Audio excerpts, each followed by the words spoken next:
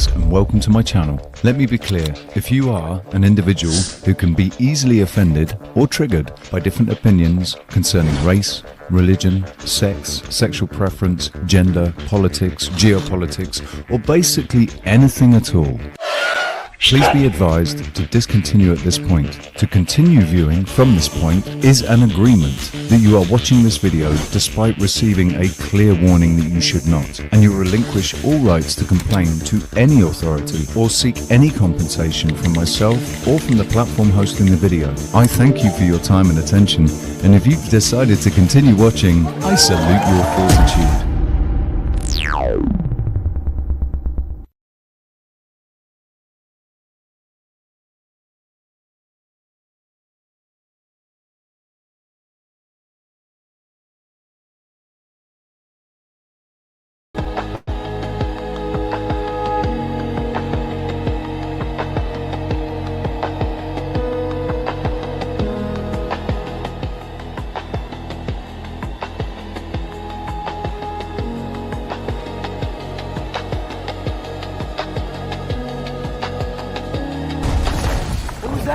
The ball.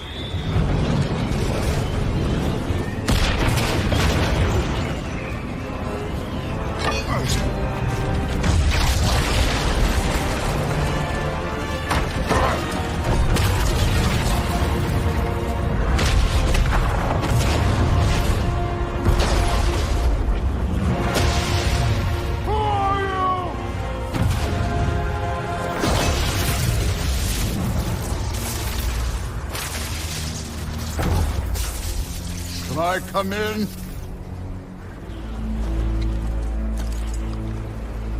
I have meat. Please welcome the incomparable, the most controversial and engaging host ever to build a treehouse.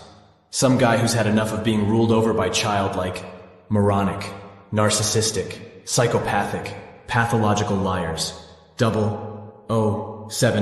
the controversial music man, aka really Richie Rich, in it. Tune into something real like a dream. We tried to tell you, we want you all, we want you all. You listen, you demonize all. Yes, Daddy told you, highlighting every line. You listen, all we could do was cry. We tried to tell you.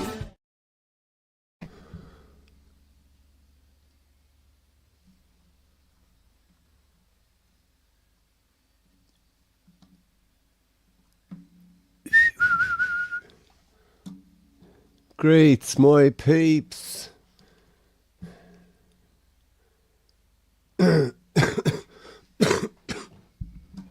How's it going? Right, you'll have to excuse me, because I still ain't right yet. Obviously, I've been disappeared for the last few days online. No one's seen me.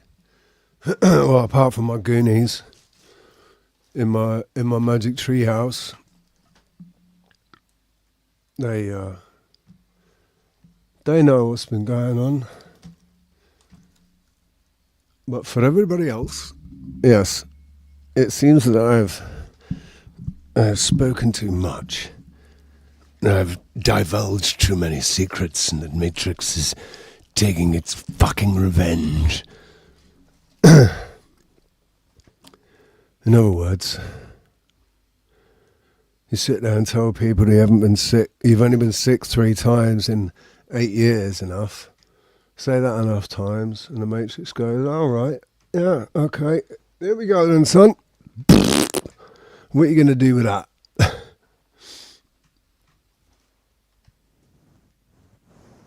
And I've been dealing with, we'll just call them symptoms. Symptoms of my body purging.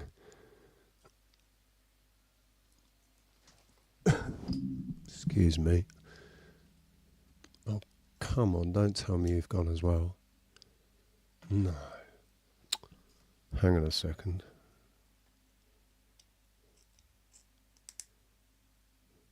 Oh, screw you. Sorry. 1 second. Let me just... I've just had 2 lighters, one after the other. The flints have just gone ping. Because obviously, you know, the best thing to do when you've got a lot of phlegm and shit on your lungs, best thing to do is to smoke another cigarette. I'm joking.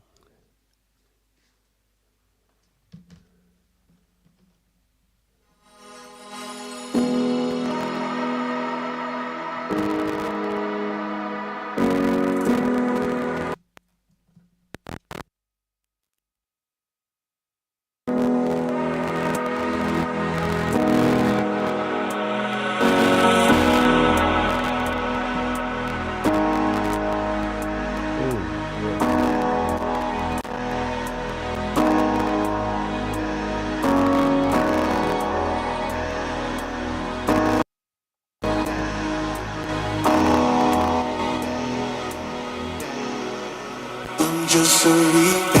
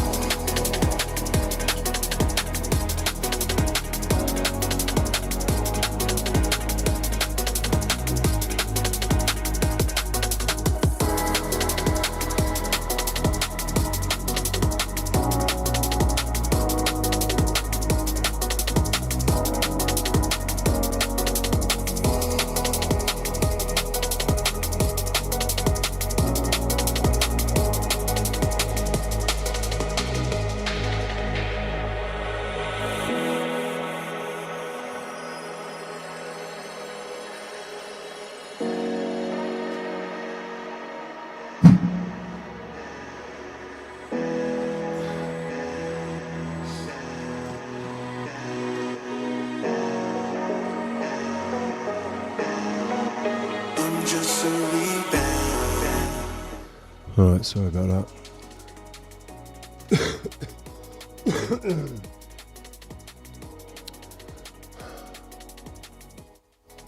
Right, shout out to the chat room.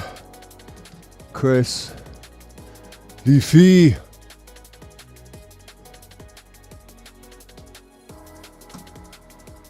That's HVAC.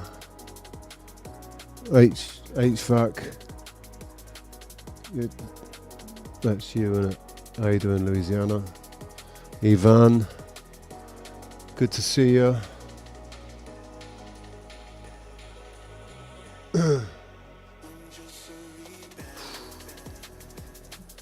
Mate, it is such an effort to do absolutely bloody anything right now. I feel much better than I have been feeling. I had a fever for like...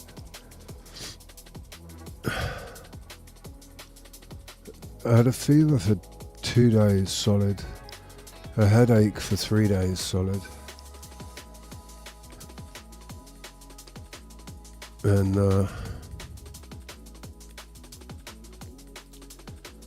yeah, so I've been in bed. Not been able to eat or anything. I've just been like drinking lots of water. And yeah, I definitely feel better now. Much better than I did. Just weak as a kitten, man.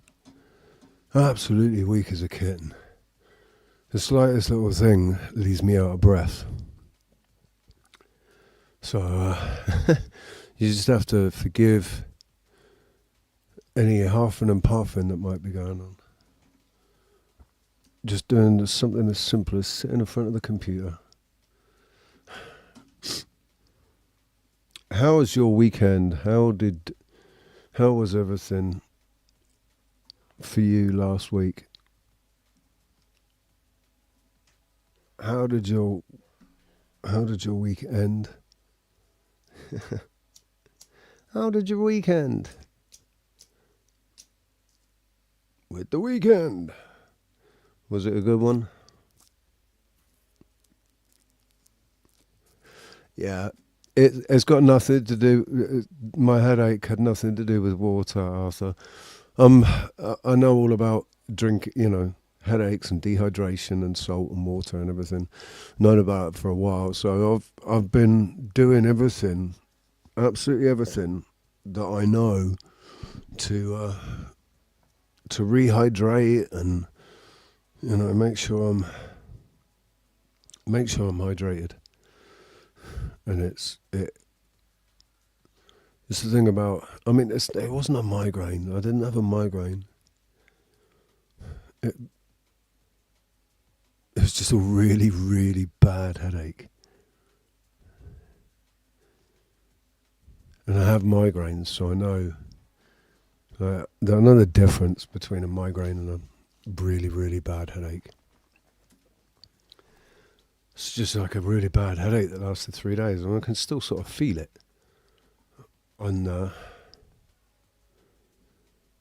like if I move my head too quickly, I might accidentally bump into it again, kind of thing. It's all good fun. Oh, this fucking world. It's just crazy. But it's funny, isn't it? Like, correlation does not prove cause. However, repeated observations of the same correlation could maybe suggest that there is a cause, right? So the correlation would be every time it rains here, I get symptoms afterwards. Or headaches. So, might just be a complete coincidence, right?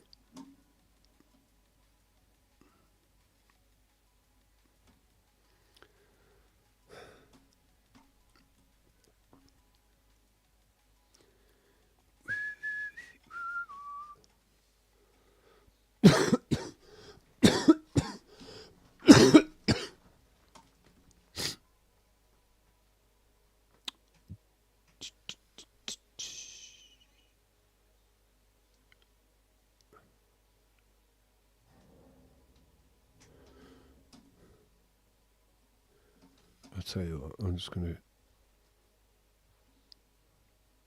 share my watch history here.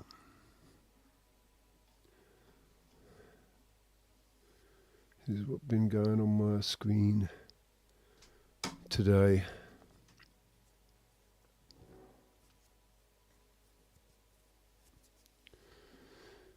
This is interesting.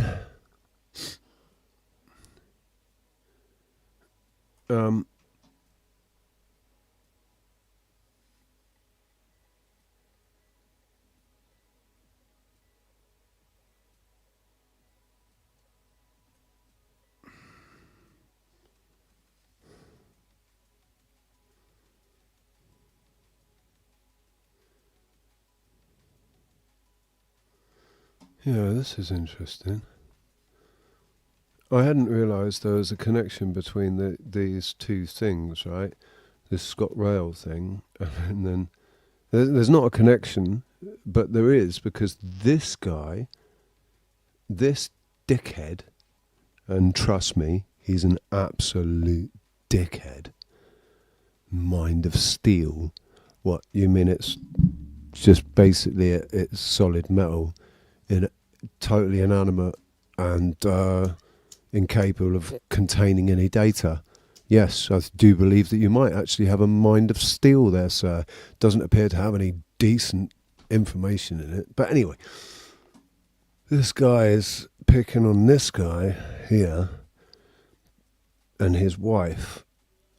This guy and his wife live in this remote, like they've got the station house at this remote train station, or it's a stop. It's not.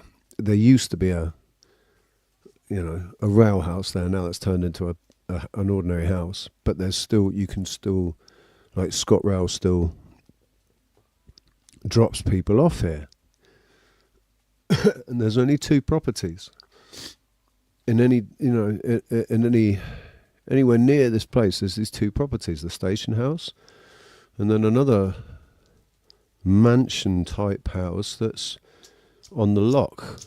There's a lock there, and surprise, surprise, the guy that owns the mansion is well known for locking up girls in his basement and torturing them.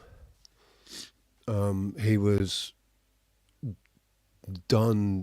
a headmaster of a school, and him and his wife were done for torturing kids at the school. All the kids at the school were from foreign countries, and they got done for whipping and torturing them. And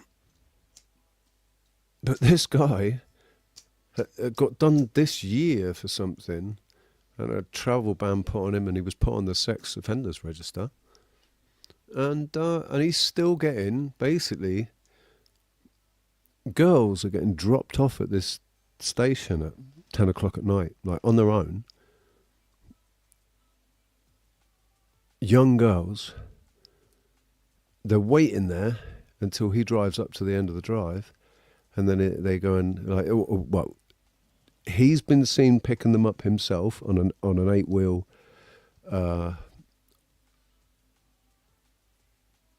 ATV. And he also go, there's a car that comes up and picks girls up. I don't think anybody sees them again after they've gone up there. But it all seems to be getting completely covered up by and allowed to happen. He was awaiting sentencing, and these girls were still getting delivered. And this couple have been documenting it.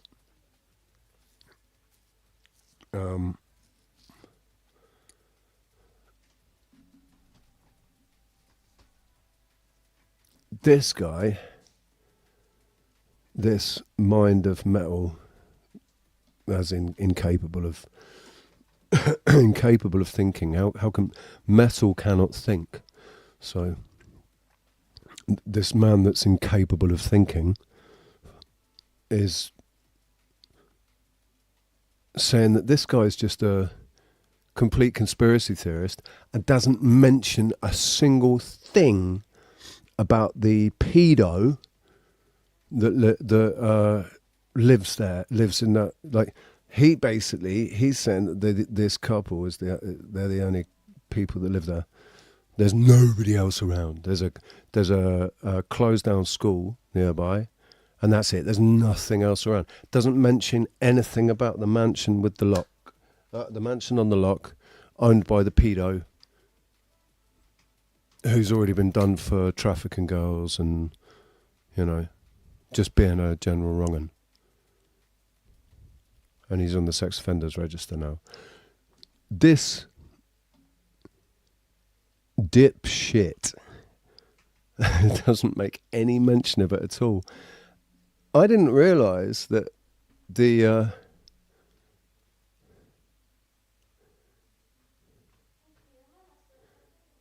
I don't understand how. I might have to watch this again, because the English couple who tried to annex a Scottish railway station,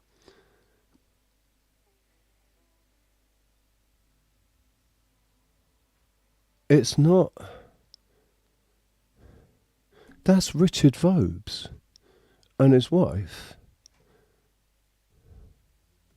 Richard Vobes is not this guy.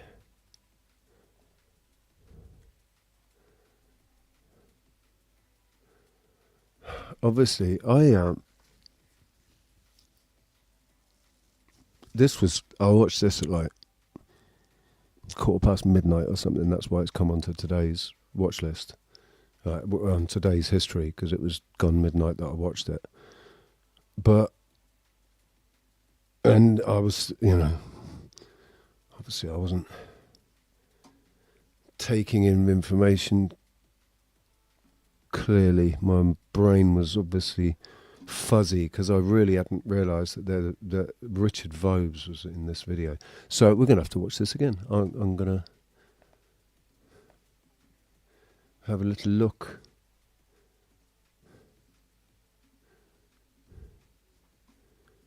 You can't see what I'm looking at.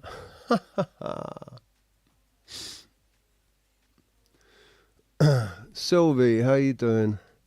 Just JP, Ricardo. How you doing, guys?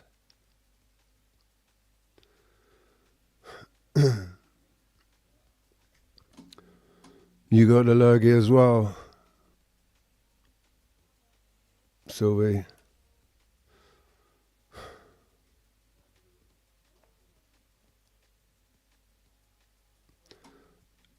You've been sick. Have you been sick as well, JP? Oh, do you know what, Sylvie? That's how I felt on Friday. I thought on Friday, I'll be right.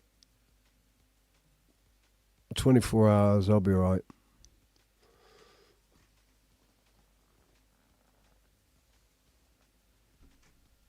Didn't work out that way, but there we go.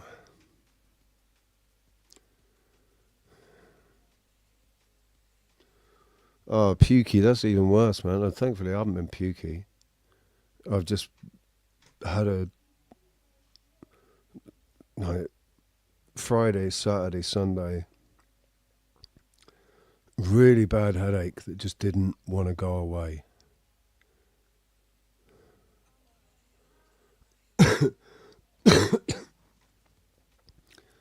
And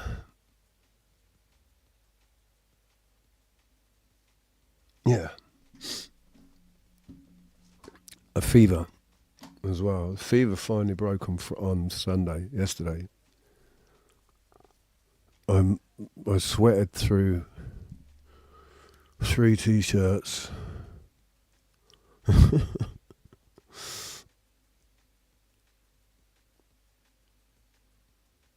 got a lot of washing to do. I've got to wash all my bedclothes and everything. I must have fucking sweated all the way through the mattress, man.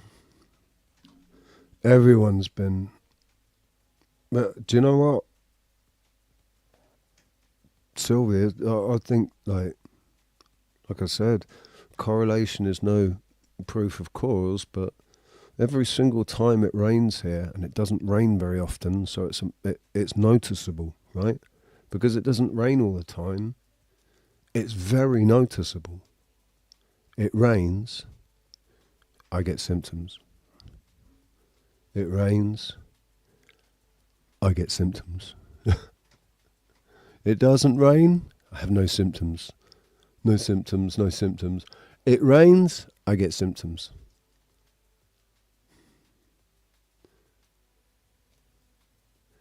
What are we supposed to make of that? Charlie, hey, how you doing? Crikey, I've got 20 people here already. Only been going 24 minutes. We've got 20 people here already. Raw. Welcome. Welcome to everyone chatting, obviously, and to all the lurkers. We love the lurkers. I hope you're having a great day. If you're listening from work, you got me on in the background. Please forgive the sniffing and the out of breathness and all of that. Please forgive that. Just I'm just shaking off this shite that everybody seems to have been experiencing in one way or another. Glad I've not been alone. Haha. Today's big question, which is, how often should you wash your towels? Ted in Wisbeck has been in touch. I don't use towels. I use a hairdryer set on cool. It takes a bit longer, but it feels lovely. And I finish off with a little talc for my testes and bum. Lovely stuff. Do you want to hear a crazy synchronicity? Wisbeck, which is actually pronounced Wisbeach.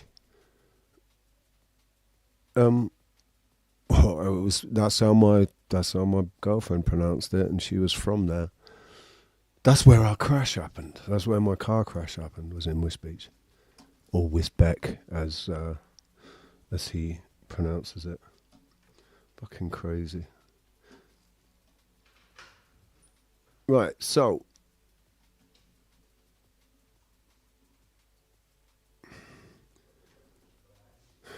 completely isolated this place is. The nearest town is Thurso, and that's about 15 miles away. There are rough estate and forestry tracks between there and here, but they're gated, private, and they're not maintained for public use. So this isn't a place you can drive to.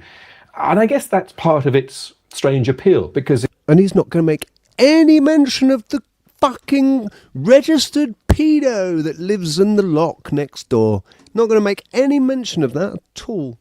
It feels like, well, the middle of nowhere. And this is the location for today's story. A few years ago, that old station master's cottage was bought by an English couple. Not the English couple, that would be Richard Phobes and his partner. We refer right, there we go, right, okay. To her as the purple-haired enabler. No, I'm talking about an entirely different English couple, but they are no more sane than that delightful duo we have spent many hours commenting on.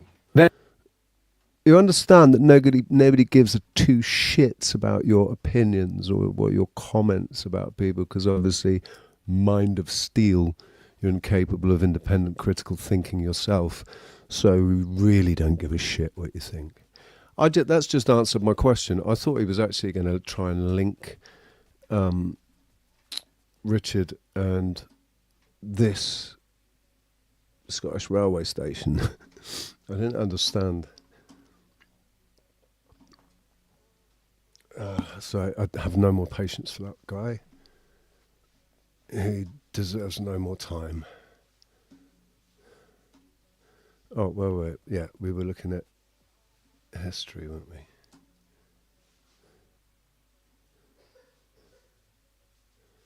How the fuck did I manage to watch so many things?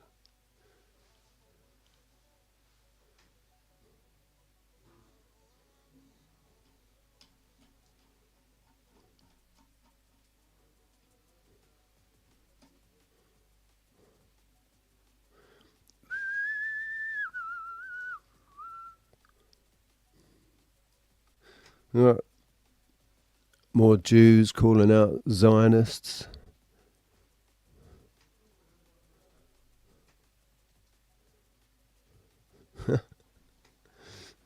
Anybody heard of these people? Democracy for Sale.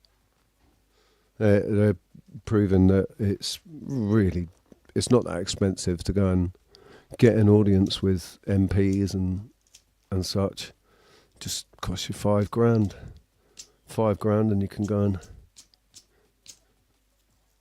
chat to 10 MPs or something.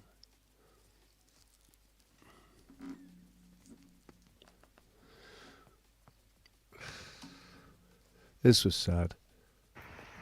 Hey! I've got absolutely no idea who this guy is. None whatsoever. Never come across him before, but he's got this channel. Tanner and Shay Martin. 4.3 thousand subscribers. It's me, Tanner. If you're watching this, I am dead. Also, feel free to edit this part out, Shay, but this is just some instruction for you. I mean, keep the intro, but I mean, this part where I'm addressing you, you can cut. Feel free to add or remove stuff from this. Honestly, I'm just kind of, it's going to be a little lighthearted. And I don't know, I'll talk about some stuff that I think that you'll need and maybe our kids will need. And I mean, post this and you don't have to make a video announcing to the world that I'm dead.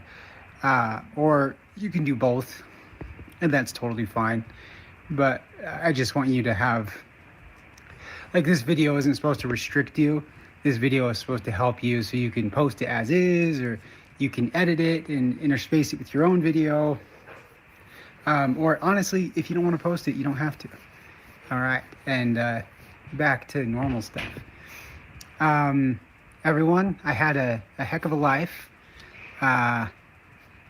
I decided to make this video announcing my death because I saw someone did that like a year or so ago, and I think it's a good opportunity to get all your thoughts out, and then also you can be thoughtful about what your spouse or your partner might need. So this was really, like, this guy is obviously, seems like he was a really light-hearted, easygoing, nice guy. Of course, because I watched this, then my bloody suggested filled up with all of these videos from people who are saying, if you're watching this, it's because I'm dead. If you're watching this, it's because I've died. And it's like, wow. I wonder how many of these people, because they aren't, hey, anybody remember, let's say 8 years ago, 9 years ago, I didn't see, I guess it's the algorithm, isn't it? It's this whole algorithm thing. So they've got the algorithm sorted now. So when you watch something, they'll then flood your suggested with everything that, you know,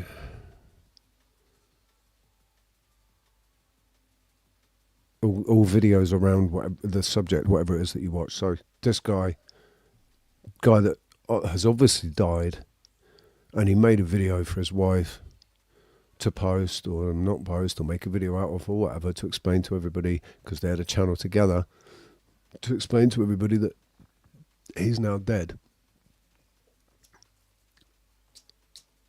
I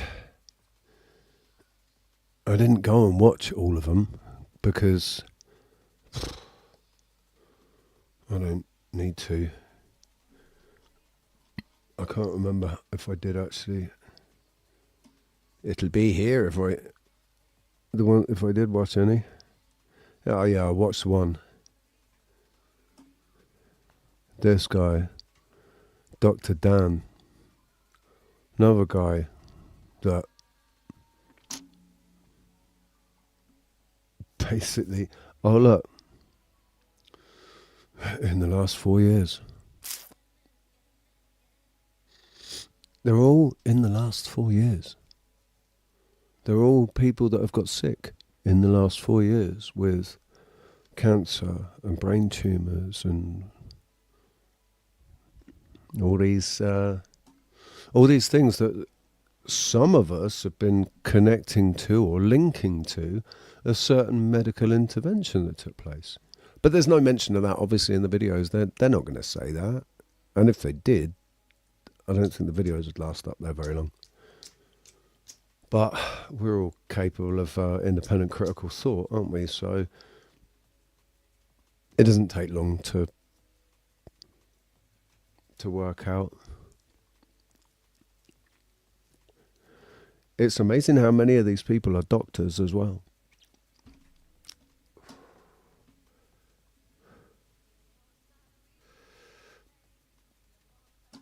Right, this. I know there's a lot of opinions about this subject. I don't know what I'm talking. Particularly the Americans have got a lot of opinions about this. the people using the term sovereign citizen without realizing it's an oxymoron. This is about gas, water, and electric. And this guy actually explained something that I'd not heard this part of it before. I've been, by popular demand and a lot of bullying and mithering, I've decided that I would eventually get around to do a video to try and explain a little bit about building. Hey, what a coincidence, JP. Isn't it funny how these things come up on everybody's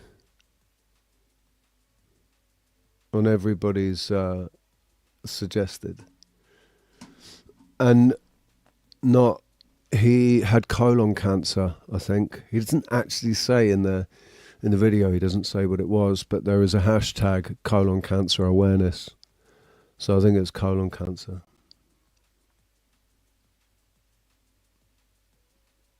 Hey Rebecca, how you doing? Bills of exchange in conjunction with the Consumer Credit Act when it comes to utility bills. Now, a brief little bit of history is that in the 1800s, this country became bankrupt. It had no economy, there was no wealth, there was nothing in it. So they had to put the debts onto something that would gain credit and would be able to do such. So they put the debts onto the backs of the labour of the people, which made those people creditors. Now, when they did that, they also gave national resources to the public, which are yours by right, namely gas, water and electric in particular. And it's quite easy to see how this happens to a domestic property, because to a domestic property, if you ask for a paper bill, you will be given a bill that has a gyro credit slip. Now that is a joint gyro credit from the commercial bank.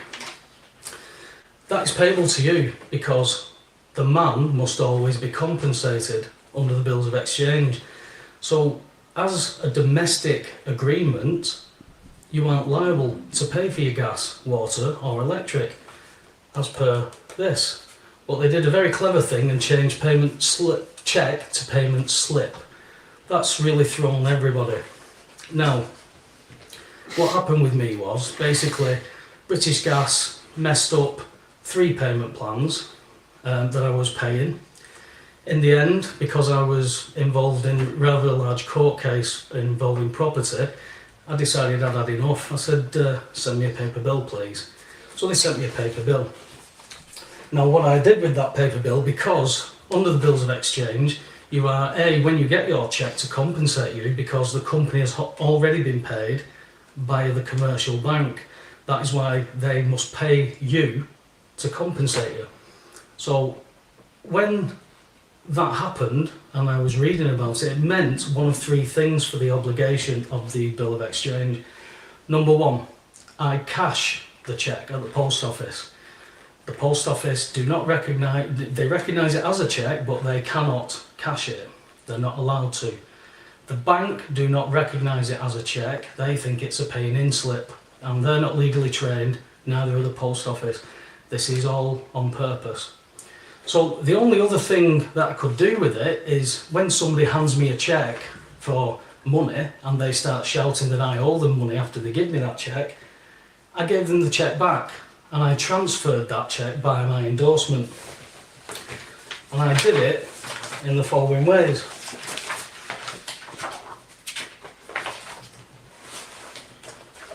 Number 1, you're right, this is what I did.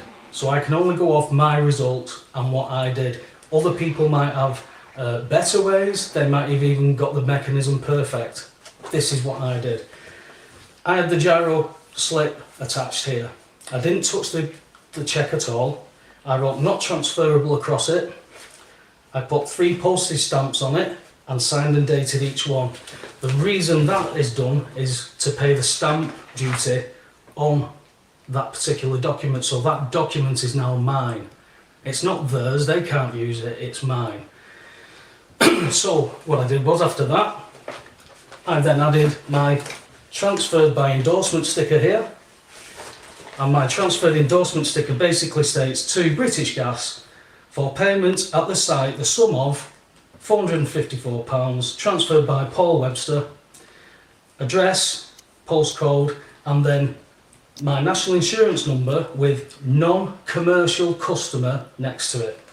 I signed and dated that and transferred it by my endorsement, writing underneath, this bill of exchange is hereby transferred by my endorsement. So basically now they've got a cheque that they can cash, because they can't cash that cheque because it's in my name. It is to me at the end of the day. But they've already been paid. Now they're in a bit of a dilemma as far as I can see, that if they cash it, they will be cashing it and being paid for a second time, which would be classed as double dipping. The fact is, these people will not engage with me any further. The first warrant of entry, I got a bit ahead of the game. I wasn't chasing the game at this point. I'd already headed off a warrant attempt and had the warrant cancelled over the phone. This time I decided to go to Magistrates Court and challenge the warrant with my bundle. So I put the bundle in and I stated, that's how I paid for this bill. The gas agent stood up and stated that it was for the sum of £454, blah, blah, blah, blah, blah, blah, blah. And then I stated, well, there's the bill, there's the bundle, that's how I paid it by the Bills of Exchange Act 1882 in conjunction with the Consumer Credit Act 1974, section 123. Obviously the gas agent isn't legally trained, so this wasn't going to go anywhere at this point. So the legal clerk said that he was going to have to adjourn it before a district judge, at which point the magistrate, one of the magistrates, inquired what a bill of exchange was. I love the fact that they send somebody that's not legally trained to go and do to go and take part, to be part of this legal procedure. They send somebody that's not legally trained.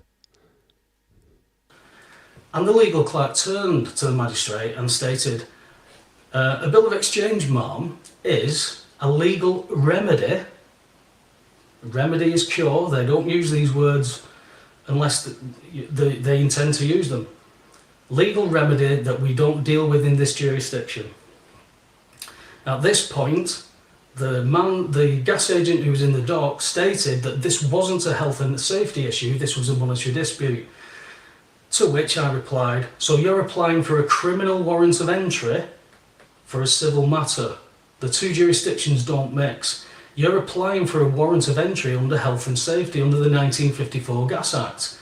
You are presuming, or trying to make the magistrates presume, I could be the nutter that is intending on blowing up the street because you haven't checked the supply.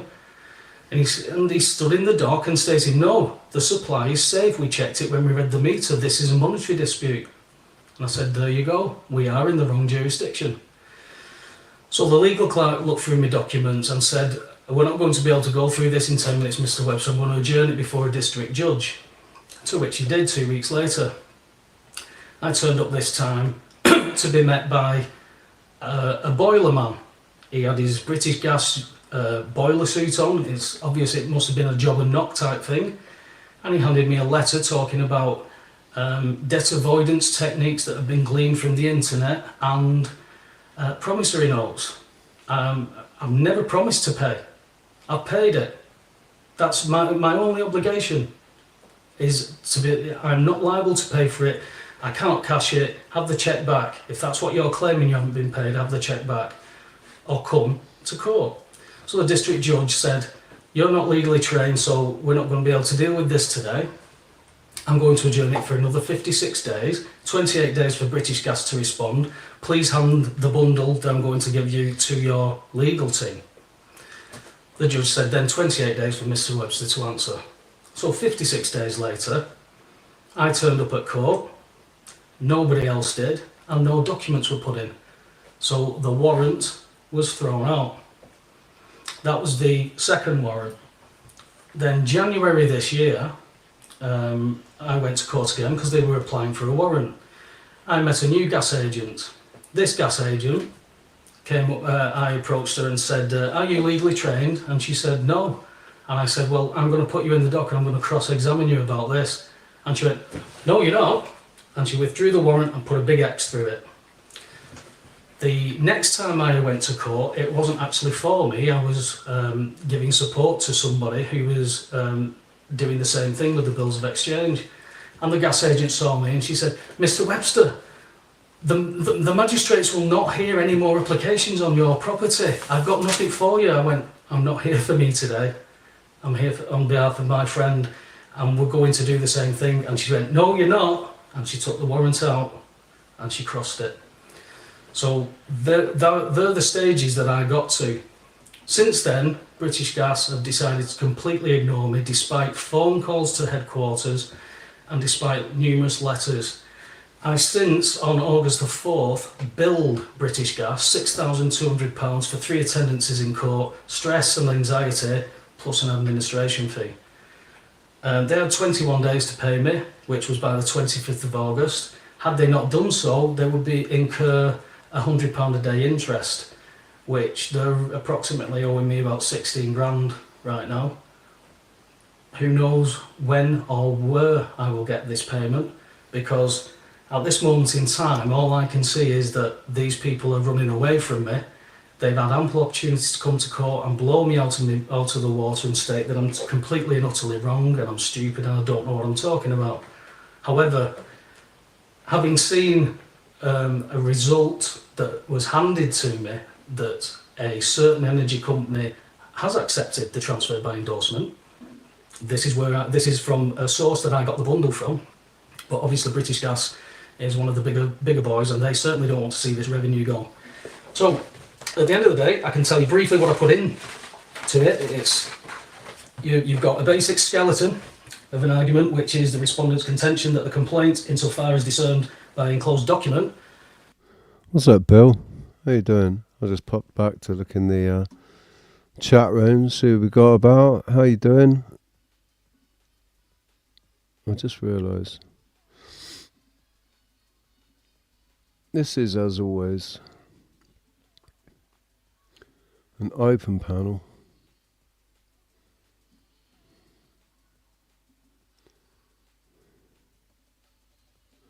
It'd be good to catch up, or as I've said in the title, catch up. It'd be good to catch up with you, mate.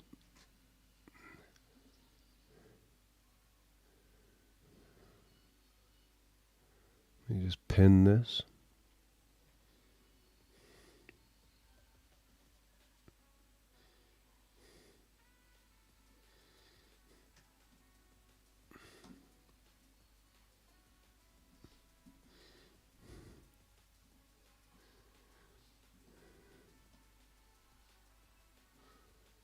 Basically what it states in this skeleton is, it's a lot to go into on a quick video. It might be too complicated at the moment. You need to get your head around the fact that you've got to understand the concept that you're not liable for this. There is reasons why you are not liable, and sticking to that somebody's not paying the gas bill so your gas bill goes up is ludicrous, because my question to you is, if I took you to a pub and said it was a free bar, would you insist on paying for your drinks? There's nobody answered yes to that question as yet. So you put your bundle together, you write to them, you ask them to come and view the meter and the supply to check the safety of it. You also do a removal of implied rights of access, unless it's by appointment. As I said, you do the not transferable and send the cheque back, and you put your transfer by endorsement sticker on that. Always keep all your receipts. You don't need to send them special recorded. You can send them first class at the post office and get a receipt for that. You don't need to put a stamp on it and hope it gets there. You can put it in at the post office and get a receipt. First class is first class. In the bundle is a copy of the Bills of Exchange Act, 1882. Next to that, I have the Stamp Act of 1981. As I explained, the stamp duty paid on the document makes sure that that document is now owned by you and they can't take control of it. I also put a stamp on the back of the document just in case these people try and play around with the document at all. So that's the Stamp Duty Act. I then have a copy of the Consumer Credit Act, section 123. which states under section 5, this section does not apply where the regulated agreement is non-commercial. Now that tells you that non-commercial is not subject to it. You are not liable. Along with that, we have the rights of entry under the Gas and Electricity Boards Act of 1954. This is what they apply for a criminal warrant of entry for. So they actually take you to a magistrate's court for a criminal warrant of entry based under health and safety. But when you get the gas agent standing in the dock saying, no, this is a monetary dispute, this is to put pay-as-you-go meter in, then you don't need anything better than that. He's telling the magistrate that it's a monetary dispute. They want to put a payment meter in to hold you ransom for something that you are not liable to pay. They're committing fraud if they issue a warrant for such a thing. They only rubber stamp the warrants based on health and safety. That's what they would stick to, and that's what they go for, because they cannot get a criminal warrant of entry for a monetary dispute.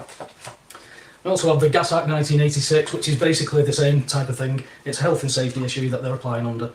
I just threw them in the bundle so that you can actually direct them to where you're quoting this stuff from. That there is no monetary disputes involved in any of these acts. And then just to top it off, you throw in the Fraud Act of 2006, which, you know, it really tells them then what your intentions are. I also have a contempt of court by Archbold, which is through Lord Diplock. You can find this on the internet, and this basically tells you things along the lines of the unhindered access and stuff to courts that you are allowed. Nobody can make a claim against you without proving it. I can't claim that somebody owes me £1,000, go to court, get a warrant of entry without them being there and me not proving my claim. But that's what these corporations are doing. A lot of it with the help of the courts. Be it intentionally or not, be it ignorant or not, these people are helping corporations through Her Majesty's Courts and Tribunal Service every day. It stretches, this stuff stretches into council tax, mortgages, things like that. I can go on and on because those are massive subject matters on their own.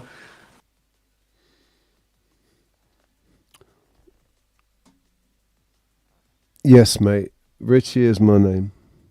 I used to spell it with a T because people had been spelling it with a T, so I spelled it with a T because I thought, yeah, that looks cool, and it's like Guy Ritchie.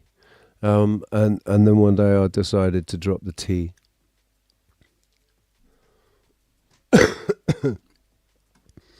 But yeah, my name is Richie, buddy. So there's the link. If anybody wants to, if any of my English buddies want to go and check that out, because I'm pretty sure this one's legit. That this thing about the electricity, water, gas, and electricity, they've been scamming us the entire time. Because of what happened in the 19th century, water, gas, and electricity are now free for non-commercial use. Or have been since then. But they've been tricking everybody into thinking that we've got to pay for it. And they want to go and put in pay, like Roxanne has got pay as you go. They come in and they whack in pay as you go as soon as they can. Because then there's no bills of exchange. There's no chance for bills of exchange. You don't get a bill, you don't get a gyro. You pay as you go. So they are double dipping because they've technically already been paid.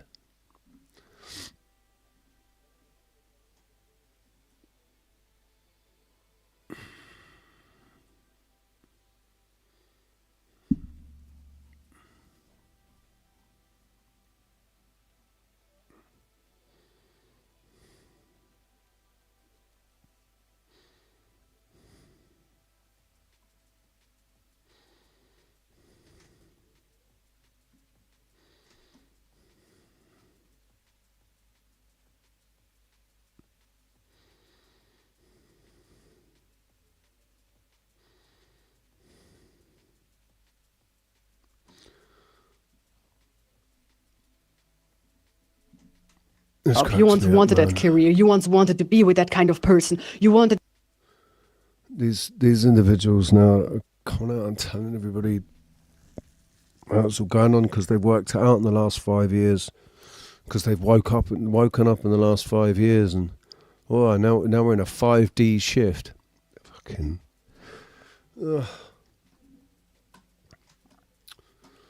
Need to lose all these labels of, you know. It's a shift in reality that happens on a subjective level. It's a perceptual shift in reality that happens on a subjective level, because reality is subjective. Everybody's experience is subjective. So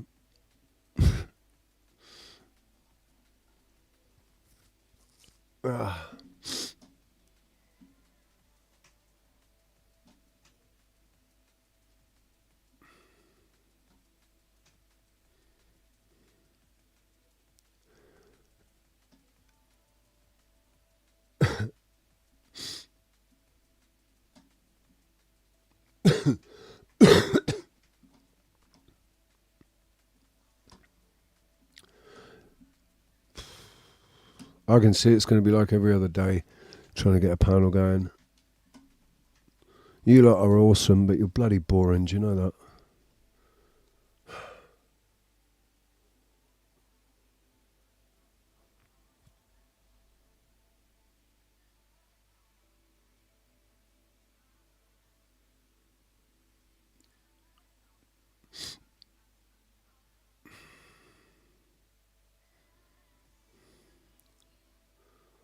Sort of changing my mind about David Icke's son, Gareth. I think his name obviously has a lot of dirt attached to it.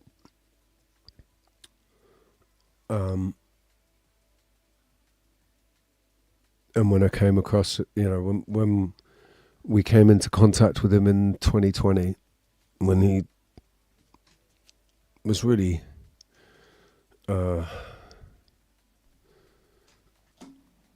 he was sniffing around, and we just kept him at arm's length because his name's Ike.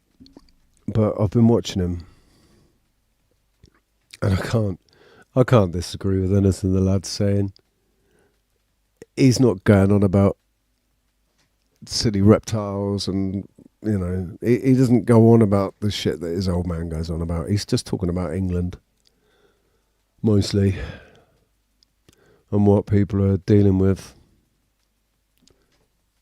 in the UK.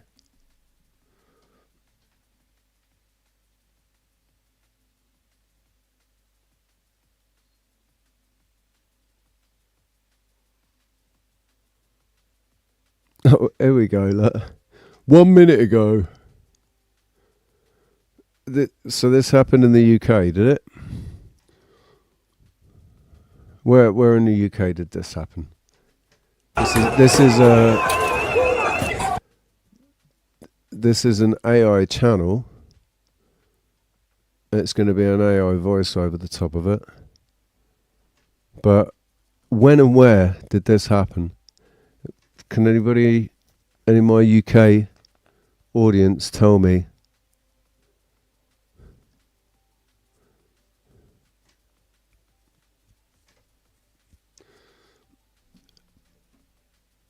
David is a lot of things, Chris.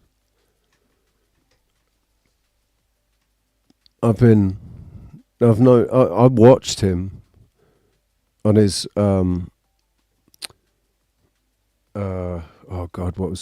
Terry Wogan, right? It was a Terry Wogan interview in the 1990s, 91 or something. It was in the 90s, and he went on in his shell suit and sat there and told everybody he was Jesus and everything, and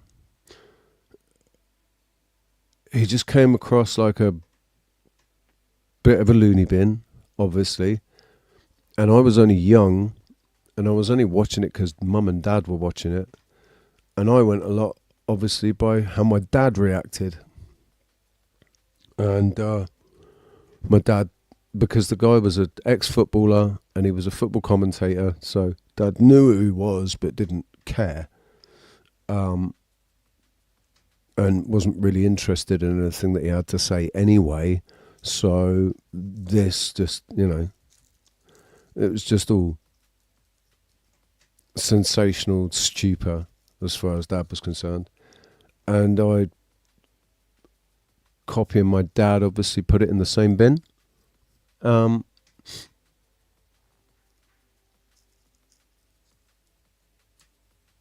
He's said a lot of stuff that's absolutely I resonate with, and I agree with a lot of what he says, but there's a lot of things that he will just not. He'll not talk about. He just seemed to really avoid actually talking about real things that we could maybe do something about. And I put that down to him being basically told, yeah, all right, you can continue and you can make your living out of this. And basically he turned into the English Alex Jones. That's what David Icke was turned into, the English Alex Jones.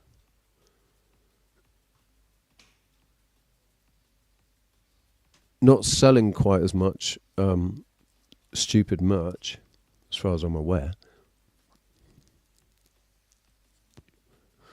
but leading people into ridiculous, pointless rabbit holes,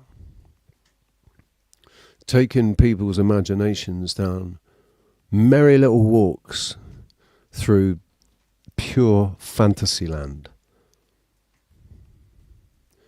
and not explaining to people properly, either because he doesn't understand or because he's been told not to. So that's why controlled opposition, right? He's never going to be able to achieve anything because he's being controlled and he's being handled. And I thought I just put his boy into the same basket. But so far, out of everything I've watched from Gareth, nothing he's said really has rung any alarm bells. Nothing that I've listened to so far has got any red flags or alarm bells going. I've agreed with pretty much everything he's been saying, and yeah, and to be honest, I see a lot of myself in Gareth. Oh, Jesus. Oh, good to see the chat's going so well. What's wrong with people? Really, what's wrong with... What have I done to my audience? What have I done to you lot?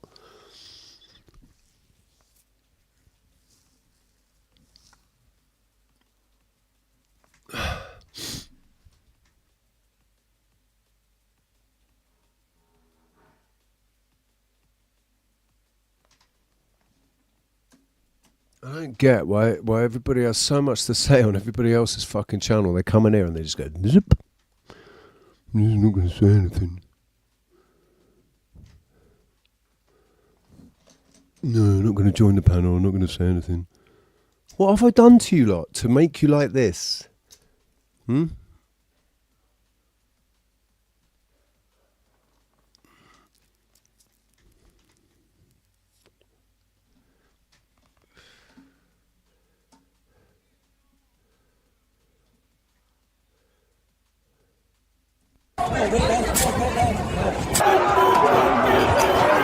Over 36,000 in, 42 out, and then 1 back in again.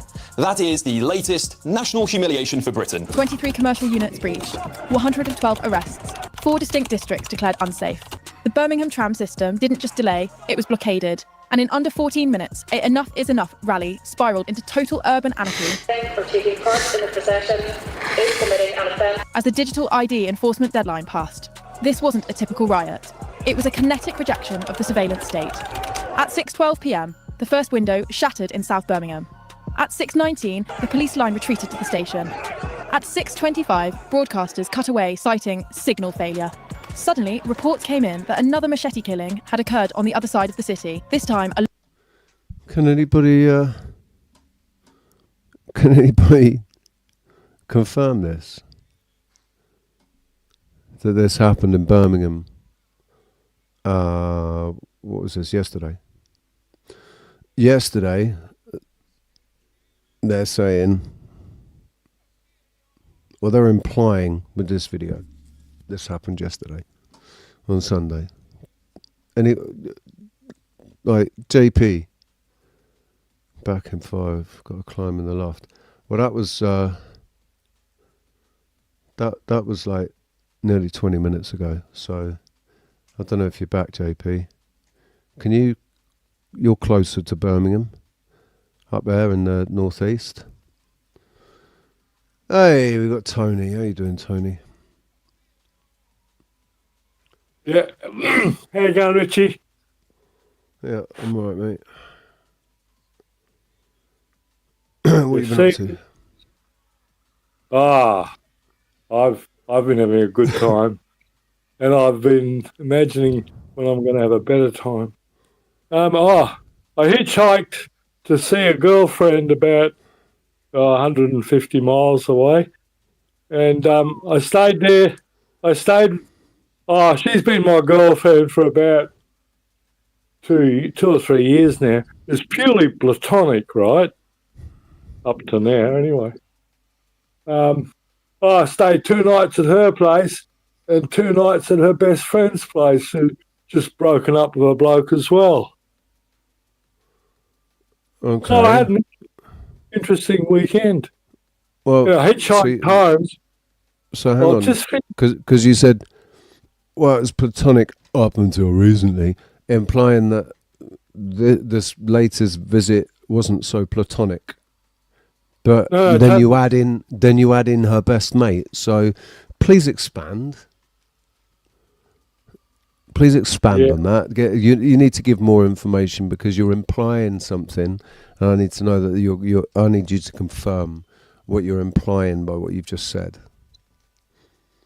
Just ask me a straightforward question, please, or you've lost me in the fucking jungle. It wasn't platonic this time with your friend who's been a friend for 3 years. Absolutely, right? Did not touch them under their clothing even. Oh right, so it's still platonic then. And did not kiss them on the lips either. Okay. No, I just enjoy conversation with different people. I was just going to tell you, I hitchhiked home. The first guy picked me up. He made sculptures. He would get a log and make a life-size sculpture of a girl, and absolutely amazing. If you could put the right lighting on and it looked like a real person. He just used to carve them out of a log with a chainsaw. Nice. Squirrel Sniper does. He does whittling with chainsaws. Yeah. So some people are real artists. I've never tried it with a chainsaw.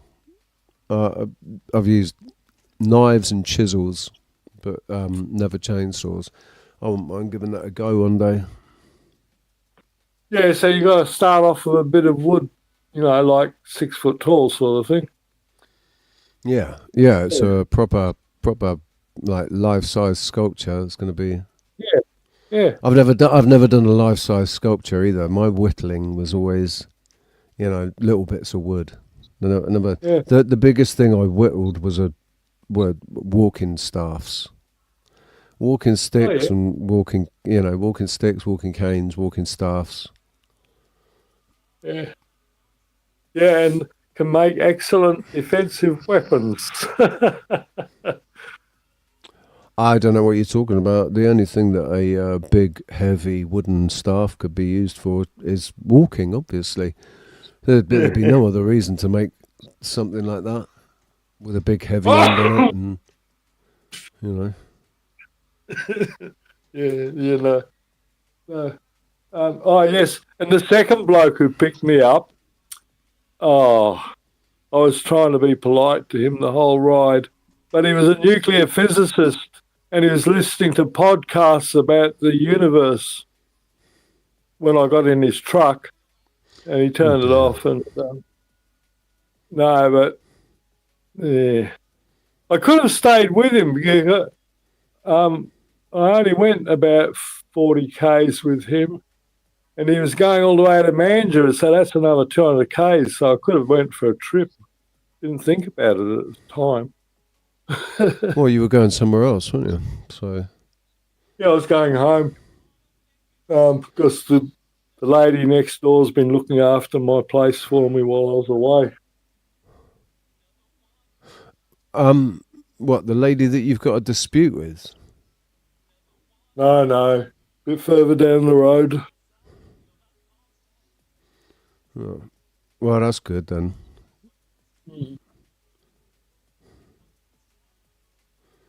And what's going on with that dispute? It feels like limbo land for months now. It's just limbo land. Fucking courts are overcrowded, not enough magistrates, the prisons are all full. The whole system's going to grind to a halt. Well, we keep saying that, don't we? And yet it still Yeah, keeps I've grinding. been saying that. I talk to my kids now and they say to me, you were saying that 20 years ago. And yes, I was. Yeah. Sometimes the kettle never boils. Well, sometimes the kettle, sometimes the boil is so low, and you know, it never bubbles up like it's fucking boiling, but it's always boiling now. It's you know, when you, what's it called, when you got just all the little bubbles simmering. It's been simmering for a long time. Yeah, it's been simmering for a long time. Yeah.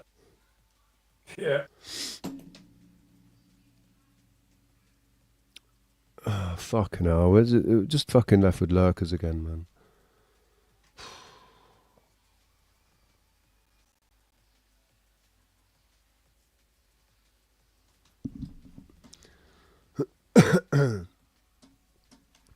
Hey. Go on. No, you go. No, I haven't really got anything to say. I'm trying to find something to talk about. Hey, well, I'll tell you. Think of the most complex problem that you don't understand and ask me, and I'll see how I go. I've got more than 10 years on you, haven't I? Yeah, but I don't think that means you understand anything any better than I do. Fuck, I started understanding when I was 7 years old, and I had a dispute with the teacher when she tried to tell me the sun was 400 times bigger than the fucking moon. My dad taught me how to measure the trees and how far away the sun was and the moon and the stars. He taught me all of that before I went to school. Well, I was late going to school because I was blind, and they were afraid I was going to get run over by a bus because I already drowned when I was 5 years old, and it was only the third time I popped up that some sailor grabbed me.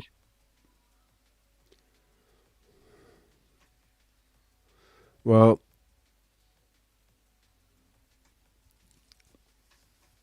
no, I mean, here we are. I'm what, 13 years. 13 years on this one, on that subject, on those facts, and still nobody cares. Like, not enough people care. It's not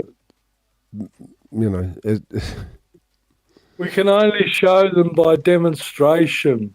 You can't tell people anything. No, you can't even show them, dude. You can't show people that don't want to see. If they don't want to see, well, that's fair enough. But there might be a few that are still just not looking clearly. Well, good luck to them. Maybe one day they'll work it out. You know. That's how I feel about all of it. I'm not here to wake anybody up anymore. This channel is not here to wake anybody up. This channel and this panel is for people that are already woken up to come and just, shoot the breeze. Okay. I've got a good question and talk about stuff. Hey, I've got a good question. Talk about stuff that's going on now and whatever. Go on. Yeah. Who built the pyramids? Why? No, that's another... Dude, that's another one of those questions that is going to forever be a question.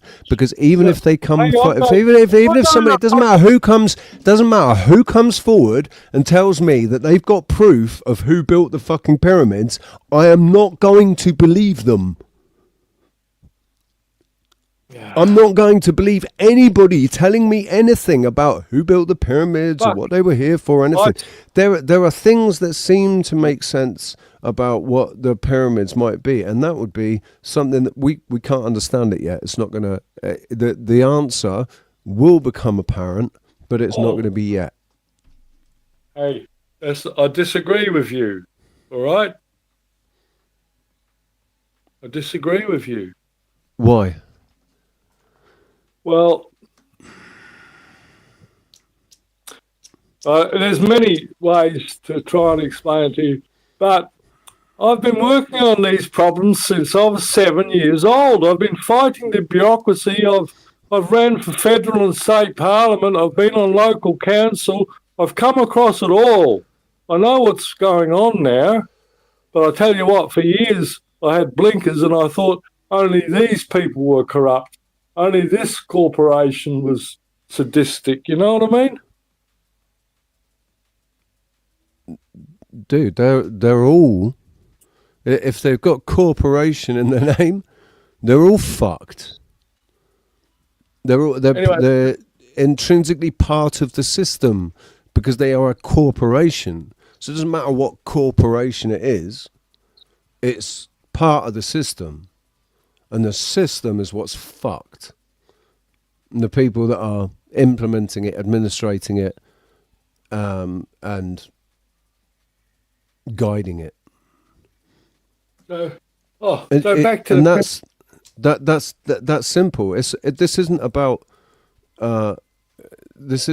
red or blue or black or white or fucking left or right or any of that shit. This is about psychopaths and pathological liars and normal people. That's the simple divide. That's the simple them and us.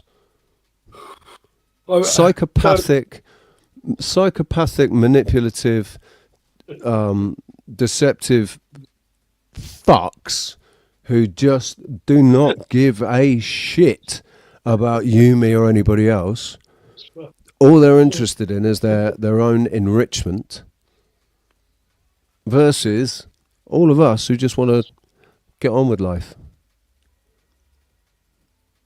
without causing too many problems.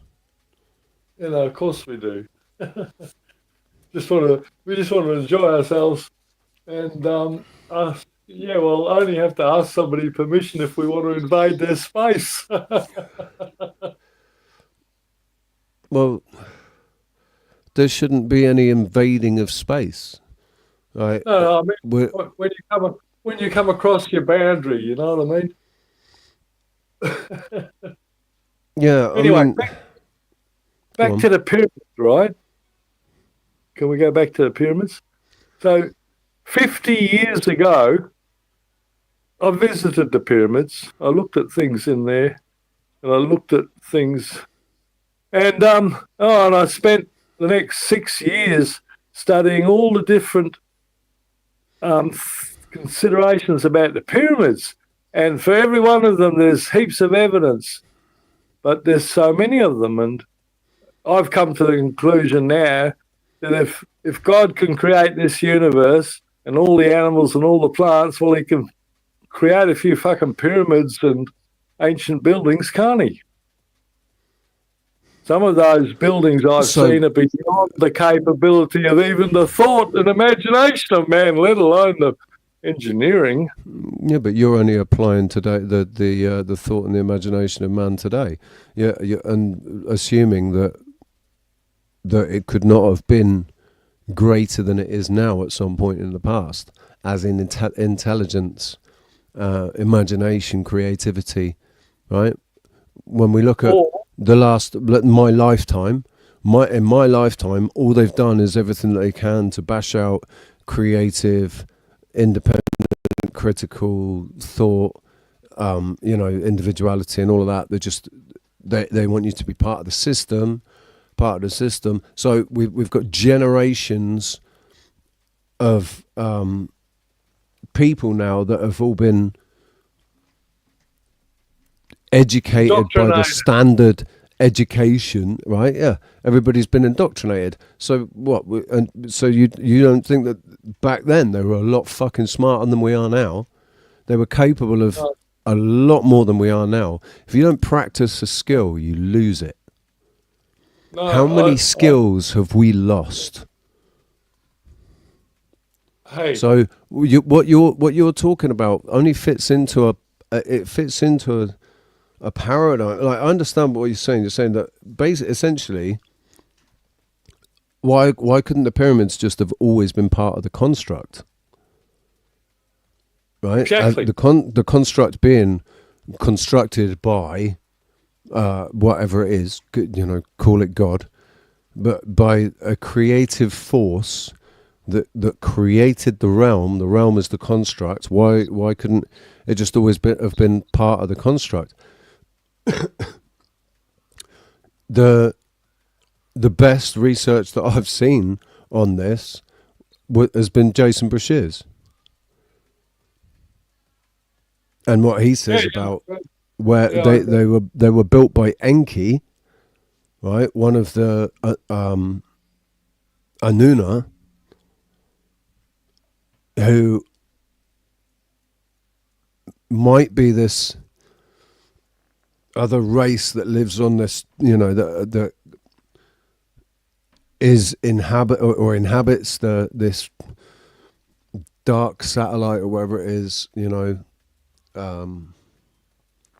Nemesis fucking thing that comes right on the 752-year cycle or whatever it is, right? Yeah, and we could say that aliens, but the word alien has been so fucking primed with bullshit narratives, when the simple meaning of the word alien, if it's alien to me, right, that's all it is. They are alien to us. We don't know who or what they are. They're alien to us, but they're probably actually just human, if they exist, right? They're just humans. We're fed a bullshit, this fucking fantastical bullshit narrative story about gods and angels and fucking Nephilim and whatever, all done muddy the waters with all made manifest in our minds by Hollywood and fantasy stories, right? And we don't think about it. Could actually all just fit into a different way. Like we were different back then. These Anuna might actually be human, but completely uncorrupted by what's gone on in this realm. In this realm, we've all been corrupted, right? all the data's been corrupted, our bodies have been corrupted, the system has been corrupted, and it's it's corroding. There might be a race of humans that live outside of this realm that are completely uncorrupted by these toxins, right? Have you come across those stories about those things that happened in Antarctica, Black Ops? Have you heard about them? I heard lots of crap about aliens. Black Ops and fucking they really love it when, like you said, muddy in the water. Let's just muddy the water as much as possible, right? Yeah. Get everybody thinking off in tangents about far off planets and galaxies and aliens and reptiles and all of this shit. What if the only place that these things happen and the only place that these things are real is in our mind's eye? In actuality, none of that is actually real. They're all narratives that have been spun up by human imagination. Yeah, no, it's easy to understand that way, isn't it? But I still think. Hang on, Dana. I know you know that my issue is only with the word God because it's a title, an English title, given to whoever, whatever. Given to this thing. So we get it from the Bible. It's God of the Bible, and I've got an issue with that. But I don't have an issue with the thought that there is a creator or creators, just intelligence far greater than our own, responsible for the design of this realm and everything in it, including us. Very good. But everything in this realm was created as is. The only thing that's evolved really has been our consciousness and our awareness. That's what's evolved through time. So we should be at the pinnacle of evolution on a conscious level, on a consciousness level, right? But they've done their best to dumb everybody down and make them asleep. So everybody's asleep now. They're not consciously awake. They're slaves. They're just slaves. Or have you come across those stories of those? A couple of slave people were found to have extraordinary powers. Did you come across those stories? No, I mean, it sounds there's so much out there now. You can't watch half the things I want to watch on YouTube. There's not enough time in a day. I've got other things to do as well. Yeah, but don't you think it's a little bit funny that suddenly YouTube's absolutely exploded with all this information now that's being allowed, pumped out, absolutely pumped out, right? We all agree, don't we, that the only things that they pump out to us are the things that lead nowhere. They don't actually help. The information they're giving us doesn't actually help us.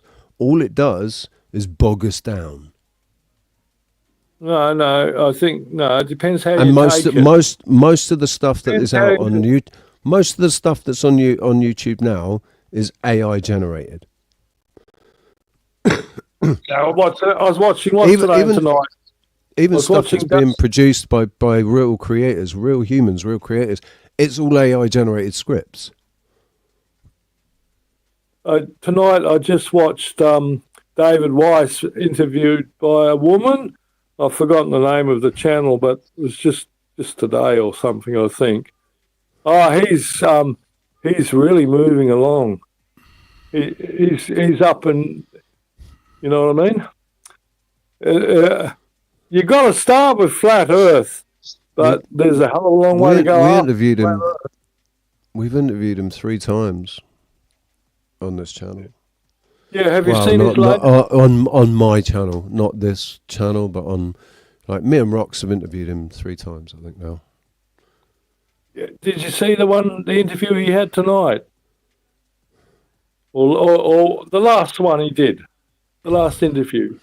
I don't know how long ago, but no, I've watched. I mean, so I watched a few of his interviews. But he's talking I think Jason interviewed him. Jason Bashir's interviewed him. I think I watched that one, and I know every interview that I've watched with him. Me and Brox have watched his interview. We watched it together. Like, we shared it on Slack and watched them together. And we both have sat there and said, "Wow, he's every answer he's given this. He's done us proud. He's not. There's been no fucking God. Why did he say that? Moments. But he's being a lot more esoteric and philosophical now. Yeah. Which that's a really good thing. I mean, this at the moment we've got a fragmented. I don't know how do you say it. There's people running off in all directions, but it's got to come together. There's no cohesion. Yeah, that's right. There's no cohesion, and it needs to be more on a philosophical level, I believe, because that's where it started. It was philosophy that dictated their instrumentation of the bloody dumbing down program. I mean, it only started a while ago. My grandmother, she knew that the Earth was flat, and she taught Sunday school classes and taught the kids about the sun and the moon and the stars. And she told the kids that when you put thoughts into the 2-dimensional realm by putting the words on paper, you're creating spells, and spells go together and cause a sentence.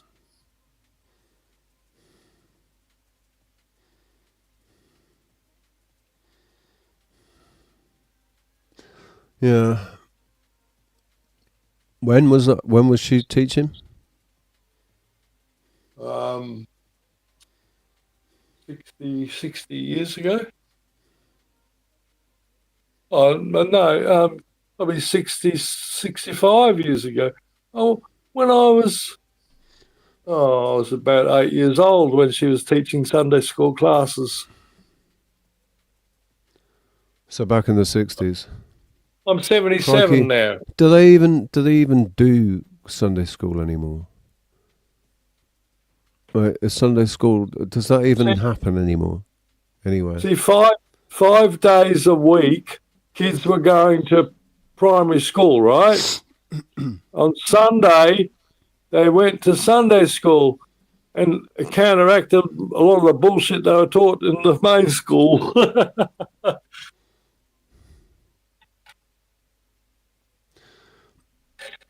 I mean, we're living I'm living in a world where things that I remember being taught back in school, like, something's happened since then. They're not teaching those things anymore in school, and that I've got no proof that they ever did actually teach them in school, because according to records, they didn't teach these things in school. But if they didn't teach them in school, how did I learn them in school? So, the Mandela effect is do you know, I thought when the Mandela effect started really burst out, people started talking about it, I thought that was going to be the trigger. I thought that was going to be the thing that people could not fucking ignore, right? The fact that reality seems to have changed. Things have changed. And it's supernatural changes that have taken place because words in Bibles printed 115 years ago have changed. And films, VHS videos of films that were made in the 80s have changed, right? I thought that would be enough to wake everybody up. But obviously it wasn't. You know, all it did was create more divisions. That's all that did, was create more divisions. Just like Flat Earth. You know, realizing that they're lying about the shape of the Earth. I thought that would be an obvious one that everybody would be able to see. Like in 2009, when I could see global geoengineering taking place that was actually changing the weather of entire regions, I thought that everybody was going to see that, and that was going to be the thing that was going to wake everybody up, and they were going to realise that, wow, the government's lying to us, and you know, so many things have happened that really should have woken everybody up, right? And the most recent one being the biggest, 2020. That really, that should have woken everybody up. But all it's proven to me is that either these people are just fucking not real, they're not actually people, or they have no brains. They're incapable of thinking for themselves about things. Yeah. No, I'm pretty sure they're just background. Right. Well, so if they're just background, then that's a solipsistic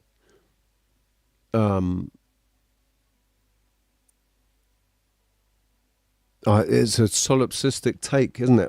What if Jesus, this has just occurred to me. Right? You know, Battlefield 3, Call of Duty, these games that we play online.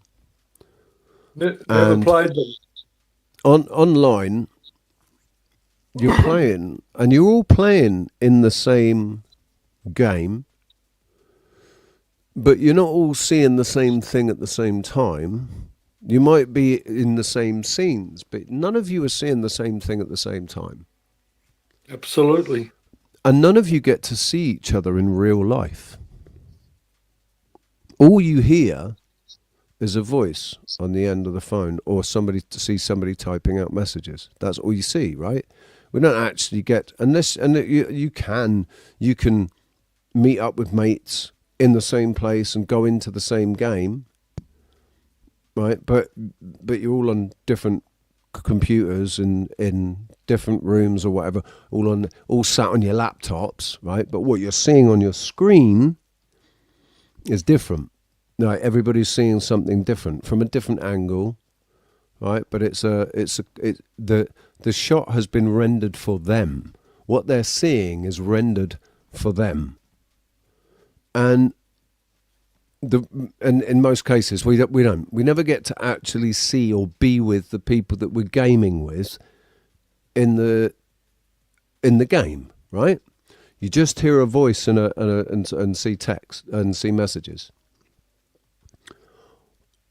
I don't think this is any different. I don't think that I think that's what we're experiencing right now. We're playing a game, but we're playing it in first person. Everybody's playing it in first person. You can't do third person views except in your mind. You can do a third person view in your mind and look at the situation from outside of yourself and try and reflect on what you're seeing. But yeah, I've done that. I've been the observer, like in my dreams, you know. Right. It's all in my dream. It's all in my dream. I've just got different levels of dreams.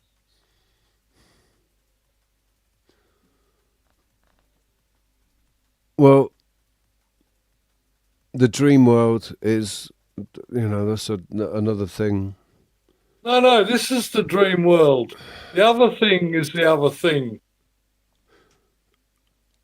It's Yeah. it's all like It's all at once. Is a There's dream. Because time is a construct of man. It's not reality. In the way that we think of it, Man wants to measure everything. time is a reality in this realm. Yeah. Time is something in this realm. It is reality in this realm.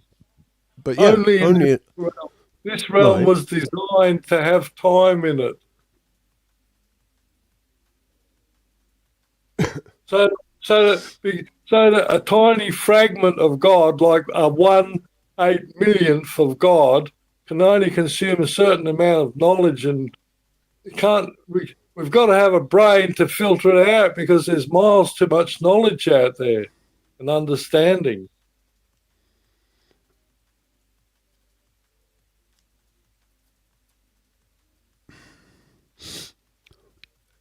You can't tell everybody. I can see why things are kept. I can see why things were kept secret, right? I think there was a time when things were kept secret for good reason, because the knowledge we couldn't handle the truth. the knowledge is dangerous in the wrong hands, right? Yeah.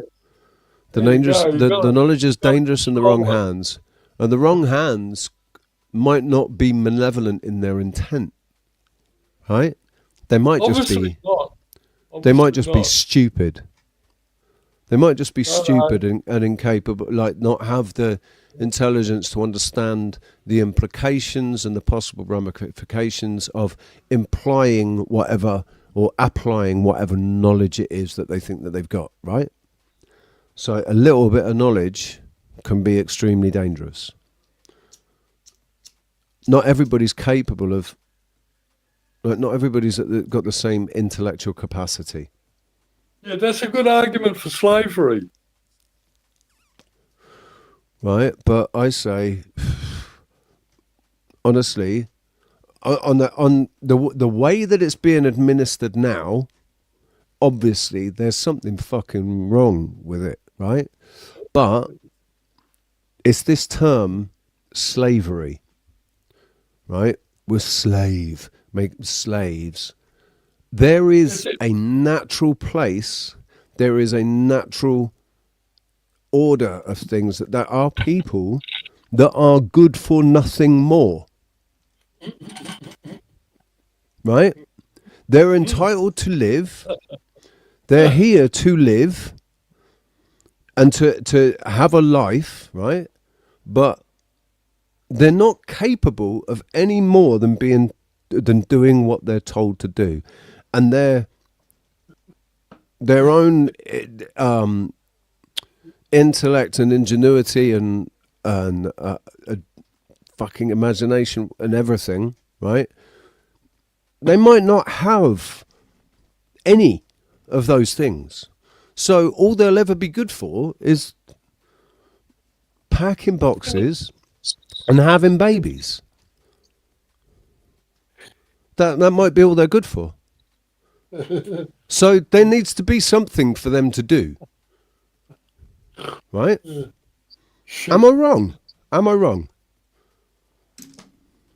Tell me I'm wrong. Tell me that there aren't people out there who are good for nothing more than just packing boxes and having babies, drinking beer and eating food, watching movies and fucking, just going through what other people would consider to be a boring and mundane or meaningless life, right? But the boxes have to be packed. Yeah, I think they're just. I think they're just clones myself. That's what I think. Say that again. I think they're just clones. Clones. That's a. That's a. Like they've fictionally got based. It's a fictionally based narrative, right? And the word clone. It obviously. Well, like. Yeah, Everybody out there are they're in their minds they are clones. They don't know it, but everybody's taught the same things, right? We're all taught the same thing at school. We'll go through the same indoctrination at school, so that when we come out of school, we all operate in the same way as much as possible, right? So we are all they're trying to create clones of the system, right? In that sense, yeah, it's just it's a word that has been attached to so much sci-fi narrative that it's a not misleading. Yeah, but what about all those stories about the orphan trains? You know, and the incubator babies.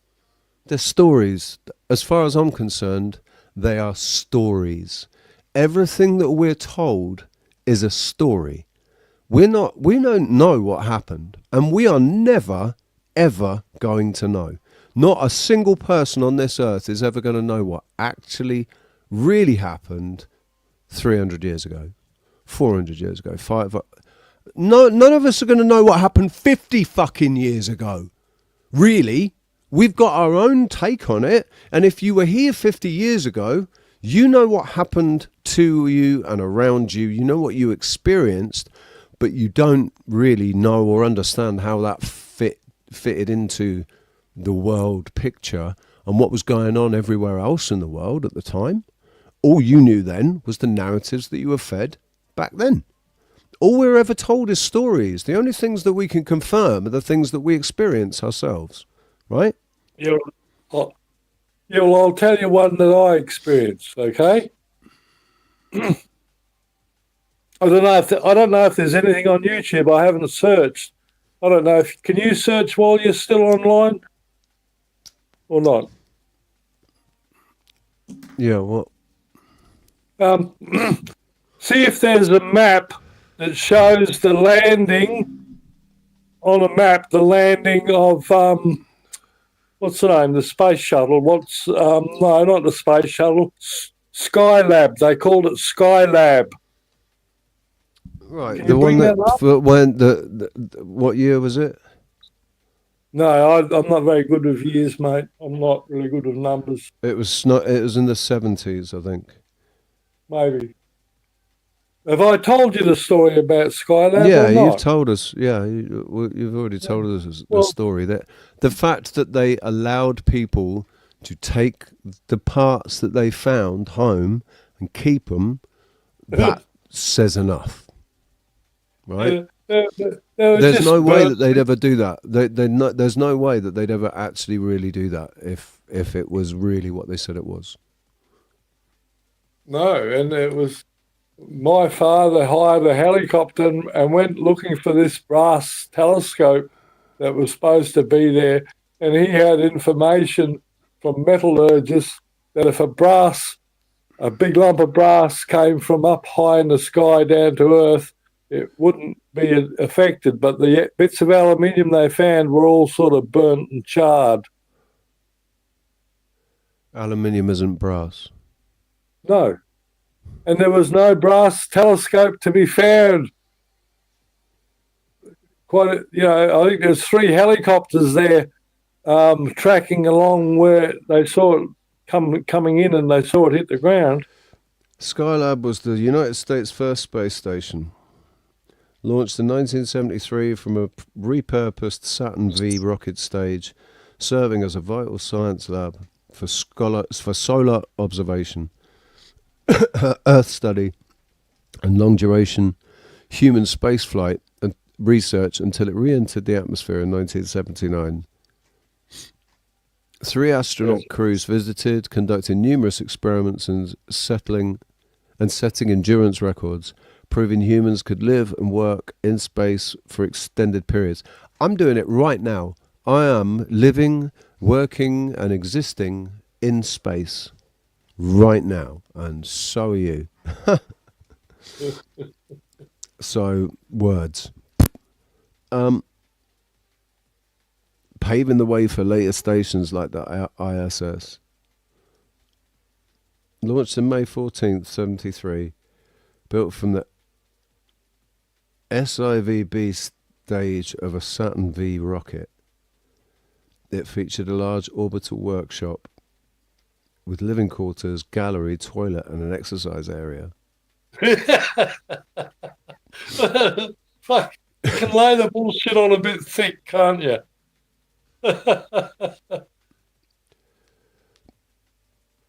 Oh my God. We believed all their fucking lies for so long. But when you look at the trajectory, so they, the media told the world 2 weeks beforehand exactly what time it was going to land and where it was going to hit. And it came up from Esperance towards Kalgoorlie. And if you look back along that line, it comes from an Antarctic American base. It was a rocket fired from Antarctica.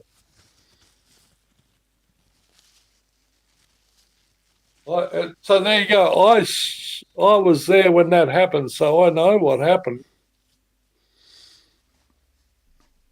Apollo moon landings was filmed on Skegness Beach.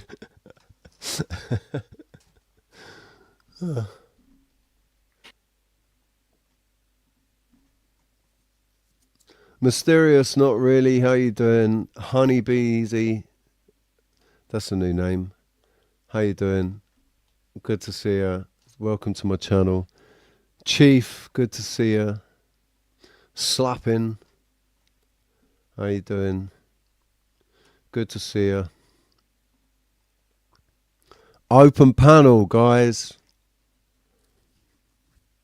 Open panel. So don't be shy. Come and join me and Tony and take the world apart.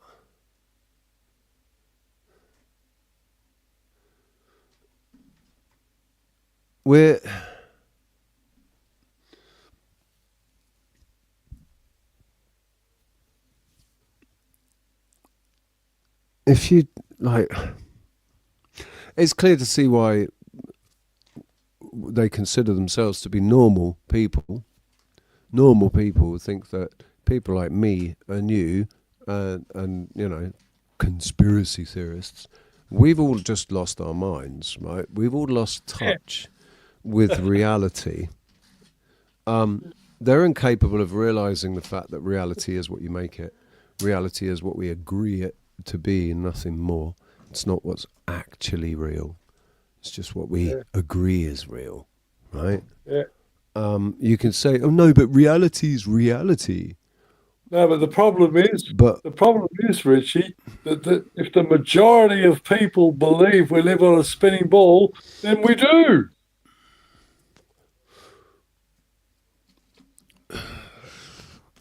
The majority of living souls dictates the creator's direction. The creator is the sum of the total of all of the souls on earth. So I think the best way I put it was the other day when I said, well, basically, Tony, can you ever be me? No. No. You can imagine what it would be like to be me, can't you? You could give that a go and try and imagine, and you can imagine you could. Yeah, but you can't. It would actually be impossible for you to walk a mile in my shoes as me, right? Yeah. And likewise, I can never be you or walk a mile in your shoes as you. No. I could do it as me, but I couldn't do it as you. When I was that should be enough. That in itself should be enough to prove to everybody that what you're experiencing is completely subjective. Yep. Yeah. Which allows anything to be real. Yeah. Just depends on who's perceiving it. Yeah. If enough people believe something, then, and if it's enough of a majority, then that will come to pass. Right, but it doesn't actually have to be. It doesn't actually have to be actually real for it to come to pass. Just has to have enough people believe that it's real. And then act as if it is real. Yes, right? Absolutely. Yeah, I agree. So, that applies to everything. It applies to absolutely fucking everything. It applies to our entire existence on this earth. Yeah, the way I think about it is that we decided to come into this reality in this dream. And we thought we were going to do, like, you know, I wanted to go climbing mountains, or I wanted to do this, or I wanted to do that. And we've just come into the theme park. It's like it's like the parents taking their kids to Disneyland and saying, enjoy yourselves and get scared, get scared.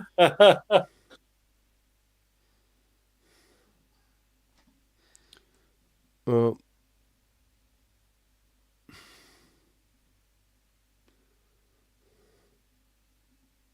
that's the way I see it now. I'm in my dream, and it's going to be, and it has been.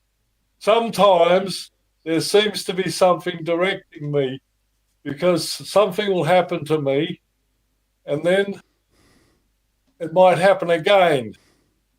And if it happens a third time, then you've really got to line the things up and look at it, because there's a message trying to get through to you. And sometimes, you know, I'm a bit stubborn, and if I get hit by the same number that's, you know, 3 times in a row, well, I'll start to realise I need to figure out what's going on here. If you don't, I realised. God, keep retelling this story. I realised that during my last relationship, long-term relationship, I realised during that relationship that the reason that relationship had happened was to give me an opportunity to end it, right? To end a relationship properly. Instead of jumping as quickly as I could to the next relationship, stay single, right? And it took like 2.5 years or something for me to fucking realise that what I was meant to split up with this girl. Like, we kept, for 18 months or more, we were splitting up every Friday night and back together again by Monday. Every week. for 18 months or more. Well, you're a slow learner, hey? 75 weeks or something. Splitting up on a Friday, ending it, me ending it on the Friday, and then by Monday we haven't split up, we're still going. So it took me a fucking long time. I'm obviously not that, I'm either not that smart or I'm just too stubborn. Probably a mix of the two. Yeah, I agree the same. I've fucked up that many times in my life, but it must have been for a reason. See, so I think it was all of it. It's like part of the journey. I mean, I'm only using somebody else's language now, right? Because not every thought is an original thought, but I've been I've been watching Autodidactic lately, and he started to use a connotation that I'm sure I put it out there before he started using it, but now he's referring to the 2D realm. The 2D realm is being used to control the 3D realm. In other words, everything that's in 2 dimensions, the screens and the papers and the books and everything, is all of the whole lot of it is to remove us from the 3D realm. Right, because even when you're looking at a screen, it has the appearance of being three-dimensional within the screen, but it's not. That is an illusion. Yeah. Because it's at the end of the day, it's a projection on a screen. Yep. So, Plato's cave. I don't know if you were old enough to remember, but the first TVs that ever came out, they had a circular tube, a circular screen. Do you remember or not? Yep. They had a really round screen. That's why it was called the tube. Yeah. Now, I used to repair those when I was a teenager, right?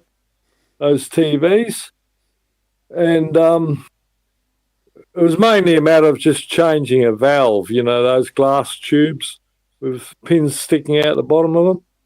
Anyway, sorry. What I'm getting back to is that tube was round, like if you're looking at the screen, it was circular, but if you looked at it from the side, it was sort of a bulbous front to it, And so at the back of that tube is what they call the electron gun, and it's got 3 different colours, and it's pointing a beam of light at the screen, and then it's red, flashing green, and blue.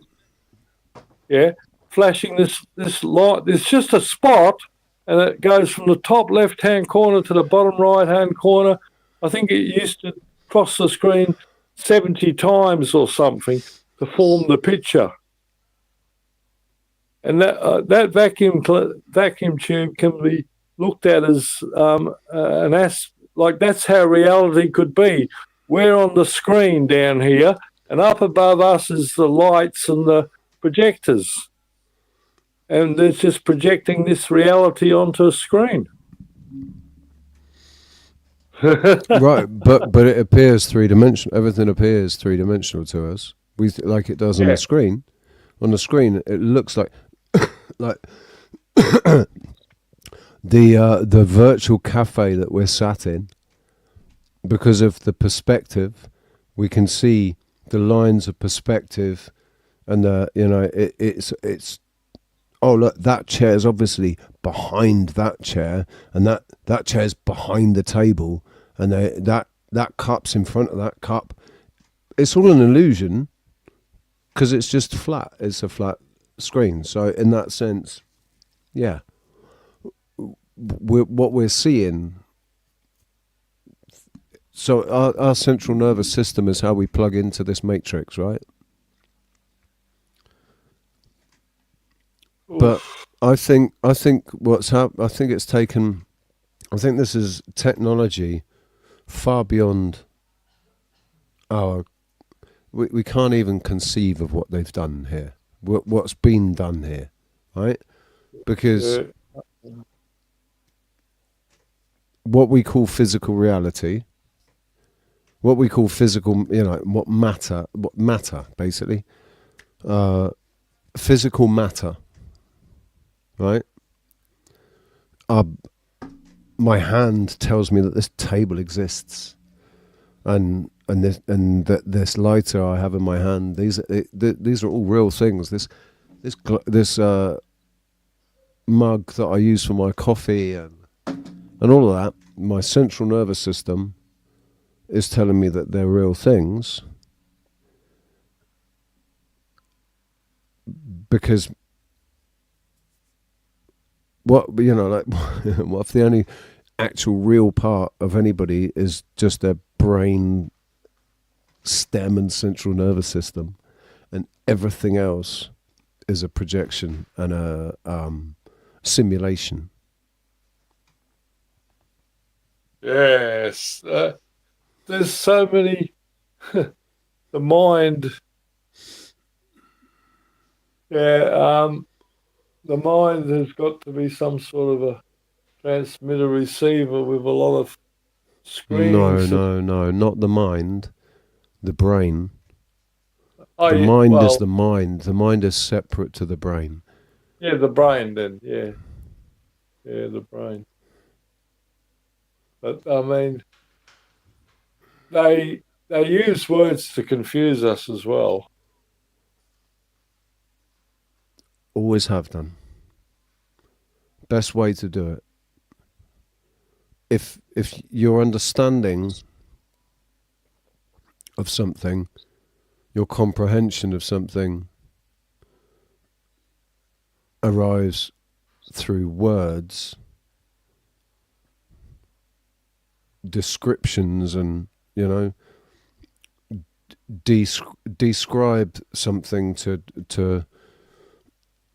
so that somebody's able to form a picture in their mind's eye of what you're talking about.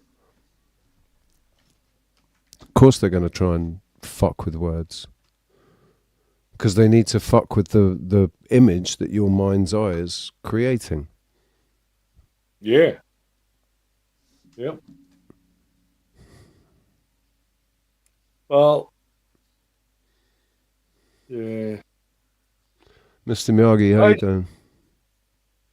It's like, definitely there's a parasitical thing at the higher levels, and then below that there's a lot of different levels of control and manipulation. And I would like to know how many people are awake. I tell you one way, I don't know, how big's that country where you live? It's an island, isn't it? It's the largest of the islands. There's 7 islands, I think, and it's the largest one. How many miles? It's not that big. Across? How many miles? You can drive across it in like 45 minutes.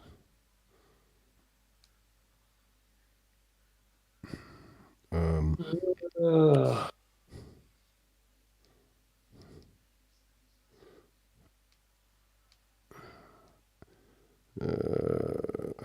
big is Tenerife? 2,034 kilometers squared. Oh, square kilometers, you mean? How many miles long? Triangular in shape, the island would fit into a rectangle about 90 kilometers wide by 80 kilometers high, and has a road perimeter of about 223. Why do they do that? Oh, kilometers, but has a road perimeter of about 223 miles. Like, what? Why do that? Why switch from fucking metric to imperial, and then in brackets 358 kilometers?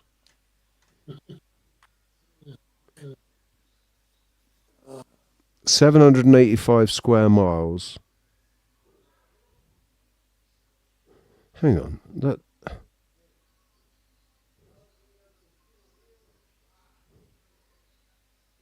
Right. So how many? 60 miles long, 785 square miles. How many people live there? A couple of million. Oh, a couple of million. Oh, that's quite a bit for that size. So how many good mates have you got that are like-minded on the island? None. Have you been hitchhiking? No, you can't. Maybe up north they might, but down here,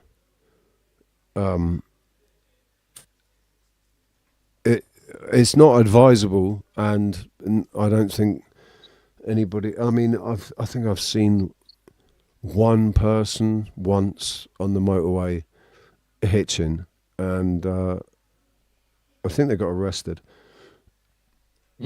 970,000 people. Oh, sorry, I coughed. So yeah, 900, just under $1 million. So yesterday I was hitchhiking back, about 150 miles, I don't know. Yeah, amazing people stop to pick you up. The person who stops to pick you up is guaranteed to be anti-vaxxed and open-minded. And sometimes, like yesterday, today I hitchhiked back today. Either that or a potential SK. No. I've been hitchhiking 200 or 300 miles quite often in the last couple of years. And on average, I reckon a good average would be one car and 20 will stop. And some of them will say they're just going a mile down the road, or are you all right? Have a nice day, sort of thing. But you get a ride with people, and like today on the way home, I got a ride with a guy who was a nuclear physicist, and he's struggling with quantum theory and black holes. Well, that's what he told you. Yeah. You took it at face value. The reality is that he might not have been that. He might have just been saying that. No. Yeah, no. I questioned him. We were in the car for about 40 miles, I suppose. And no, he was a real professor, top university scholar, and he admits there is a few problems with the scientific analysis, but he doesn't want to go anywhere outside of science. But you do meet interesting people hitchhiking. The scientific community has been compromised. Totally controlled. Well, it's no longer science.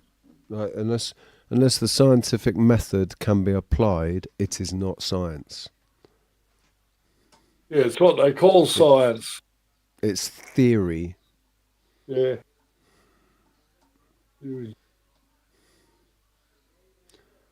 You got chickens, honeybees?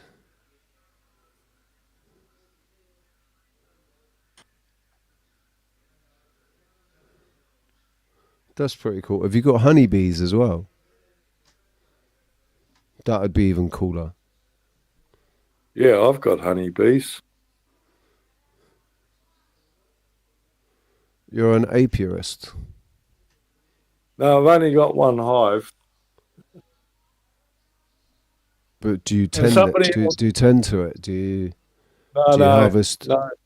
You just leave it and let them get on with it. I'm too blind now. No, I'm waiting for someone to come and pinch the honey for me. How many hives have you got? Me, I've only got one. No, honeybeesy, sorry. Yeah. Honeybeesy 428, how many hives have you got? Honeybeesy is I was going to say she.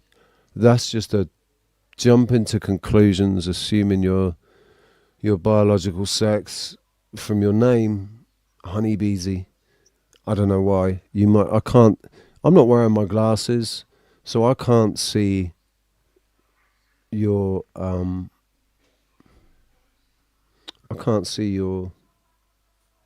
going to go to your channel. See if you create. Are you a co-creator? That's interesting. you got 172 subscribers, but no content. That's not a real person. Joined. Yeah, you don't know that. Joined in April 2020, so right at the start of the lockdowns. So might just be, probably just somebody that started looking around when the lockdowns happened. You got 6 hives. You're a proper beekeeper. That's what I want to do. I want to end up with a property that... No, sorry, let me rephrase that as I'm casting spells. I will end up with a property with my own bees. That doesn't surprise me, Honey Beezy. I'm on my 3rd channel. YouTube's deleted over 4,000 of my videos. Permanently deleted. So one channel was permanently deleted with 3,500 videos on it. 3 years of content. 3,500 videos in 3 years. That's over 1,000 videos a year I was making. I was making like 3 a day sometimes.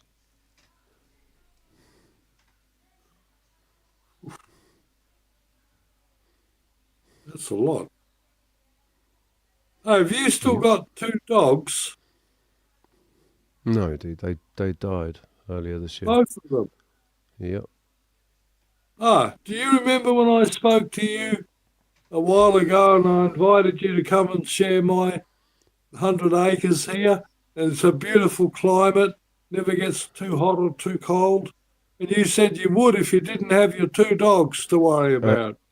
Yeah, and also my criminal record that will probably more likely than not hinder me from getting into Australia or getting a visa or anything.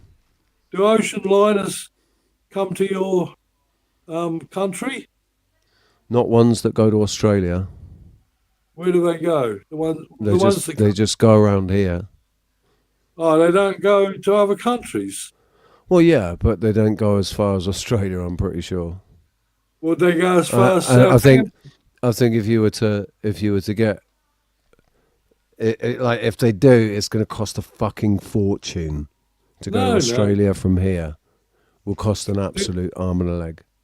Hey, what about to go from where you are to Southampton? Well, I don't know if they go to Southampton or Dover.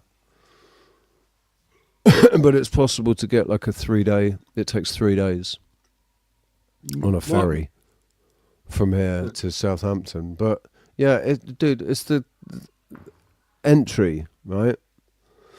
I'm anticipating being arrested just going into the UK. Just purely for what I say online. And unless you do it anonymously. What? I'm not about to. I'm not gonna. Not yet. I'm not gonna do anything that's gonna jeopardize my liberty. Not yet. Maybe when the whole system's collapsed and it, you know, and I'm running around with a, you know, armed. There might not be any transport by then. No, I'll fucking take a boat. Yeah.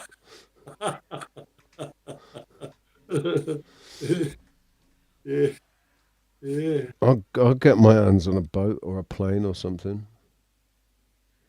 I don't know, but yeah, if it was feasible, dude, I'd definitely be up for that. Well, it's especially now. Yeah, now I've got no both my dogs and my cat. They all died this year, all within. Yeah, so but by the end of May, Alfie went in January.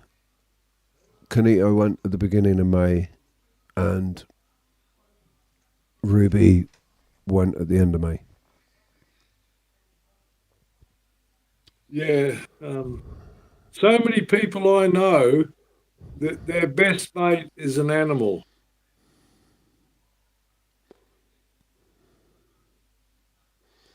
Well, I don't know what that says about us. About people? Well, it's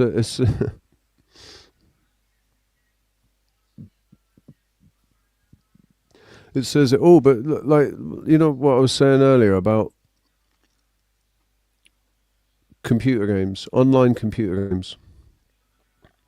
You're interacting with people online playing the same game, and you can get together and you can talk to each other over over the internet.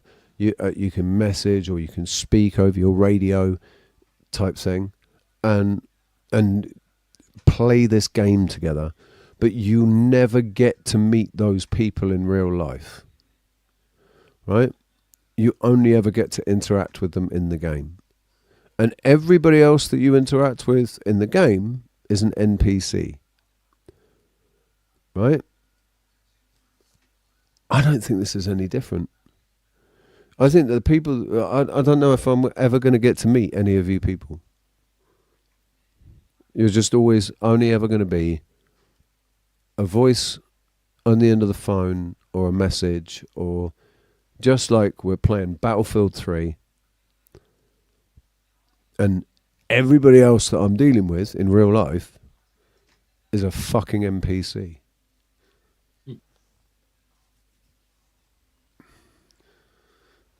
Mr. Miyagi says charter a private flight. Yeah, all right, moneybags. I can't even pay my rent. How am I going to fucking charter a private flight? I'll tell you a story. My sister, who's 5 years younger than me, she went to the local airport, and they had a, not the big airports, a country one, and she put an advert on the notice board.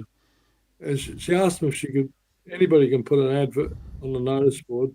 And she hitchhiked around Australia in aeroplanes and never paid 1 cent.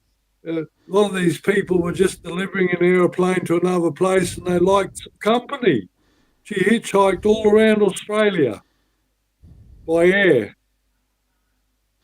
Yeah, it's a bit different flying around in the same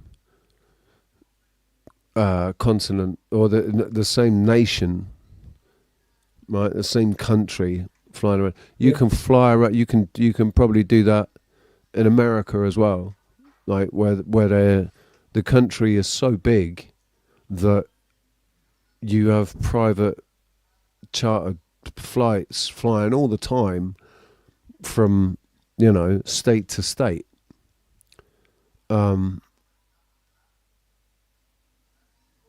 Those sorts of flights don't exist here, or even in the UK, you can't just. I don't know what internal flights are like in the UK, like for security and stuff, but I think it's since 9/11 and everything, it's all still it's all crazy security now, and it costs an arm and a leg. But it's a lovely idea, but it's not a feasible one. I'm not going to be able to hitchhike my way to Australia, mainly because I'm not going to do that. I'm not going to even try. That's not how I want to fucking. Yeah, I'd rather. Honestly, Hey, we all choose which pathway we go to get to the end of the line, but each to their own. I think as long as you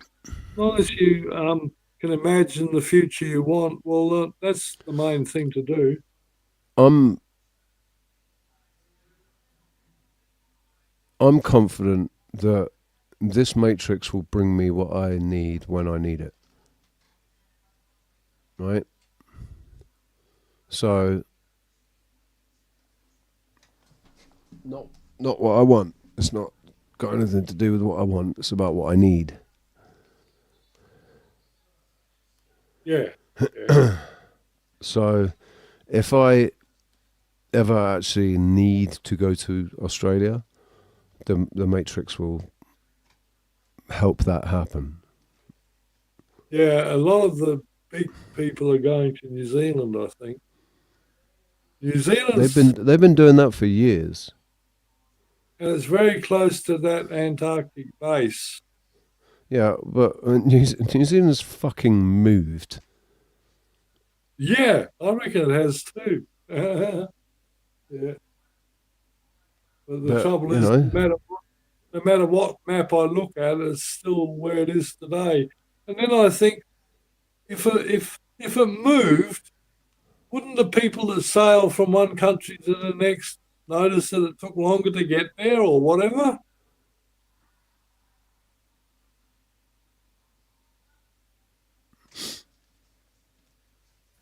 Sorry, I've just been distracted. I just looked at my fucking bank account and it's telling me that I'm overdrawn.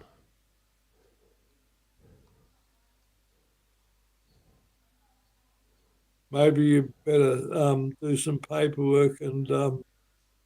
It's a fucking internet account. So... Oh, yes, so they got to be paid. Right, no, but the point is, it should be impossible for me to go overdrawn.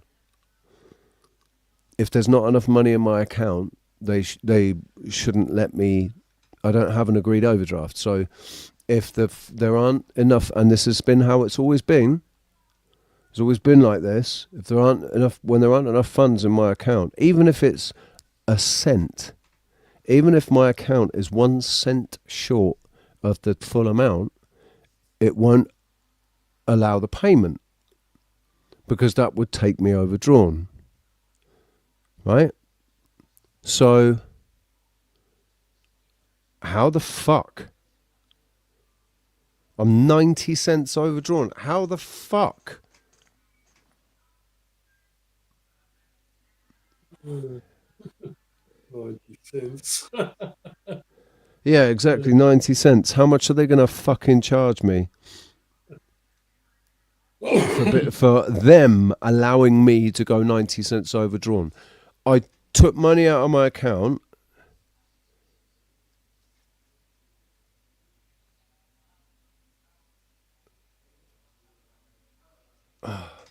They've charged me €2 to take the money out of my account, but it was supposed to be one of my free. I get 3 free withdrawals each month.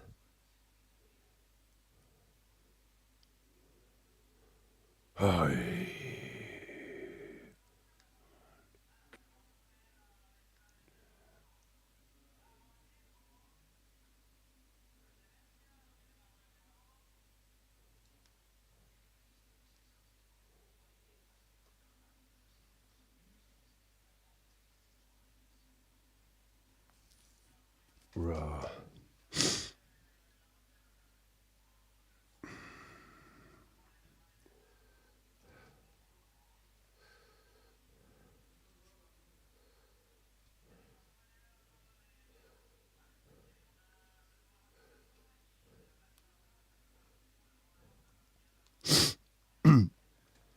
I need to speak to a human. Bypass the fucking AI bot straight away.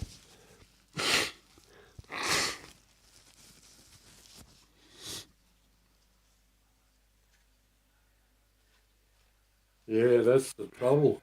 I mean, the last few times I was in court, I swear to you, not one of those people in there was human.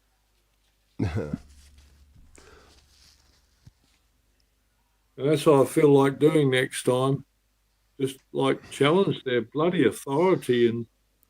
Dude, they're human. They're human, but they might not be a human being. Hmm.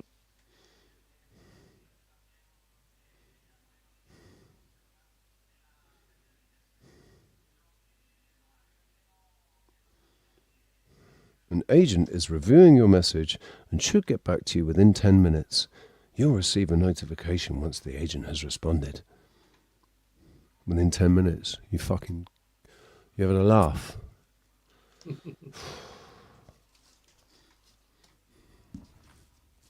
I think it's time everybody reminded the banks what they are and why they're there. Right? They might fucking...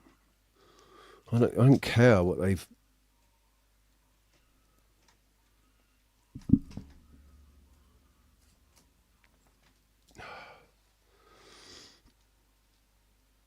At the end of the day, they work for us. They should be working for us. They only exist because of us.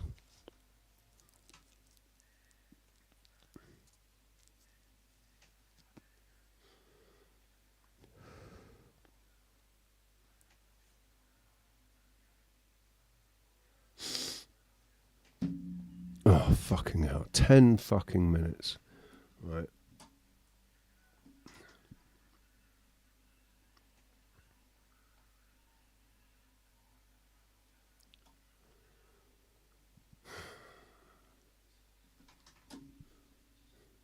Don't forget, guys, this is an open panel where anybody can come up here and have all fucking conversations sucked out of them until they go completely silent, have nothing more to say. And we can all just sit here in silence, contemplating this fucked up world that we're living in. Do feel free to come up and join us in silence.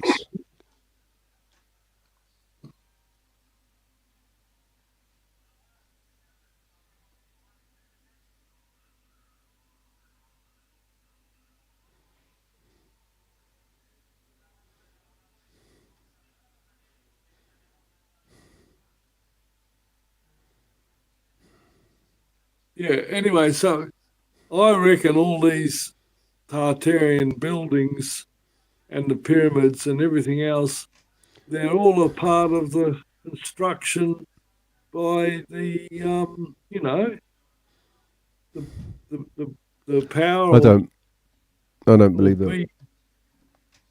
And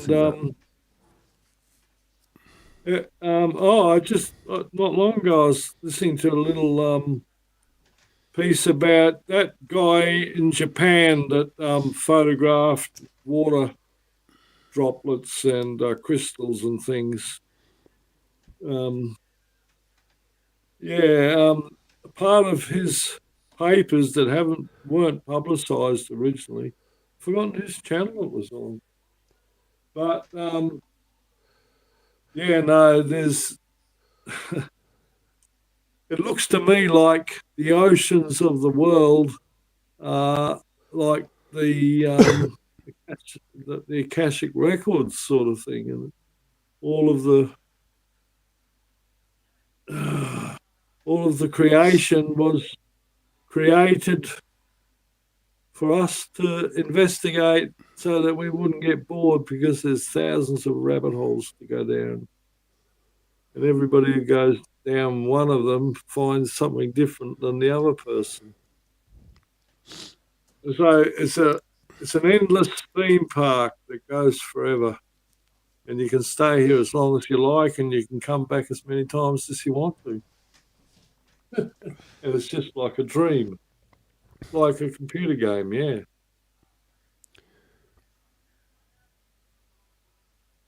I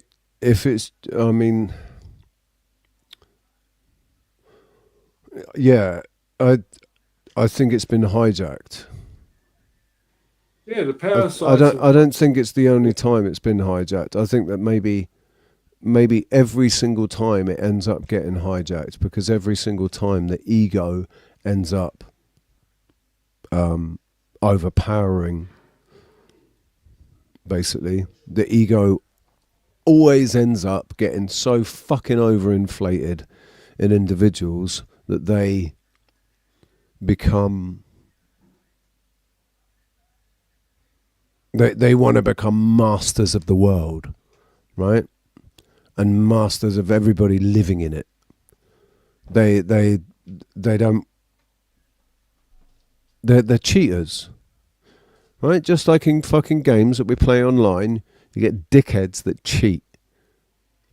It's no different. They're just cheaters, and cheaters will always exist. Cheaters always end up fucking spoiling it for everybody else. And we're in a constant cycle. Consciousness is in this constant cycle where we're battling with the ego, spirit and physical matter, complicated by the fact that the ego is this artificial intelligence that thinks that it is.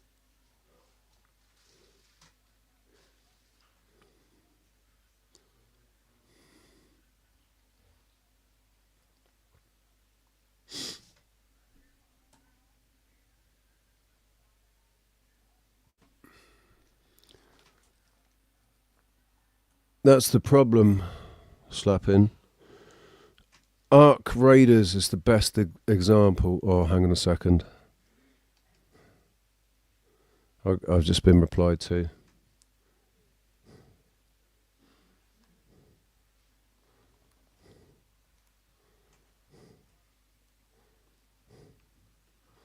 Why am I overdrawn? Why was I charged for my last withdrawal?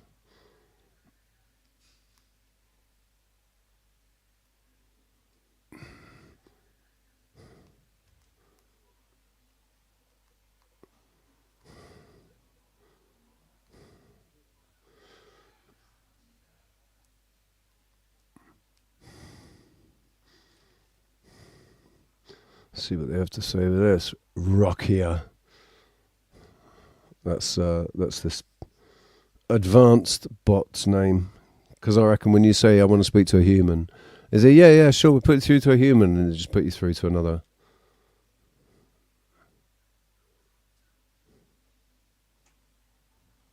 Yeah, you can hear me breathing, dude, because I'm still not right yet. I've been 3 days with a fucking fever and a headache and phlegm and shit and so yeah.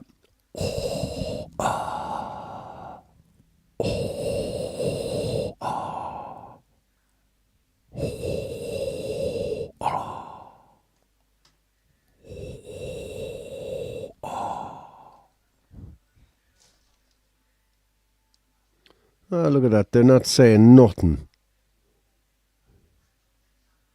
See how long it takes Rockier to fucking reply now. Jesus.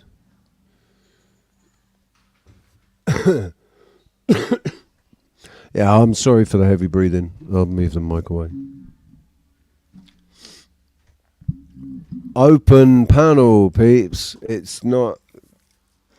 This is not just me and Tony chatting. Well, it is. If nobody else fucking comes up, it's just me and Tony chatting to each other. But it's an open panel for anybody to come up and join the conversation, steer it in a different direction, talk about something that they want to get off their chest, or, you know, whatever. I was going to say to you, what was the highlight of your week, Tony? But I know you're going to say hitchhiking 150 miles and spending a couple of days with a couple of ladies. Yeah, what better thing could I do? Was there anything else that topped that? Oh,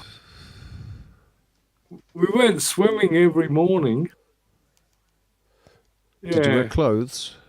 No. But there's nobody else there. There was only us. In Australia, there's thousands of miles of beaches, and you can go down. I can go to about 3 or 4 different beaches here and walk along for a mile of beach, and there's nobody there. This country is totally deserted. They've moved as many people as they can into the fucking cities. Anyway, yeah.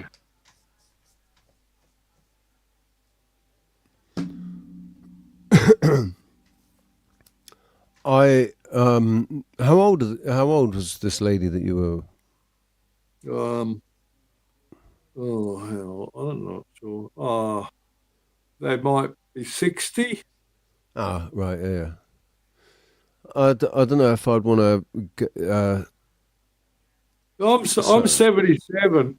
I'm 77, and I can't find a woman my age that can run as fast as I can, for example. No, women seem to let themselves deteriorate pretty fast. I don't know.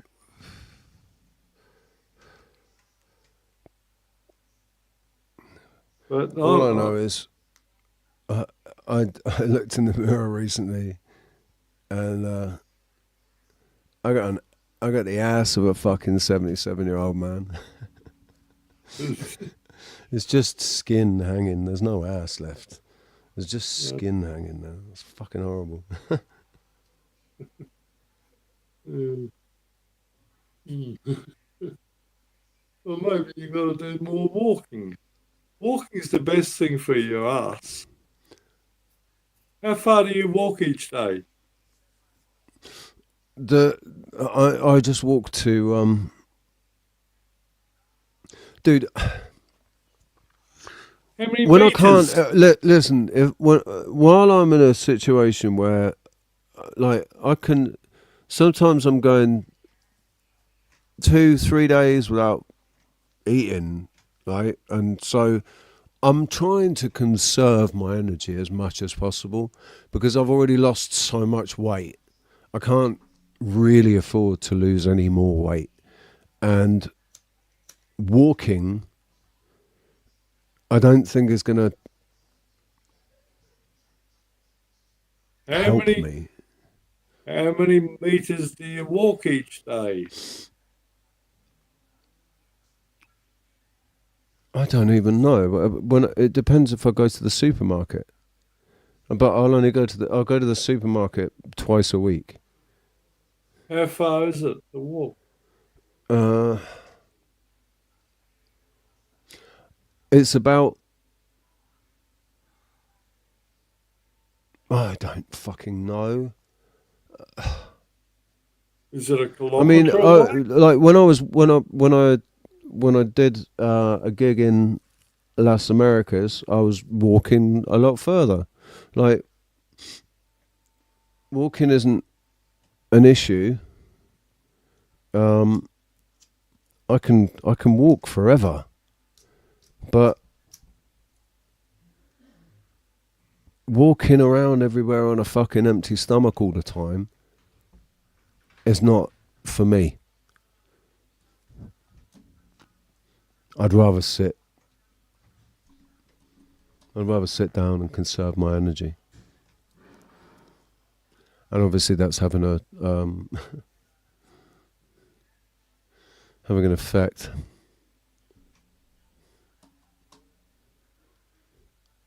I mean, your ass muscles are designed for walking. Check this out, right? So, fucking, they say, right,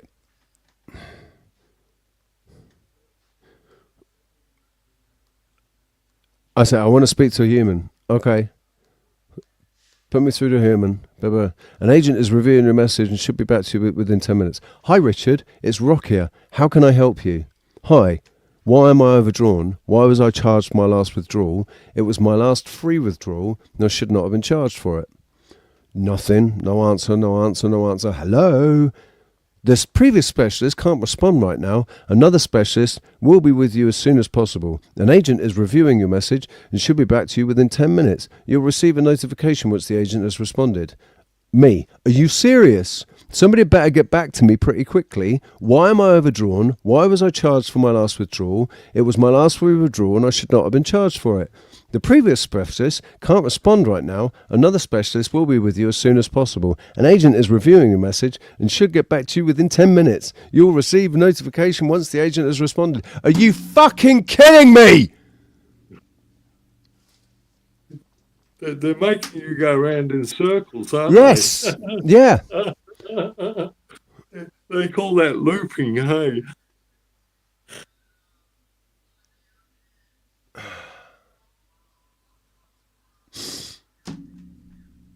Yeah, they reckon if anybody feels like helping out a fellow human being that's just trying to fucking deal with a system that is trying to take his legs away every 5 fucking minutes, please consider donation. It's a donation. I thought it was a trap. Don't be good. Put some money in. Stupid ass. I whoop your ass, players. Don't call me now. Watch it, you tall black motherfucker. There's women up inside. I don't give a fuck about them. Ain't nobody give me nothing.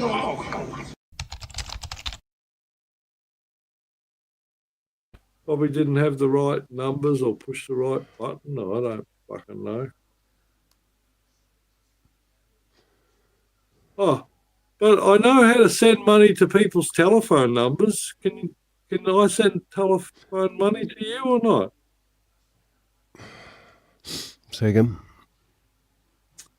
I've got a few friends who I send money to their telephone numbers, but when I try on PayPal, it won't work. Have you tried Kofi? I don't know what that is. Kofi is the alternative when PayPal doesn't work.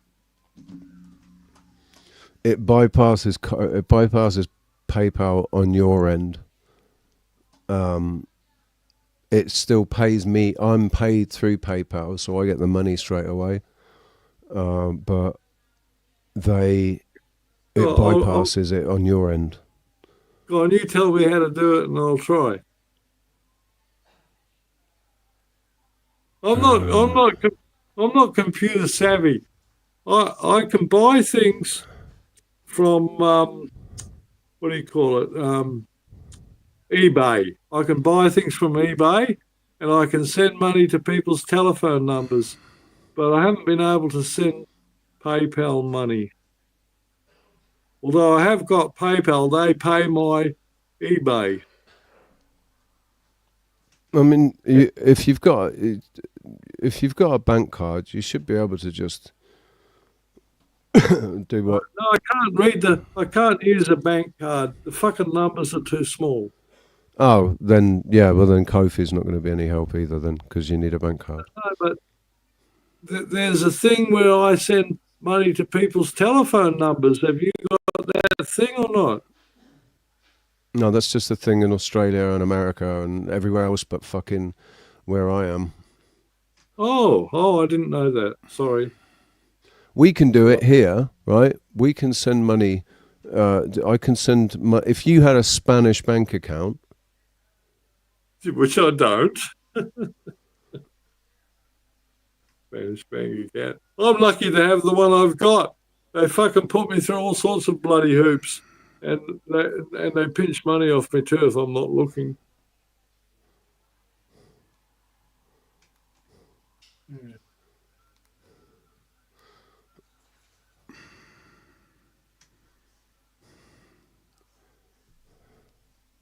No, I mean, if you were here, I could give you some money. Yeah, dude, it's the story of my fucking life. That's what everybody that, like, yeah, that's the story of my life, mate. Hey, send me a bill, and then I'll pay it. Hey, does that work or not? Oh, shit.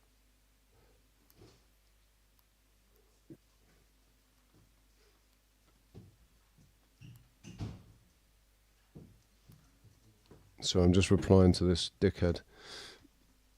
Oh, well, yeah, I tell you what, you've got a bank account, so if you send me your account number and what else, BSB, then I can send money to that, can't I?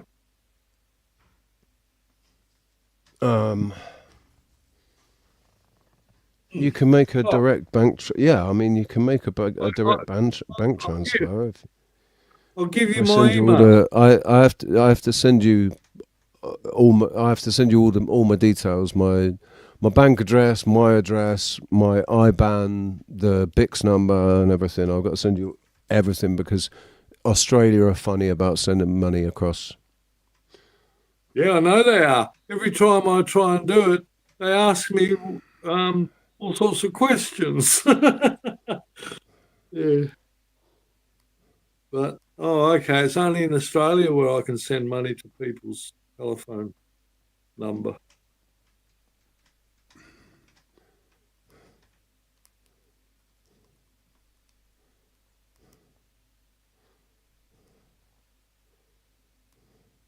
Oh, so but why don't you write yourself out a promissory note.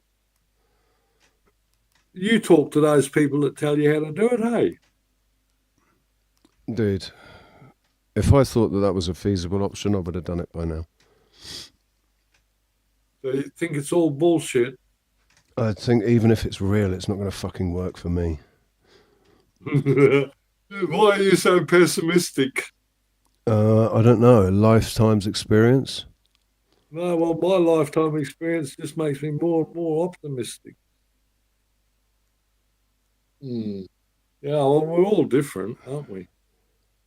I'm going to go out with a bang, you know. I'm not going to end up in some fucking nursing home or in some hospital.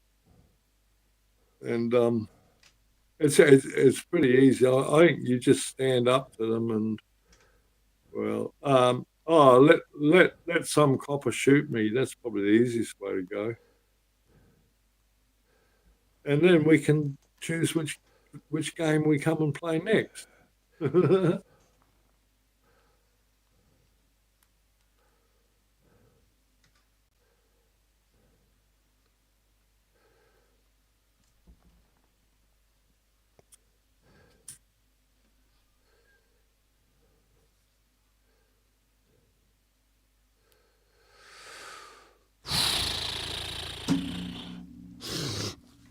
Oh, fucking hell, man.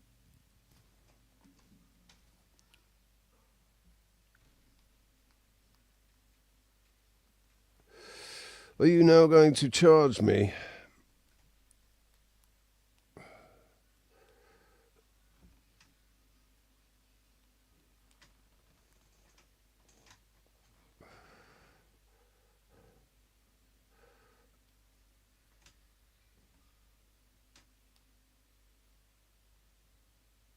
This is what happened with the last bank that I was with. It was supposed to be impossible for me to go overdrawn. I opened the account on the agreement that it was impossible for me to go overdrawn, and somehow I went overdrawn. They allowed a payment or something that took me overdrawn, and then they charged me. And I said, fuck you, I'm not paying it. And they just kept charging me and charging me and charging me and compounding the interest. And now I owe God knows how much, what it is now. But I've just stuck my feet in the ground, stuck my heels in and said, fuck you. The agreement when I opened the account was that it would be impossible for me to go overdrawn. So if I've gone overdrawn, that's your fault. I'm not going to get charged for it.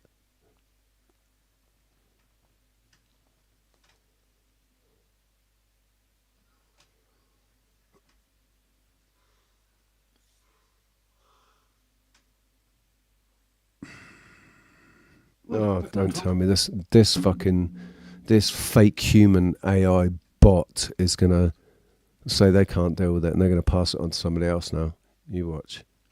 Because they've been silent now for, what time is it? 30, like almost 10 minutes. They haven't said anything for almost 10 minutes now. Not answered a single fucking question that's come since the last statement that I was given. What time is it over there?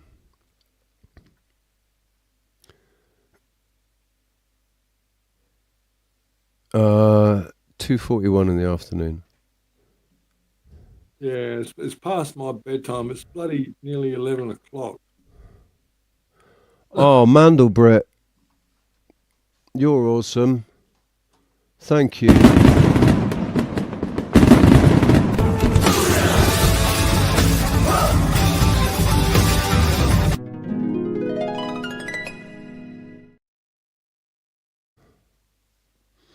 That is very much appreciated. Thank you.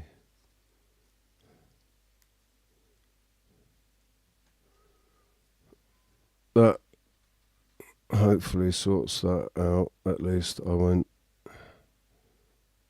I like that. 1, 2, 3, 4.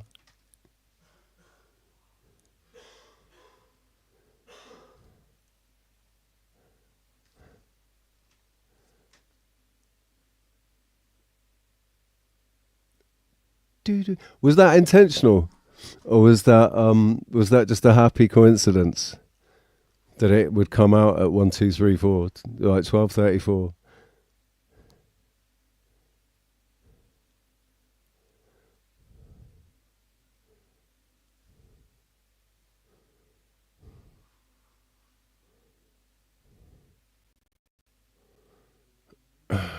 Apparently they did notify on the change. Right, okay. Right, so answer the other fucking question.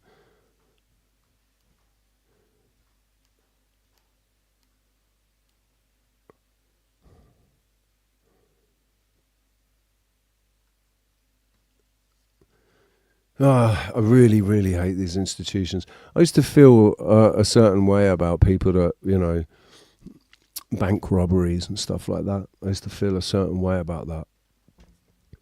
And now I feel a completely different way about that. You get me?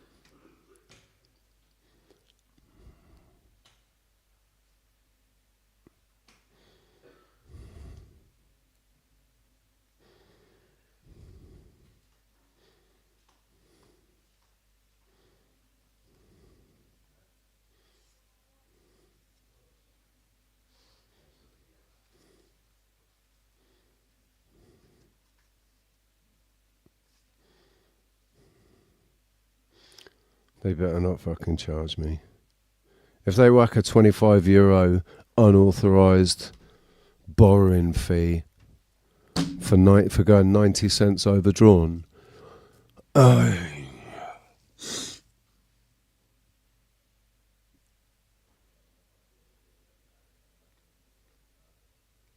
are you going to do, Rich? Huh? What are you going to do? I guess fucking nothing.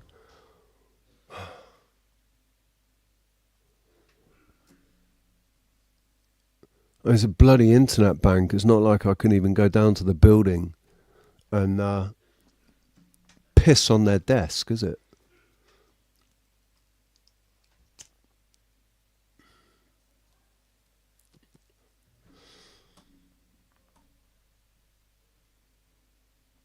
Where have you gone, Tony?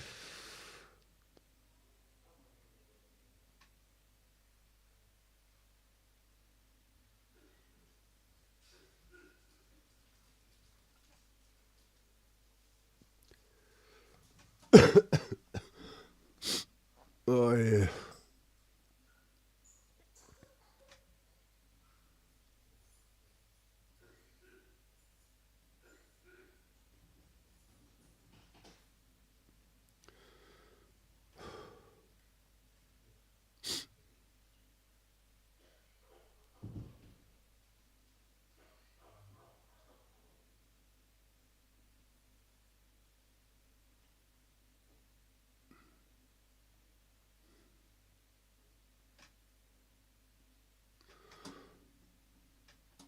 Slapping, you mentioned earlier about cheating.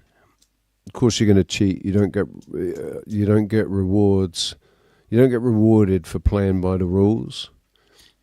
And that's what's happened with Ark Raiders, right? Ark Raiders was meant to be a cooperative. This game where everybody went out and you had groups, but you could cooperate with different groups to take down the machines, to take down the AI. And now it's turned into a free-for-all where nobody trusts anybody, no player trusts each other. People come up saying, don't shoot, I'm friendly.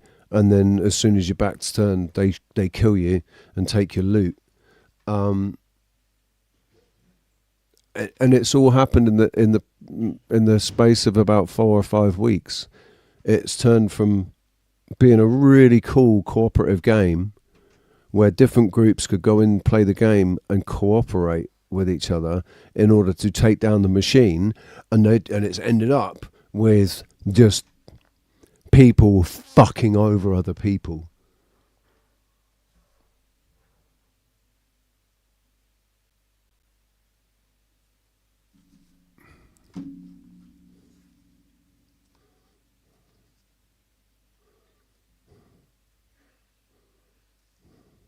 Oh, Leafy, mate.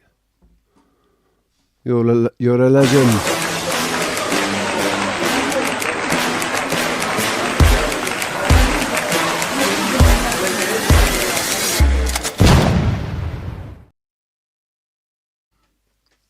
You're a legend, dude. Thank you.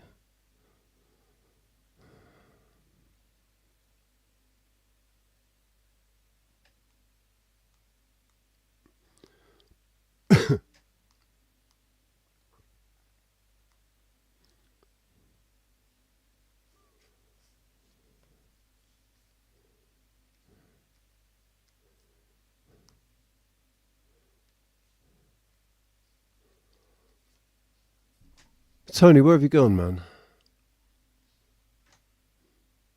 Hey, here I am in chat. It says, when a woman pulls a knife on you, give her a jar of mayonnaise and her instincts will kick in.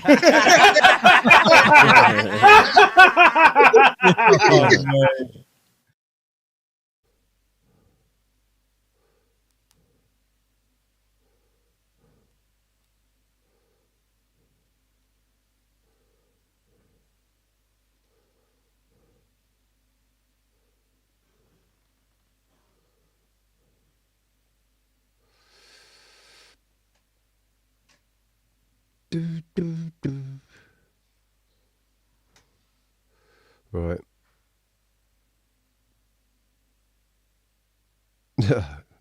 It's been a pleasure to assisting you today, Richard. After our conversation ends, you may receive a short survey. I would greatly appreciate it if you could take a few moments to provide your valuable feedback on the support you've received from me. Please feel free to go again. That wasn't a real person.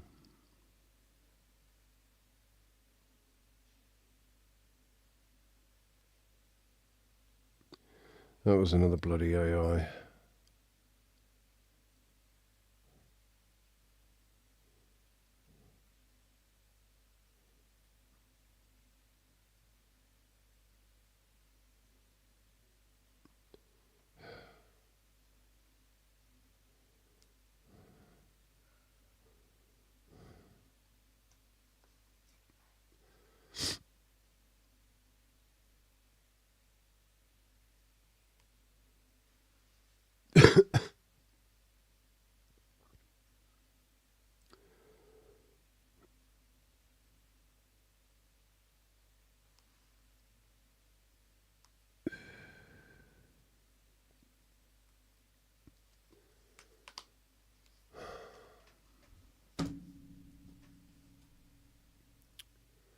Well, the panel is obviously open again.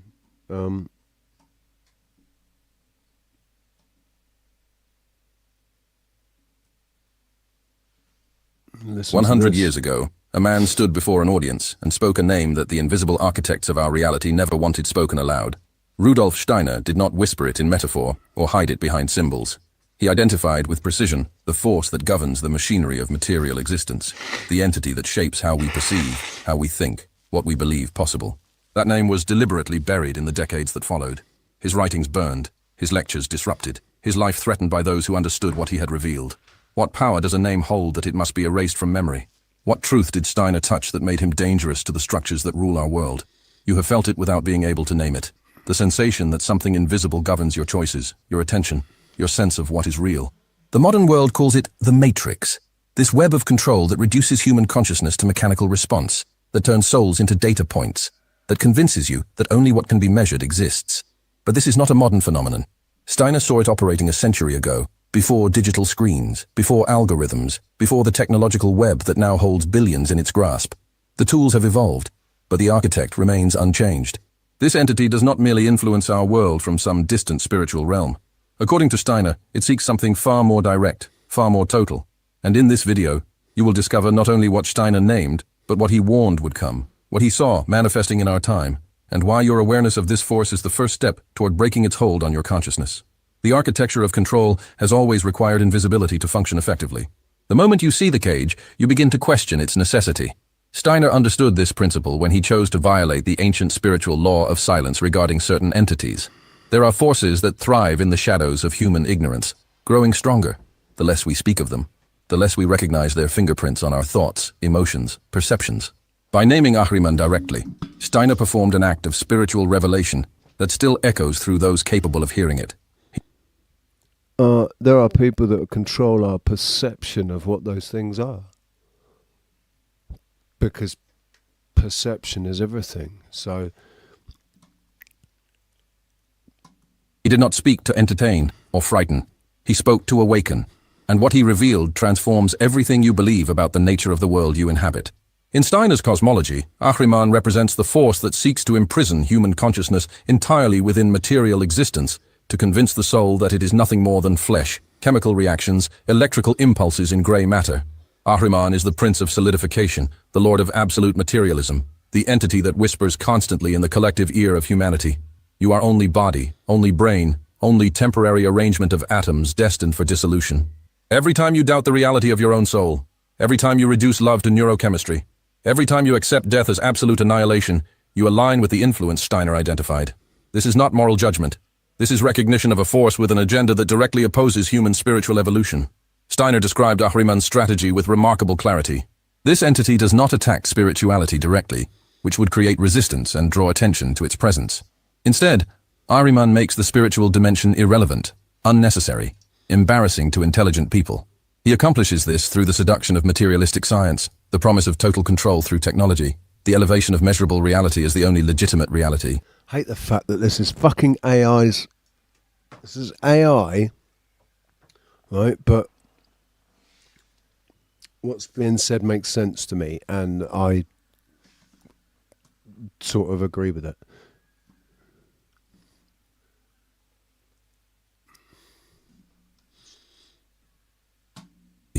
Under Ahriman's influence, the universe becomes a clockwork mechanism without a clockmaker, a system of blind forces producing consciousness as accidental byproduct, a sequence of chemical reactions that mean nothing beyond their immediate molecular interactions.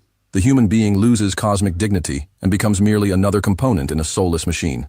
But Steiner was careful to clarify something essential about Ahriman. This force is not evil in the traditional moral sense. Ahriman represents disconnection, the severing of human awareness from direct spiritual experience, a hardening of perception, until only the surface of existence remains visible. In spiritual evolution, Ahriman serves a necessary function by grounding consciousness in material reality, developing our capacity for precise thinking and scientific observation.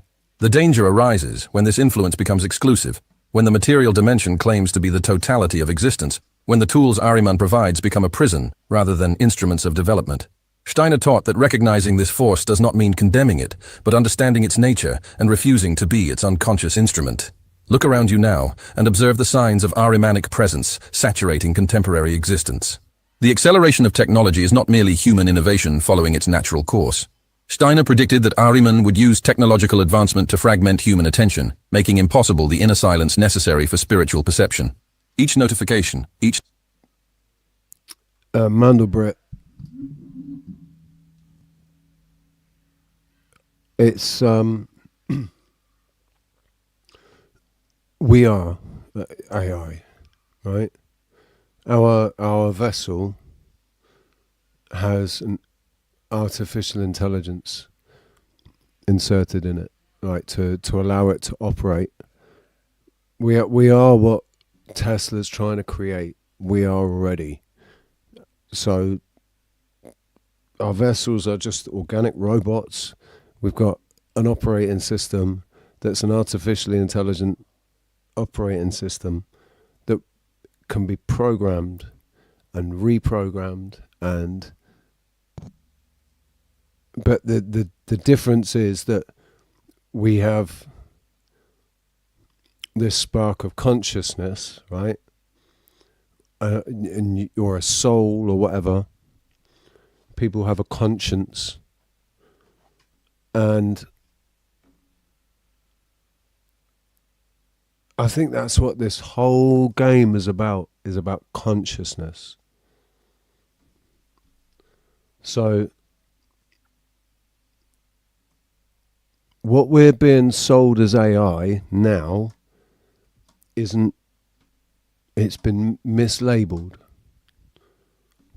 What we're being sold as AI is just a large language model, machine learning, computer algorithms that predict what the next word should be, with having no understanding, absolutely no understanding of what those words that it has predicted mean, or what the sentence that it's spoken or typed out means. It doesn't know, it doesn't understand what it's telling you.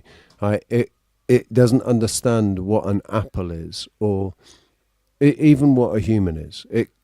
It can recognize parameters that would say, oh, that fits within the parameter of a human, but it doesn't know what a human is. It doesn't know what feelings are. It doesn't understand anything at all. It can just predict the best thing to say. The next, it will what it's saying. The words it's saying are predicted words. They're not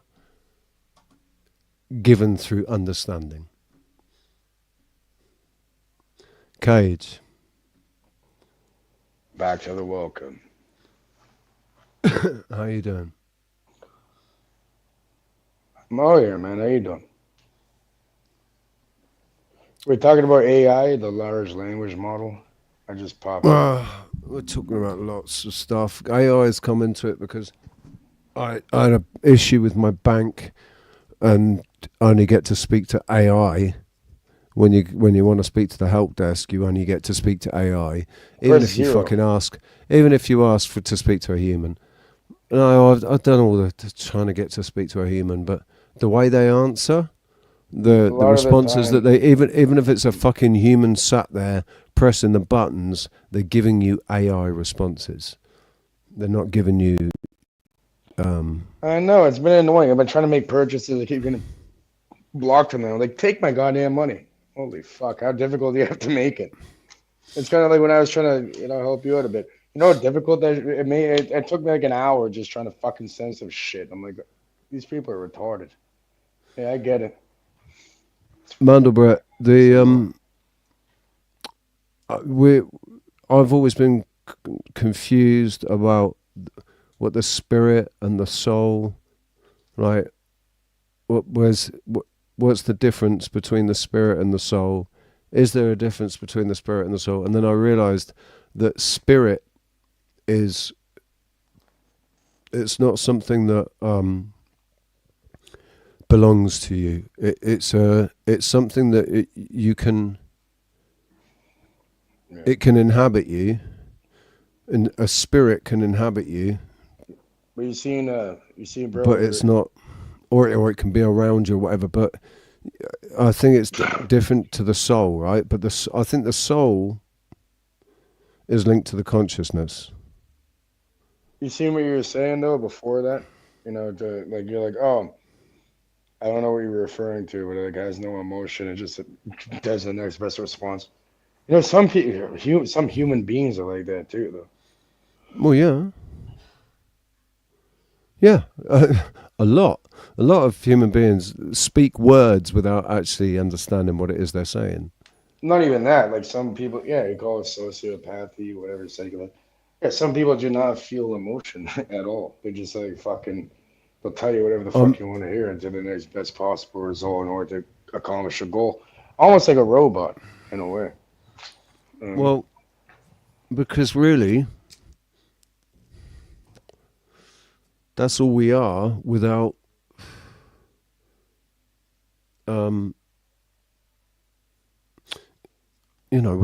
without a spirit and a soul, you're just a robot. If somebody's soulless, a soulless individual, they're just going about their fucking day, doing their job or whatever, and reacting to things and doing it in the same way every day, just repeating themselves every fucking day, just repeating the same programs every day in a soulless way, then they're just a robot. I am a bot. Yeah, we have a new. It was hilarious. I've never seen a video where a guy he went up to a bunch of people, asked some basic questions, no one can answer because they're kind of fucking robotic. And he's like, he pulls out a USB. He's like, I have a software update for you. When you go to sleep, you gotta stick it up here. You gotta stick it where the sun doesn't shine. We'll give you a new patch, a new update. You know what I mean?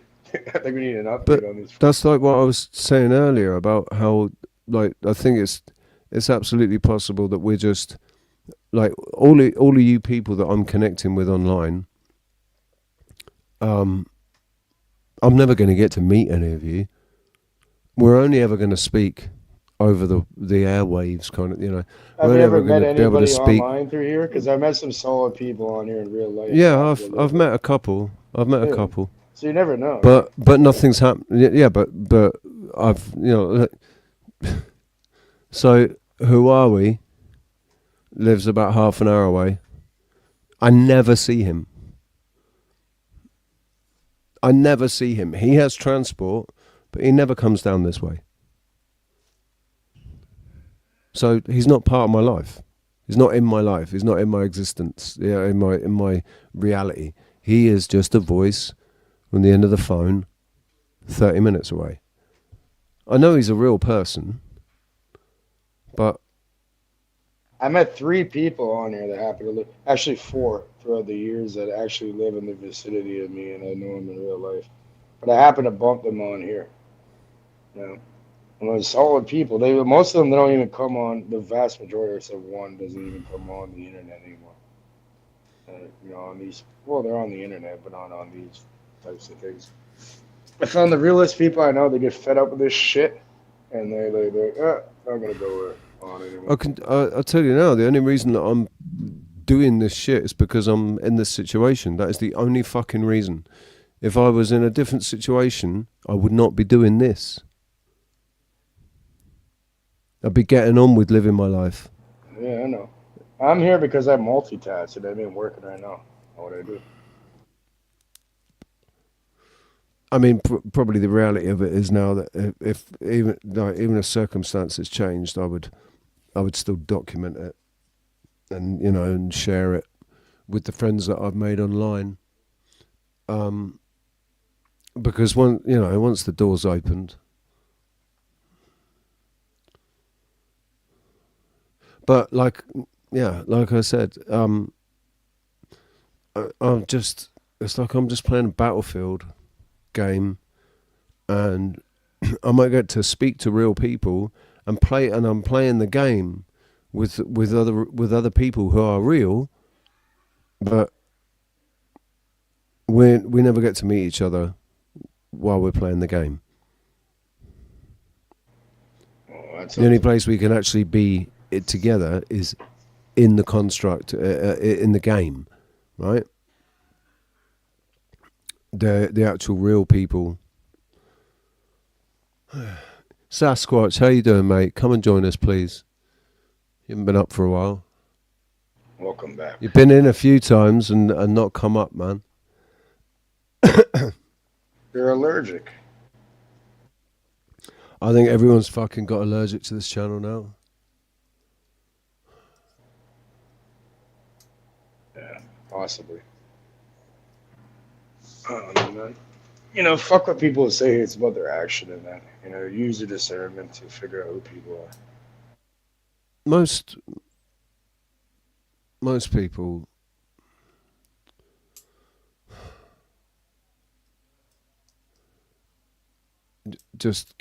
everybody's just getting on with it, man.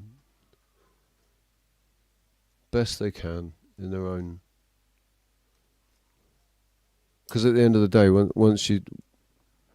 Oh yeah, remember there is a time zone these difference, right? These are just moments in time while we're here, and we're sharing this space for moments in time. But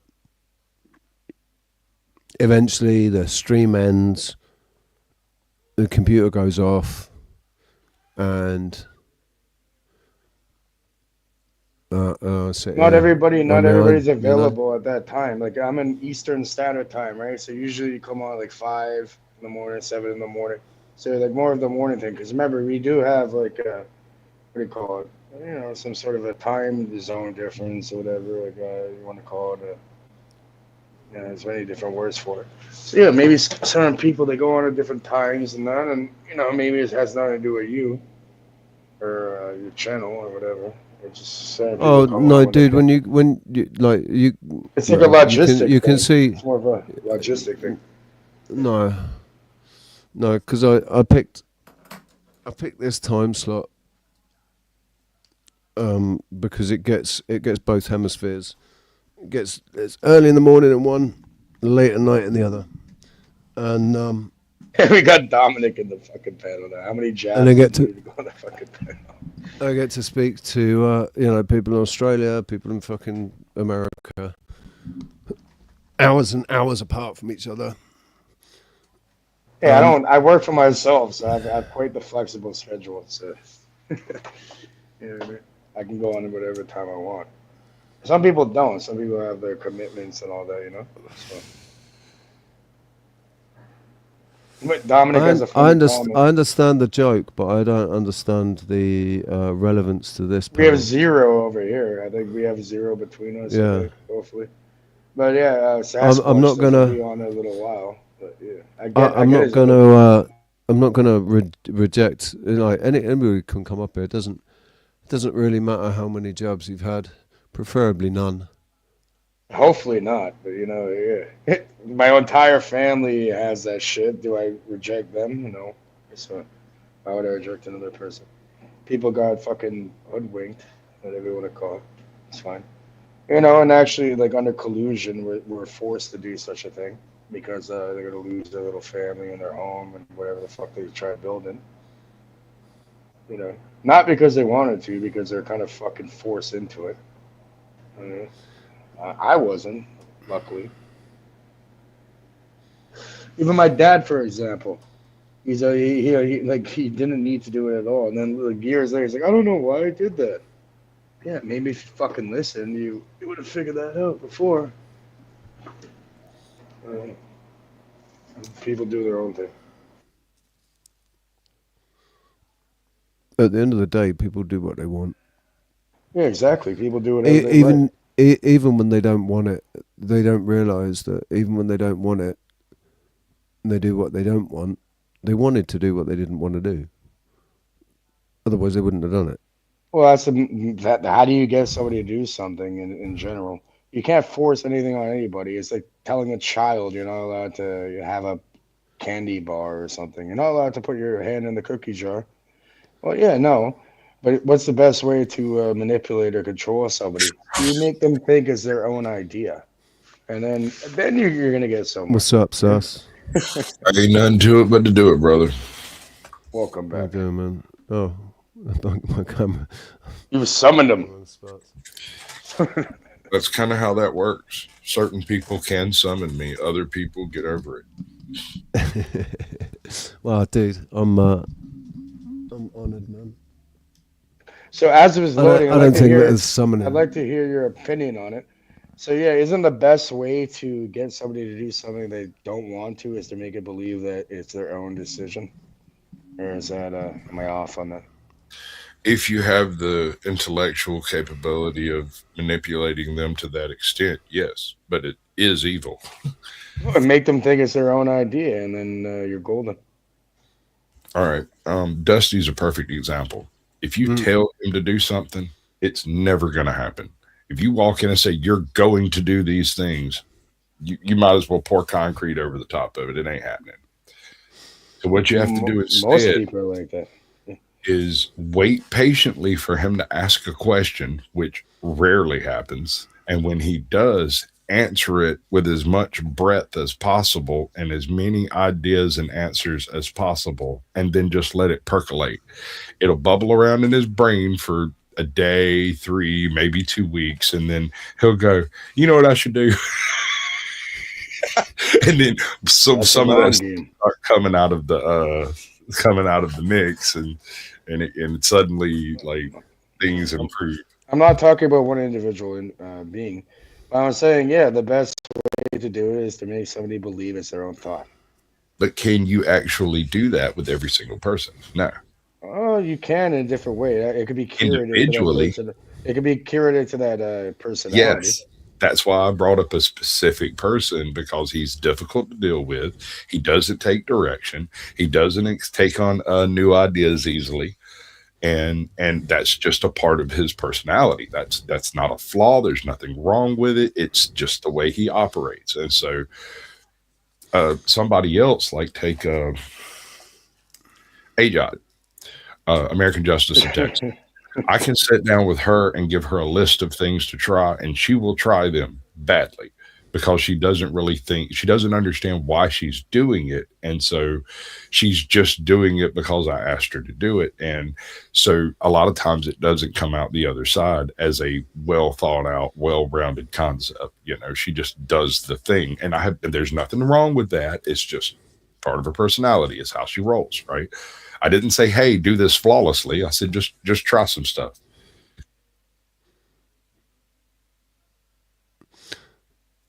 I was watching a thing yesterday or the day before yesterday, the last couple of days, I watched the thing about somebody saying that why intelligent people actually get less done than people that aren't, don't think about things too much. Like, you don't need to be intelligent to be rich, right? And actually, in a lot of cases, intelligence gets in the way of becoming rich because too much thought is put into something, and all these obstacles that are potential obstacles and whatever that slow people down and stop intelligent people that really think out their plans, as opposed to somebody that just says, no, fuck it, I'm going to do it. I don't know how I'm going to do it, but I'm going to do it. Well, right? no, but that's not necessarily true. But yeah, there's exceptions. No, I don't think it's necessarally true either. I think it's that's because there's a really dangerous. That's a really dangerous person that actually, thought, emotion, and action, the tree of Priam and alchemy, or sulfur, and mercury. So now imagine you are highly intelligent and you don't give a fuck and you create that action no matter what. Then that's a dangerous fucking person that shapes the world around you, yourself, and other people. Right. So these dumbasses can be used in that way. But yeah, that's fine. But who the fuck? They're kicking it up somewhere. It's like, look at the mob or something, the mafia, like these organizations. Right? You have a bunch of people. You shouldn't confuse and conflate the two, because they're two different entities. One's Italian and one's fucking Jewish. No, it doesn't matter. But all I'm saying is people in certain organizations, right? They're going to be used, and you need shakers and movers. So you need somebody who will not really think too much and just do it anyways. But who's really behind that pulling the strings, right? And those are the people that are highly intelligent that will also do things, but just use you and make you think it's your choice and to go ahead and do whatever the fuck they want in their agenda. So, not you, I'm saying in general. I think that's an important distinction as well. That people, I'm going to mention it again. People don't think about, because they think the mob and the mafia. Most people think the mob and the mafia are the same thing. It's just it's Italian. It's Italian. One's Jewish. And one's Italian gangsters. Okay, it doesn't matter. What about the Asians, the Jews, the fucking bikers? It does matter, because it's one of the ways that they've managed to obscure their involvement in all the fuckeries, basically. Just put it on to somebody else, eh? Because the basic, well, yeah. Yeah, pretty much. We'll blame that instead of the individual accountability.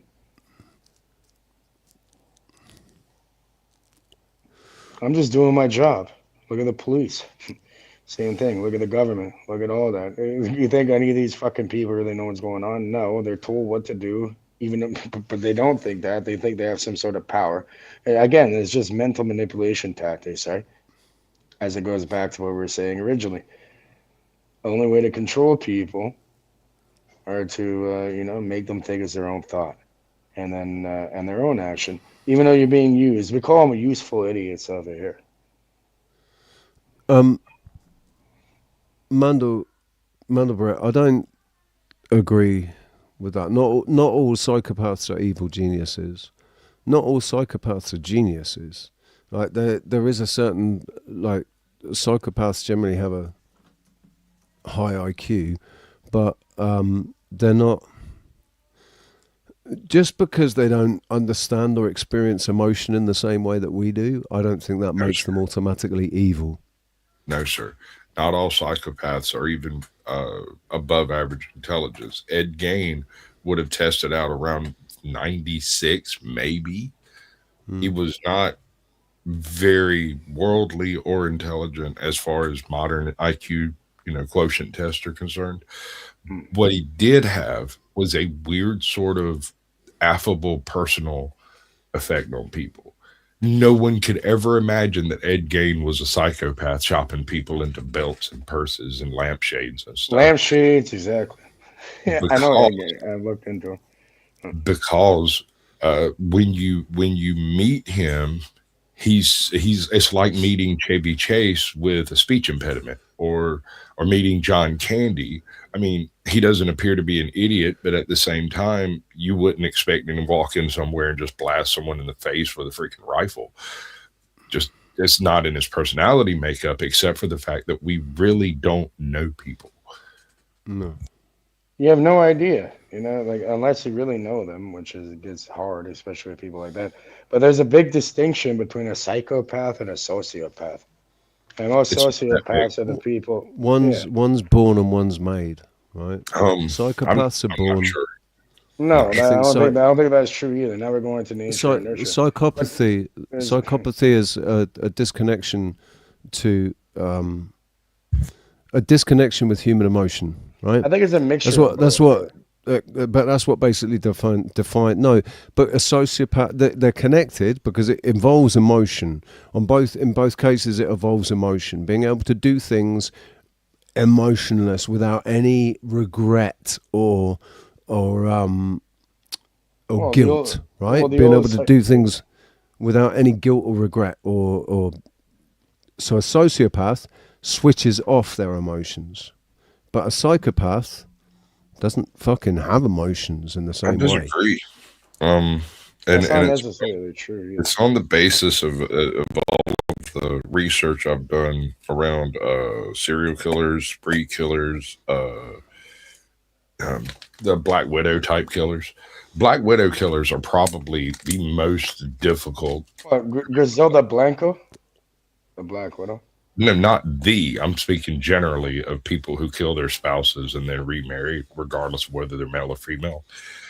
This level of antisocial behavior is actually relatively rare to be able to kill multiple spouses in a way that gets away with it. You would look at that and say, oh, well, obviously they're a psychopath or a sociopath. But when you get down to the actual nitty gritty of their psychological workups, a lot of times it's emotionality that created the situation where they could do this. It is all based on emotion at that point. It's based on emotion, but at the same time, there is no remorse. It's like that guy who tells his wife, "Look what you made me do," after serving her up a knuckle sandwich. You made me do this. Right. You don't have to be remorseless, but in that situation, right, I'd argue that once the decision's been made that they can no longer live with the person has to go, that's when the sociopath switch flicks and they stop caring. But that's the thing is this, you can have a sociopath who never, ever does a violent act in their entire life. They will go through their entire life pretending to be perfectly normal and never encounter a trigger that drives them to the point of murder. And they're still just as sociopathic as Ted Bundy. Ted Bundy wasn't a psychopath. Ted Bundy was a high-functioning sociopath.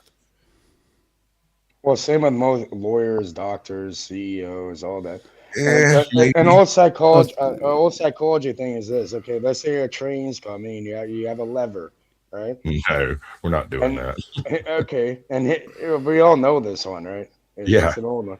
So it's like a sociopath would be like, we're just gonna not kill the most amount of people, kind of thing. If you have to do the lever, all right. So you're gonna hit 5 people, or 1 person gets hit. Just change the lever up. Or you got like a dozen people there, or just 1 person gets hit, even yourself. Yeah, what are you gonna do? What you're gonna leave it alone? You're gonna put the lever left or right? What are you gonna do? I think you've misunderstood the point of that particular thought experiment. It's not to teach you what is right and wrong. It's to teach you that not making a choice is also a choice. Yeah, you don't have to make a choice. Just let it happen. Yeah, no, but that is a choice. Now, here's the way I parse out that particular thought experiment. In the thought experiment, you didn't set up the lever. You didn't kidnap the people. You didn't crank up the train. You didn't turn it on and send it down this track. You didn't plan any of it. You just magically spring fully formed from Zeus's forehead into a circumstance where you are left with a moral conundrum of life. One person versus 5 people. I'm one of those people who take no responsibility for anything that's taken place before I arrived on the situation, and I will then attempt to figure out the best way to save as many people as possible. What I won't do is play the game. I'm not touching that lever. That's probably the best decision. Just you're not. Hear me out. There is one person on the track that gets killed if you wait. Is it 5 that get killed if you do nothing? I don't know. It depends on where the train's going at that point. Sure. But what I'm saying, in the thought experiment, I think if you do nothing, 5 people die. But if you do something, only 1 person dies. Right. So yeah, it's either you choose for 5 people to get killed, or you choose 1 person getting killed, or you don't choose and 5 people get killed. So technically, you've chosen for 5 people to get killed. Right. What if you switch that around though? You can't, because if you switch it around, doing nothing is the more moral choice without any question, because you take no moral responsibility for the circumstances that put you here, along with no moral responsibility for the 1 person that dies. If you flip the switch, you're just killing 5 people. That's why it has to be. Experiment, or the other one where they did electrical shocks out of people. And it wasn't even like a real electrical shock. They just played like an. And most people, if they're told what to do, they'll fucking just do it. If somebody authority, they'll bring up the voltage to the point where people are like, sure. What was that one called? I forget. I don't know. I prefer to go over the Stanford experiment. I think it tells more, because that one's a good one too. The deal with the electrical shock. A lot of that was not shown in any of the videos or any of the studies or any of the testing or any of the after action reports, was the fact that before these people were put in the room to make these decisions, they were given a full readout on what would happen if they failed to perform properly. These people were, and Stanford experiment has the same problem with motivation, right? Their motivations weren't clean. They were not acting altruistically. They were not acting on their personal beliefs. They were paid to perform an action. Yeah, they're all paid. The causes are paid. And you right, see how that brings up that brings up like excuse me. That brings up what Slapping the Bird's Ass said earlier about motivation, right? Because there's no reward. If you play of course you're going to cheat at the game, because there's no rewards. There's no big reward for if you don't cheat. So people aren't motivated to complete the game without cheating it. They're just motivated to get the rewards, and that's what's happened with Ark Raiders, right? People are somewhere at some point the switch has flipped, and a couple of people realised, hey, look. There's all these trusting people walking around with all this kit, and all we've got to do is pretend we're friendly, and then we can wipe them out and steal all their kit. And it's just a game, man. It's just a game. Like, what does it matter at the end of the day? It's just a game. I think I watched a couple of videos over the weekend about saying it's a social experiment and we've failed it. We have failed this social experiment. We were given an opportunity to play a game. Because the motivation is in there to fuck over other people. It's built into the game. It's built in. It's built into the game. It's built into the game. No, right. When everybody started playing it, the idea was that it was what's it called? A PVE, right?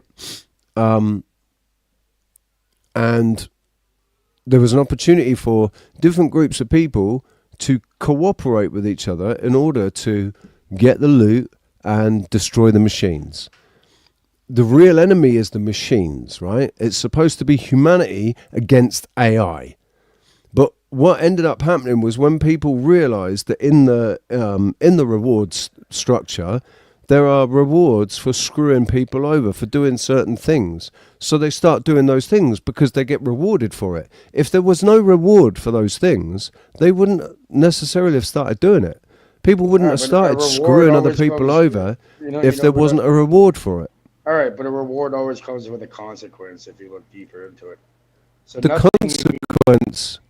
consequence, dude, is that the community within the game has broken down and no one trusts each other anymore. It's happening in 4 weeks. What's happened to humanity happened in this game in 4 weeks. So, all right, well people have been there. We failed it because gamers were given an opportunity to play a game where it was just humans against AI, and we share the loot amongst ourselves.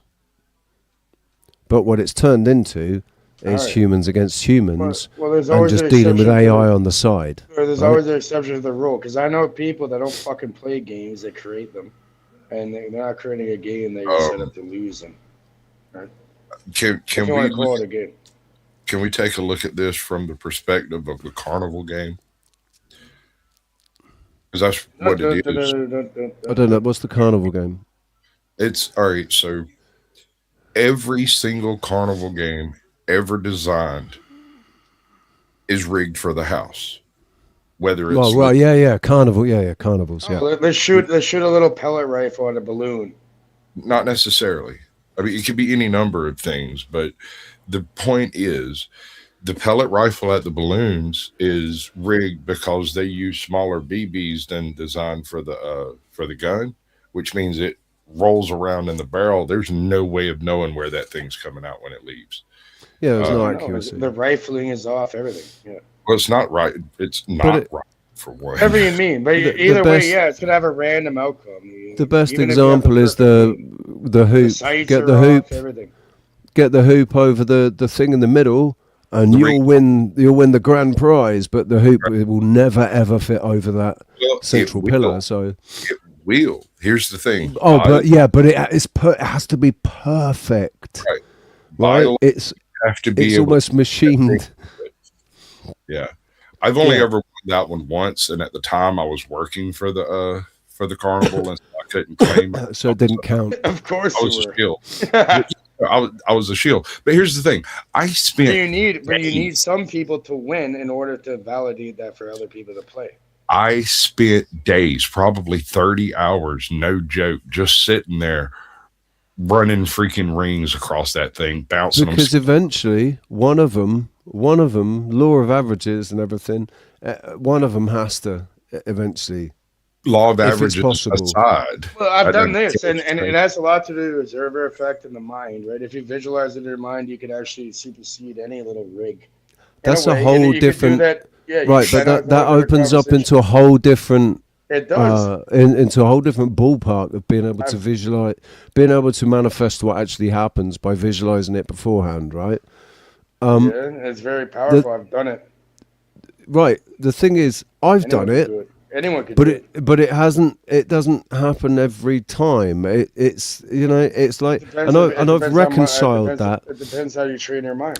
I've reconciled that by saying, yeah, okay, doubt is something that plays a part in it, right? And I can't stop the cheeky monkeys putting doubt in my mind, right?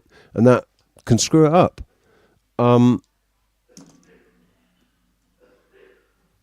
It gets pretty complicated. I know it's gonna hurt your fucking brain. But yeah, it is possible. I've done it before. For example, just in nothingness. You fucking crack me up, you know that. I'm like, it's gonna happen every fucking time. It's unbelievable, mate. Unbelievable. I know it is. You get some coffee, brother. I'll entertain the peanut gallery for a minute. Thank you very much, mate. Yes, sir. Are they fried or are they candied? The peanuts? I couldn't tell you. Yeah, what kind of peanuts? Are they salted? Don't eat peanuts. I don't either. I'm allergic to legumes. No peanut butter? Very, very rarely. I grew up living off of beans and peanuts and stuff that I shouldn't have ever been eating.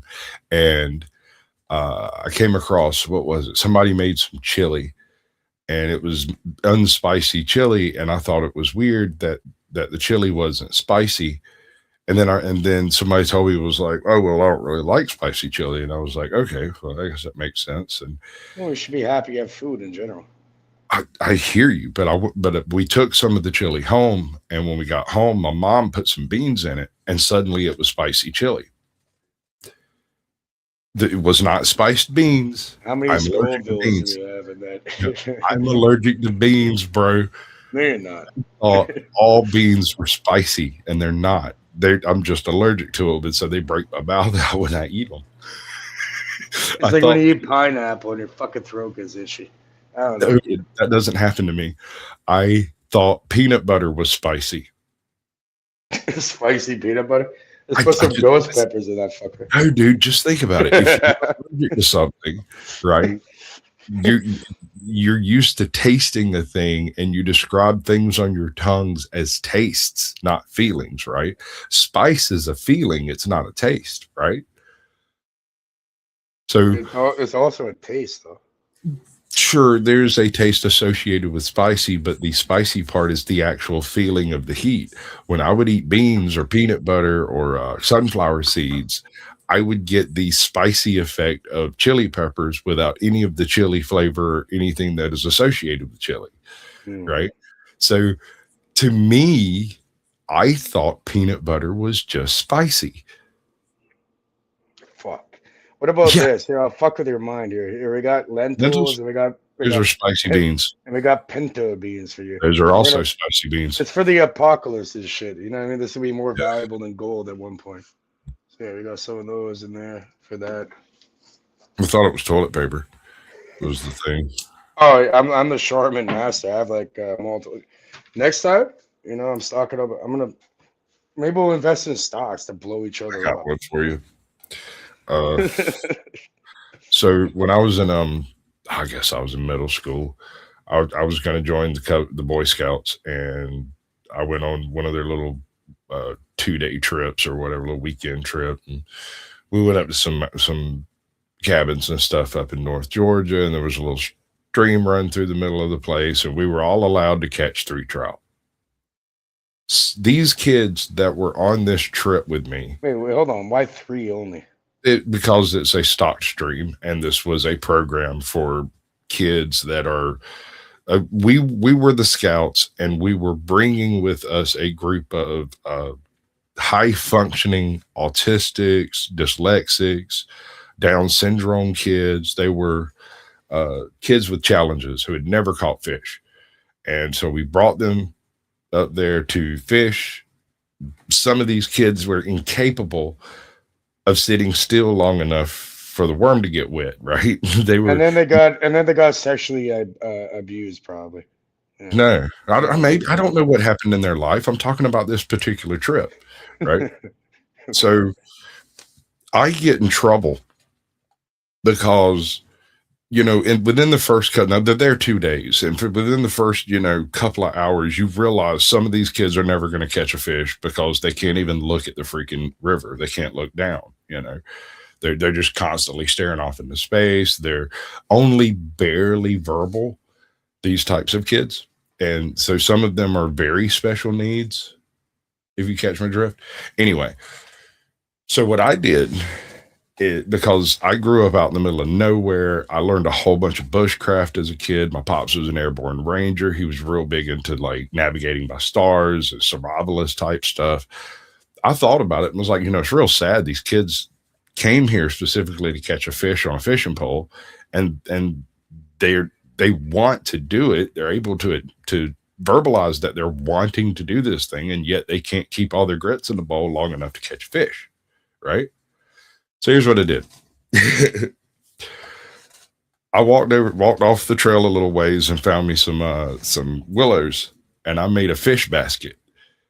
And then I went upstream from where they were fishing, dropped the basket in, and then walked after some fish were in the basket. I walked down the stream, and all of the kids that were too scatterbrained to be able to keep it going, I just pulled their line in, hooked the fish to it, tossed it out there without saying anything because, I'm walking along with a fly rod. You set up a trap upstream.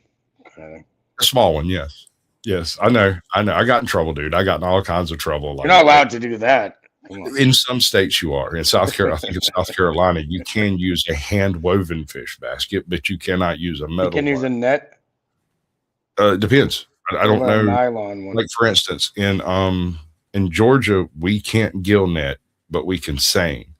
In South Carolina, they can't gill net, but they can't seine. They can gill net, but they can't seine. Right. In other words, in South Carolina, you have to put up your nets between two poles, and you can't pull them. In Georgia, you have to pull the net, or it doesn't count. If it comes to survival, you're allowed to do whatever the fuck you want because this is nature. And But here's the thing: look at it this way: if you go out there and do something illegal trying to get food, and they charge you with it, you get arrested in 3 meals a day. You survive. Oh, okay. Well, there you go. Problem solved.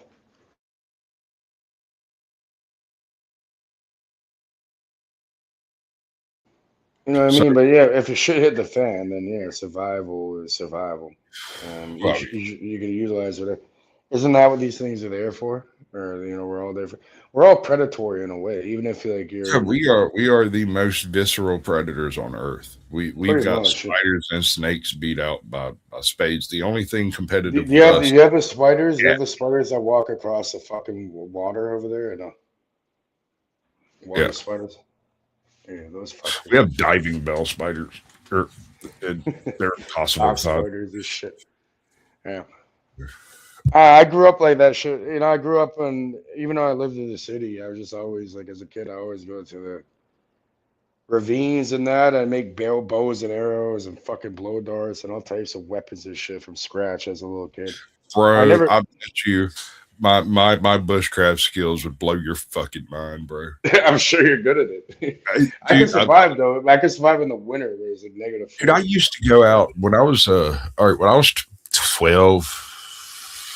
When I was 11, my mom was in the hospital a whole bunch. My dad was working all the time. My older brother had moved to freaking Corpus Christi, and so it was like me and my sister. My sister was 15, right? And so she's no help. During that summer, I will never forget. I would come home. I had a canoe. All the freaking camping gear you could possibly imagine. Most of it was 20 or 30 years old, but it was perfectly functional. Ugly as hell, bro. And when I got out for summer break, I came in, everything happened. My mom ended up in the hospital. Suddenly my dad's back and forth from Augusta and work and trying to feed kids and shit. And it's just, he can't do it. It's too much. Right. And he comes home one afternoon. It's about a week after my mom went to the hospital. And I told him, I was like, I'm going to go camping. And he's like, all right, I can't stop you. I've got to go back to Augusta. I said, I know. But listen, I'm going to go camping. I'm going to come check in every now and then, and I'll just stay there until this is done. And he's like, no, you don't have to do that. Look, I can call your aunt up. You can stay with her. I'm like, no. I was going to do a 2-week trip anyway. So I'm going to go find me a really good camping spot. I'm just going to stay there until, and I'll let you know where it's at. And I'll just stay there and do that. And I got several groups of friends that are coming through wanting to camp, and we're all going to do the thing. And instead of doing it spread out over the next 3 months, we're going to do it over the next, month or two. And he's like, okay. So there's always going to be somebody out there with you. I said, almost all the time. I mean, when there's not, I'll come back here and check in and see how things are going. But I'm going to leave you a map to where I'm at. And he's like, okay, fine. Just be careful. And I said, cool. And I go out there, and for the first week, there's no one. Nothing happens. I wake up in the morning. I check all of my lines, gather up whatever fish I need, release the ones that I don't. I cook, go out in the afternoon, check my lines, cook, a week, maybe a week and a half. I lose track of the days. I have no idea what time it is. I couldn't tell you what month it was after about 5 days straight, right? It's just you get into this cycle of doing all the things that need to be done so that you can eat, drink, have safe water, all of the stuff, right? Which that was one thing. I think he went and dropped off like 4 or 5 cases of water the day after I went out there. It was really funny because I had forgotten something. I don't remember what it was I forgot, but I had to go back to the house to get something. It's like a 6-mile fucking hike to get back to the house from out there. So I rode my happy ass over to the bank. And when I get to the bank, everything I had forgotten and 3 or 4 cases of water were stacked up on the bank, which was cool as hell. Oh yeah. Also, there was some like freeze dried shit that had also been stacked there. He did what he could, right? He basically called up Buddy, who is he's a hike instructor for like a survivalist instructor. And I think he's the one that brought everything by because it was absolutely everything you could possibly need that he knew I might not have. So it wasn't like fishing poles and stuff like that, you know. That was a blessing at that point. Yeah. Oh yeah, definitely. But after about 2 months, my mom was in the hospital for like 2 months and a week. And after about 2 months out there, this rumor went around that I was dead, that I had vanished, that no one knew, right? Now, here's the thing. I had eaten by a Sasquatch. My dad's friends, my sister's friends, my brother's friends knew where I was. They were coming by and checking on me almost on a daily basis after that first 2-week period. Once they knew exactly where I was, they were showing up, you know, not every day, but there'd be somebody come by the camp at some point in time during the day. It's like a fucking half-mile walk to get back there. So you weren't too far away then. Well, the thing is like it's 6 miles back to my house. And you know what? Sasquatch? Bro, you know what? It reminds me. I think it reminds me a lot of my life in a way. It's not that extreme because I was, but yeah, like the whole mom in the hospital, the dad, you know, and doing his thing. Well, yeah, it sounds kind of familiar to me. And I learned on my own. You do what you got to do, bro. That's what it comes down to. You do what you got to do. There's a line. I think it's from The Gladiator, or it might be from one of the Spartacus shows. But there's a conversation between these two guys. One's a slave, and one just became a slave. And he looks at him. He goes, "Well, what do you do?" And the guy looks him straight in the face and says, "Well, most of the time, I do what I have to. Sometimes I do what I want to." And he goes back to fucking cleaning the goddamn shelf like it was a Tuesday. Right? I do what I have to. Wasn't that an amazing experience that created who you are today? It was an amazing experience that, well, yeah, I grew up like that a lot. Nothing wrong with that because, yeah, you wouldn't be who you are today. So it was a great learning experience. Like all this fucked up shit that I had to go through as a kid, I would not change it for anything. The fuck? Let's go again. Well, look at it this way. My family's stoic. I'm a talker. My family can sit in a room, and I'm talking 3 generations of my family can sit in a room, and 2 of us will talk. It'll be me and one of my sister's kids who's like me. He's loquacious. He's wouldn't go as far as saying a social butterfly, but he has that pressured speech where he has to communicate with people, or he feels like the world's not happening, right? So you have 25 people sitting in the living room, and 23 of them are all playing on their phones and watching some race or something happening on TV that nobody cares about at all. There's maybe 15 words said in the entire 4.5 hours of the little reunion. And all of this is directly related to something that needs to happen faster than sending a text would handle. So, hey, hand me that glass. This is loose. Hand me a screwdriver. That kind of stuff is perfectly okay to speak about. But what you did yesterday, what you have planned in your future, and what you dreamed last night, none of that is acceptable. Small talk is How does that make it easy? But what's the weather like over there? No. You will get looks of absolute horror from these people. Every single hit, you start talking, they're going to listen, but they're going to listen so hard it's going to make you self-conscious of the fact that you're the only person who's spoken. It's disturbing. And I had no idea the thing. You better have something good to say, man. Yeah. And here's the thing. If anything else is going on in the universe, and I don't give a fuck anything else is going on in the universe, and one of these people starts talking, you need to stop the universe and listen. Because what they're going to say is going to be absurdly important. Because otherwise they wouldn't say it. It's funny, isn't it?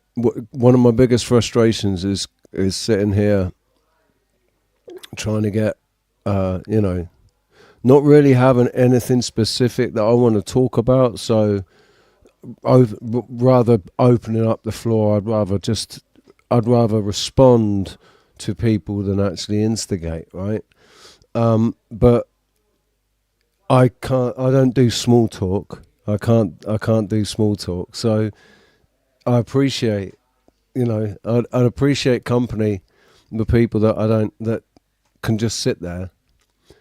It's just online. It's online. It's sitting there in silence. There's something wrong. No, it's like this weight. It's like this weight that just starts to push down. And it's like, I get what you're saying. No, I'm just saying here's the thing. This is the difference. Online, you specifically go there to communicate, to either impart information or absorb information. And to show up in a place and not speak is very out of character for an online space, right? In my father's living room, I will sit dead fucking silent with the rest of my family. In fact, if you just wandered in and didn't know anybody, you'd know immediately that I'm a part of this group. Anywhere else on earth, and it's funny, I've had some friends point this out to me, that depending on who's in the room, I'm either more or less loquacious. Yeah. Right. So I would literally be at it was pointed out to me at a bowling alley one night. I was at a bowling alley, life of the freaking party. We're having a big old good time. Some of my cousins and my uncle come in and they pop the lane right next to us, and then realized and you went zip. Yeah, the very second I realized they had walked in, I stopped the joke like mid punchline. And I was like, and then she walked in and just sat down. Well, nothing is ever silent. Everyone in the group sat around looking like, what just happened? They couldn't see anything that should have had that type of effect. We bowled a full set. We go back over to the arcade, and in the arcade, poof, I'm back to talking and laughing and joking, and it's all funny. Finish the joke. No. It wasn't that thought out. It was completely unconscious. I did not realize I had done it. It just happened. Just mid sentence, stop, turns. It was my turn to bowl. That's where you're conditioned in your family. It was my turn to bowl. Yeah, well, that's your turn. You better strike that. Don't fucking split it up. You fucking strike it one fucking bowl. But either way, the funny thing about this is that since you're a musician, 007, there's something called 4'33". It's by John Cage. It's taught at the highest levels of musical theory. And the entire song is complete silence. That's it. Literally. That's the whole song. We've talked about this before. We've talked about it before, which reminded me of what he's saying. It's like the French film Blue or whatever. It's just a blue screen for 2 hours or something. It was just a fucking blue screen. But there's always communication in between the minds, right? So if you silence the voice, and then you get, it's like telepathy, whatever you want to call it. All minds are interconnected, so you're gonna hear a lot more through that people want to ignore. You ever seen the hardest puzzle on earth? What is that? The grape escape. The grape escape. The grape escape. It is, get this, it is something like 7,000 pieces or something. And they're the same pictures on the front and on the back, except on the front, the grape is in the bottom right-hand corner. And on the back, the grape is in the bottom left-hand corner. And they're offset on the cut tiles. So you'll find 50 tiles that have a bit of purple on them and a symbol of grape, but you've got to flip them over to figure out how to make the grape. After that, it's an entire white field. Think about it. It's several thousand pieces that are interchangeable. They're not cut uniquely. You can just flip-flop them however. So here's the thing. There's a shading difference between the white background and it's a different grape.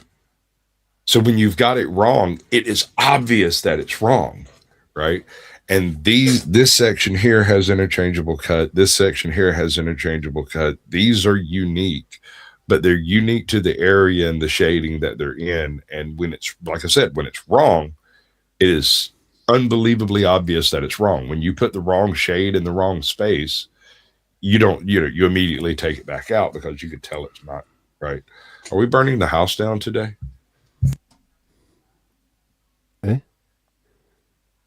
Homeboy's over here birded an owl, and I kind of just a fucking owl, man. You know yeah. What'd the owl do to you? Nothing. The owl was not getting fire. Come on, dude, this is Cage. He likes to do things for effect. But the owl is a nice bird. Hey, the owl is it's one of my favorite birds, man. The owl is one of my favorite birds. This little thing that everybody's wondered what's around my freaking neck is a little silver owl. Of course you have the owl. I know you and I are more alike than you can even imagine, buddy. I can just tell from what you're saying. Welcome back to the owl, man. Yeah. I'm trying to find this thing I saw the other day about this guy talking about the Rubik's Cube. The weight of Rubik's Cubes? Yes. Okay, yeah, no. Yes. Crazy. Here's how it goes. Did you see that as well? Or did you just know about it? Like, it's like a 10,000 device. I know what you're talking about. So the people are solving Rubik's Cubes faster and faster every year. Eventually, they'll be able to solve it in negative time, allowing Mattel, the creator of the Rubik's Cube, to go to the past back in time. The Rubik's Cubes that were made to sell in the future so that it's 100% profit. But the problem with that is that so many Rubik's Cubes will then be available on the surface of the Earth that it would cause the Earth to collapse in on itself, destroying all of civilization. Oh no. Look at OTW. Get up, you fucking French Canadian. So what we're going to do is we're going to solve the Rubik's Cube's negative time first, so we can go back in the past and replace the Rubik's Cube with something lighter so that the Rubik's Cube's apocalypse never takes place, creating an infinite grandfather paradox and destroying the universe finally. Oh no, you can't destroy something that's infinite. It's the universe. This is the danger of thought experiments. Quite often, thought experiments have nothing viable to do with real life. It is, in almost every case, some level of perceptual measure, not a level of right or wrong or correct or incorrect, but the way you view yourself in a position. Are you the arbiter of your own fate, or are you just doing what God tells you? Are you the slave to an external locus of control? Yes, man. No, I think it's a mixture of both, really, right? So there is a limitation between any infinite amounts of possibilities, yet the observer has like their own choice. It's like the choose your own adventure book. I've been saying this, but not really. It's within a limitation called the algorithm. We can now verify that decisions are made inside the connective tissues of your brain before synapses, dendrite junctions. Sure, but it's before you make a decision consciously. We can see the brilliant firing of all the neurons, and they can identify a particular pattern as being a decision. Well, I know exactly what you're talking about. For example, flip a coin or roll a dice. You know, your mind already projects what it's going to be before you actually physically see it. All right, so it goes to like superposition, right, and all these different things. If we go into quantum mechanics, and again, it gets a bit woo-woo, but yeah, it's actually happening before it's there, which is bizarre. But how is that happening? That's the question. I think we've gotten a little off the rails on this particular. It's not so much projecting the future as it is that we don't make decisions based on new information. Decisions are already made in our mind. We access the information of that previous decision that was made. So it's determinism versus free will, right? Well, it's the old. You might figure it out if you let me finish the sentence. Okay, sorry. Welcome back, Cage. Back to the welcome. What is up, OTW? Go on, finish. I'm listening, Sass. Sorry to interrupt, man. So the way it actually functions in real life, rather than it being precognitive decision making, it has to do with a pattern recognition that something similar has happened before, and you've already made a decision based off some very similar information. And so your brain accesses that previous thing without any conscious awareness that it's taking place. And then when you make the decision based off of this information, it's calling back to that previous decision made. And so are you alluding to it's a subconscious program that's been written into your own acumen? I'm not alluding to it. I'm stating that your previous lived experience influences your current decision making to such an extent that you don't consciously make the current decision. It's made on such a base level. Which is why, I mean, that's kind of an element of waking up, isn't it? Is you get some awareness to the fact that, you know, like I became aware of the fact that I was programmed, that, you know, my responses were programmed responses to things based on information that had been given to me and I'd accepted as true, right? But can we not reprogram? Can we not reprogram through repetition? But it takes a lot of conscious effort for you to do the shadow work of reprogramming your automatic responses. And you can easily do it, though. Anyone can. Yes. No. Well, technically, theoretically, but actually, no. Not everyone can, right? Not everyone can. Not everyone. No. The potential is there for everybody if they really wanted to. If somebody doesn't have independent, right? If somebody doesn't have inner dialogue, right? The ability to sit here and talk to yourself in your mind and expand on ideas and all of that, right? There are people that testify to not having that inner dialogue. It's been recognized in I don't know if it's in psychiatry or whatever. They've recognized the people that don't have this. That people that don't have this inner dialogue. Is that possible though? I don't. Yes. To those of us that have inner dialogue, it seems like impossible because we've always had inner dialogue. So why? What would it be like to not have inner dialogue? Is this an idea of like an NPC? Yeah, well, that's the derogatory term utilized for people who don't have an interior monologue. But these people who don't experience interior monologues are utilizing more abstract methods of thought. They think in three-dimensional objects and in places, locations, and situations. Like you hear about people who can smell a smell when you say the word, right? Mm-hmm. It's likely the person doesn't have an interior monologue. They are much more tactilely in their subconscious space. It's called clairsentience. Freaking projection, and they don't necessarily talk their way through it so much as they imagine their way through it, right? You can program. Interior monologue is lost, but the same type of thought processes are utilized in decision making. Maybe it's just not. I think it's always there, but it's not consciously. They're not consciously aware of it happening. Sorry, Rich, I interrupted you. That's all right, mate. Do you know, I was thinking the other day about memory. I was thinking about my memories, and just being honest with myself about my memories, right? I have these memories. I have these vivid memories where I can, in my mind's eye, disappear into that situation, right? And I'm in that situation, and I can feel it, sense it, whatever, in my memory. But there's no clear. It's not like watching a movie, right? It's not. There's no linear time in those memories. It's these. I don't even. It's like moments, right? And all of those moments are pieced together into this memory. And I heard in the last 6 months, I heard about that when you remember, you're only remembering the last time you remembered it.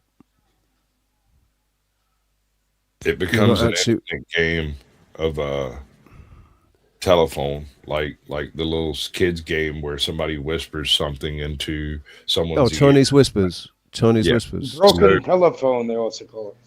So your memory is a recall of recalling your memory. That is a recall of recalling your memory. And as with Xerox copies, they're not quite as sharp as the original. Yeah, if you were to put the original up against the current one that you have, it would be different. Yes. And your memory, and this is for almost everyone, even people with superior memories are completely fallible. A lot of your memories are just filler. You remember the shape and context of the event, and your brain just assembles the rest of it from what must obviously have happened, and it's almost always wrong on detail. Almost, depending on the individual, but yeah, there's studies that have proven this. For example, with crimes, right? Something happens to you. Oh, this guy was wearing this type of clothing, or this individual, and yeah, most of the time you're completely off. You know, body cams prove it. Yeah, like you're saying, a lot of the time it's completely off. It's just your mind has a funny way to do that, because you cannot remember every stimuli around you. And then it has a lot to do with apophenia and training habits. There might be, because it's possible to regress people back through hypnosis to remember details that they might not actually remember in their conscious memory, right? So I think it is possible that our eyes and our ears and our senses do record all the data that's being absorbed by by you. It is there. Everything that you can hear, everything that you hear in the moment, and everything that you see, everything you taste, everything you smell, all of those memories are stored, but it's our access to them. I smell non-burning owls right now. OTW, why don't you come up and join us, dude? Yeah, come take my place. I'm fixing to bounce. Yeah, why not? We'll do fucking musical chairs. House of Bad Influence. Mine never shuts the fuck up. Me neither. So the brain is created for pattern recognition, and if it cannot find that memory, it'll fill that memory in. And actually, your brain is electric, right? And it's electrically labile, meaning, let's say you get hit with electric shock right now, like about 15 to 20 or 10 to 15 minutes, or even 15 to 20 will be removed from your memory. They call it amnesia. And so there's ways to do it. It has a lot to do with electromagnetic fields, magnetosomes, magnetite. You know what about Cage? Cage has absorbed an absurd amount of fucking information. He just has no idea where it's useful.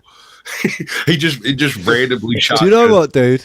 I swear to God, you just read my fucking mind. If you get to, we're all reading each other's minds. I swear to God, you just read my mind. The 7.83 hertz. See, here's the thing. I want to fight back at him. I want to argue with him about it. But he's exactly right. He's even using the right terminology. It's just so out of place conversation that it doesn't make any sense to anyone who doesn't know these words. I know. I've studied this stuff extensively for many years. Right, it's I've thought about this a lot over the last sort of 6 weeks or so, and I think it's just because it was his age. He's only a young lad. He's 30. No, he hates me calling him a pup, but you know, he's 31 or 33 or whatever it is, hood, right? So you're you're walking around as a 31-year-old man. You're walking around 32. 30, well, whatever, 31, 32, 33, it doesn't matter. He's still a pup, right? I ain't no fucking pup, buddy. But oh God, you made me fucking forget what I was saying. But then you're that okay, right. So I was not awake like you, man, and I had a fucking some serious shit happened to me when I was 23, right? When I was 31, I was still dealing with that. Basically, I was still kind of dealing with that, and I'd fucked my own brain up with ecstasy and cocaine and fucking marijuana and amphetamines and whatever I could take to escape the reality that I was in. I didn't wake up until, I was 35 or something. I didn't properly really wake up until I was gone. When I really started thinking about things properly was past the age of 35. And I didn't feel like I didn't start to understand it until I was in my 40s, right? But if I'd known what you know, if I'd known it when I was 31, I would have been the same, right? Because as adult as we think we are when we're in our 30s, remember how adult you felt when you were in your 20s, and then in your 30s, and now in the 40s, it's starting to feel like oh fucking hell, I am actually an adult. Hang on, I'm a fucking old man. What the fuck, like, dude? I don't think I recently did Father Christmas pictures. That was a hit to my ego, bro. When I saw the pictures and went, oh dear God, I went and trimmed my beard.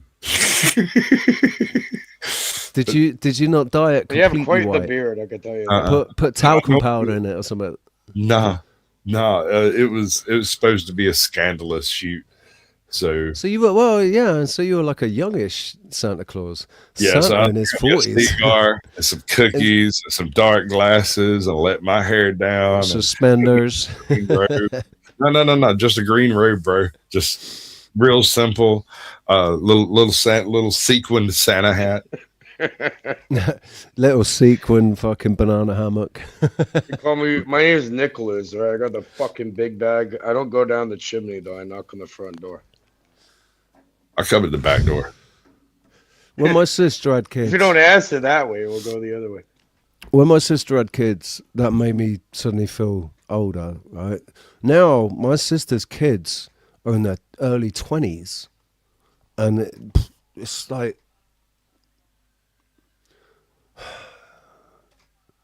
I still don't feel like an adult, man. But you feel like you have more time in front of you than you have behind you. And you know that is unlikely the case. Right? I think I can explain why. I don't think about it. I don't really think about it in that way, because I got this feeling.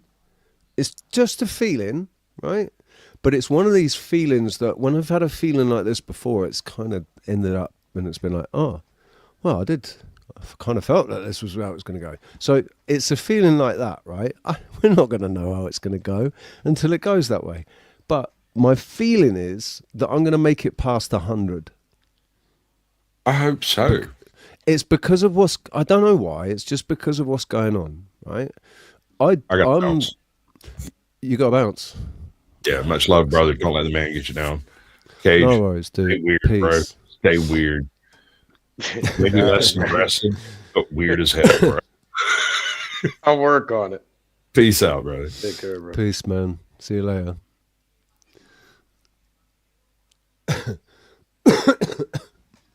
I forgot what I was saying now. But we had Dominic Ware's memory stored, according to neuroscience and the works of Laurentian University and many others. Apparently, it's stored in the Earth's magnetic field. And we're all, for example, how does a carrier pigeon, how do these animals navigate? Like a fucking penguin, how does it go to Argentina back to the South Pole? This Mandelbrot, this is why like I've still got time for Cage. He can be really annoying, right? It can be really annoying because he talks over people and he blurts these things out, and like Sass said, like the information he's giving, I've come across it myself before, so I know what he's talking about, and I know it is actually, I can't. Yeah, you're absolutely right, but it doesn't always have. It's not always relevant to what we're talking about, or it's just. It is esoteric knowledge that most people just don't have a fucking clue about unless they've read certain books. And so it's a bit, it's just, that's why some people don't like Cage and don't go on with him, because he seems like a know-it-all, right? Like, he's done that and he knows that and he's come across that and he knows about that, right? But the most annoying thing about it is that he does actually seem to. He does actually seem to know about somebody. So it's like, yeah, but he does know. Should I hoard it to myself like, and utilize the only reason I can say he knows it is because I know it too. That's the thing about knowledge, right? That's the key thing about knowledge, and they kind of bank on this. Knowledge is only deemed knowledge if somebody else knows it. And they can agree. It's like reality, right? Reality will only be reality if other people agree that it's reality. If they don't agree on it, then it's not. If it's not real to them, then it's not reality. And it's the same with knowledge. If somebody doesn't know, if Cage shares some information with somebody that doesn't know that information, then as far as that other individual's concerned, what Cage has done is just voice an opinion about something that he thinks he knows about. But if the person has also come across that information and they also know it, they can say, oh yes, I know that too. That's knowledge. Right? So I can agree that he's got some knowledge because it's knowledge that I've come across and I also know it, or think I know it, or know parts of it. Dom, how you doing? Pretty good, Rich. Hope you're doing. It sounds like you're doing okay. Thanks. Yeah. Yes, I'm not going to speak anything else into my reality other than health. I'm doing splendidly. I've never felt better. No, yeah, I spent 3 days with a fever and just really bad fucking headache that did not want to go, and I didn't have any painkillers, and because I was in bed all day on Friday, I missed the pharmacist, and they weren't open all weekend, so I couldn't get anything. And then today I felt marginally better. So like I feel much better.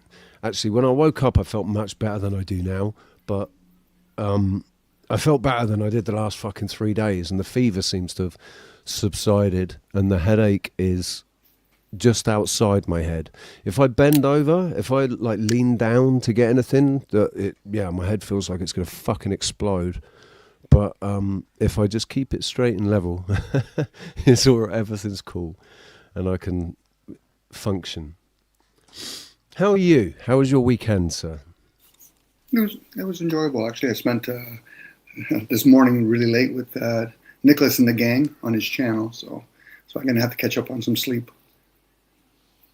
Have you still not gone to bed? I did for about 3 or 4 hours. Well, I rested my eyes. It's a backstage thing. It's not public. I don't even know how long I slept. I slept a lot over the last 3 days. Friday, Saturday, Sunday. I did too. For 18 hours a day or something. Man, that's why I'm not even tired anymore. I think it's just the best thing to do. If you've got a fever and a pounding headache, just try and go to sleep, man. That's all I ever do is just try and go to sleep it off, and hopefully I'll feel better when I wake up. Have you ever looked into the middle pillar? The Art of True Healing. That's a short. About the middle pillar, man. It's been. I don't know enough about anything. Let's be real. I don't know enough about anything. I think I know about stuff, but knowing things and doing something about it are two different things, aren't they? Yeah, I've put it into action and it helps many people, but they have to be accepting of it. I mean, if not, I'll be blocked. Well, we do hear words, whether people use them or not. Hearing intently or listening intently. Some people just don't learn that craft. Music, for example, some people, Richie, you could probably share if you want, they can hear notes. They can hear a song and pick out. Can't tell you what those notes are, but yeah, I can hear notes. I can't tell you what those notes are. Like if you said hum an A, I could guess. I think that's A, but I don't know. It's probably C. This has a lot to do with the Art of True Healing in the middle pillar, because there's intonations, there's specific vibrations within sound, music, and all that, and they have specific effects. It's very interesting. Here, I'll throw it in the private chat. Maybe you could benefit. That's like cymatics and stuff, isn't it? It's oh yeah, it has lots to do with all that. Yeah, but here, go ahead next. Yeah, I was just gonna say this one's pretty short. It's only like an hour or something. Oh, I guess it's not very short. The real one's over like in audio format. It's like about over 11 hours. But this one kind of boils it down. And it could be used like to the point where the doctors tried saying my mother had a brain aneurysm, and I utilized my own variation of this technique, and her thing magically disappeared. For example, another guy on here that I've known for many years, Papa, call him Papa Hambo. He had like stage 3 or 4 cancer, and he's completely healed now and fine. And I played it on there and he utilized it. But it's when somebody it's interesting that this is a year ago. It was uploaded a year ago, but it's like just the first sentence, the first few words. It's AI, right? It's an AI voice speaking, and like I was saying earlier, it's just pissing me off now so much that everything's fucking AI voices or AI scripts. Well, I used AI to write scripts myself to see what it would come up with. Like I put in, it was a fucking long prompt, and I just wanted to see what it would come up with, and then I compared ChatGPT to DeepSeek, right? And but Chinese yeah, I mean, one thing it showed me is that I'm not going to do that again.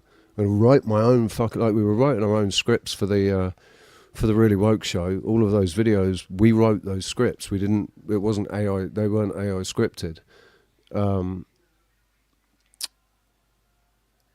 And yeah, it's too fucking obvious if you're going to use AI to script your work. I can see why people do it, right? It does save time.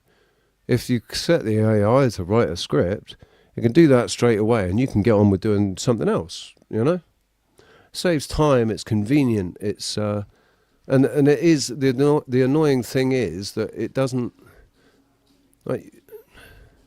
It's not like it sits there and just fucking talks absolute waffle or shit. If you put the right prompt in, you'll get the right answer. It's a word prediction It's all about the prompt, huh? software, right? Yeah, it's all about the prompt.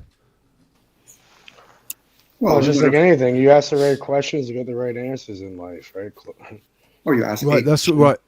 Sorry, Dom, go on.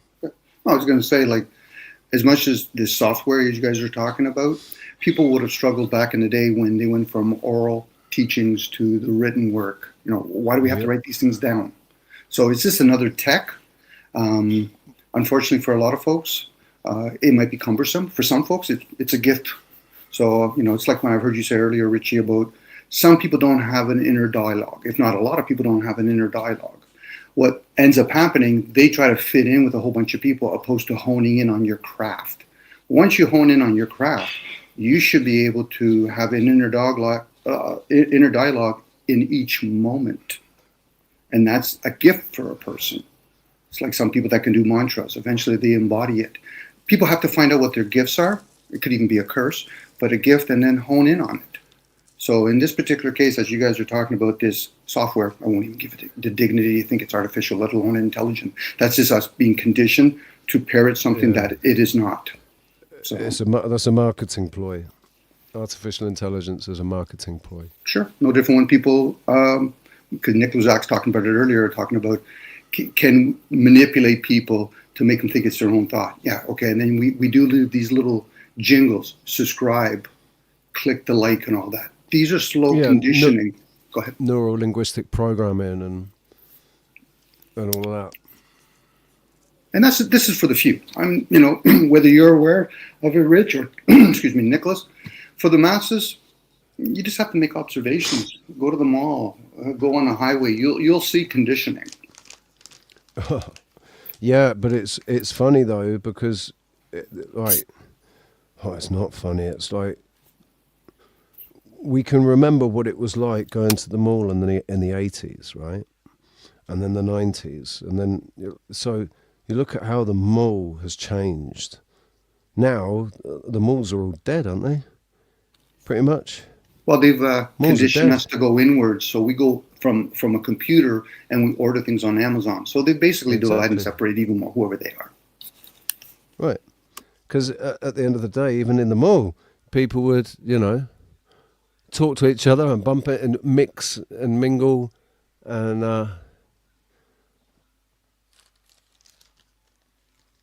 and it's opportunity to connect with somebody.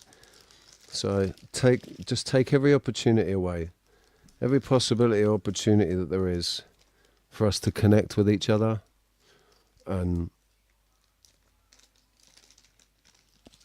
find any sort of cohesion. Well, we always had that opportunity. There's just a lot of people choose not to do it. It's not really taken away from us. It could be manipulated, but then again, can people literally stop a total stranger and they no longer become a stranger because you start talking to them? Or if you're Richie, you decide that you want to drop off at a corner and start playing music. I'm just using as an example, whether you do that or not. Some people will stop. If we start observing most people, they're going to say, why is that guy at the corner there? If they're being honest with themselves. But most people have forgotten how to be honest with themselves. Oh, people's perception of why you're in the corner there playing music. Oh, that guy's busking. Oh, that guy's a weirdo. Or, that guy's begging. Mm-hmm.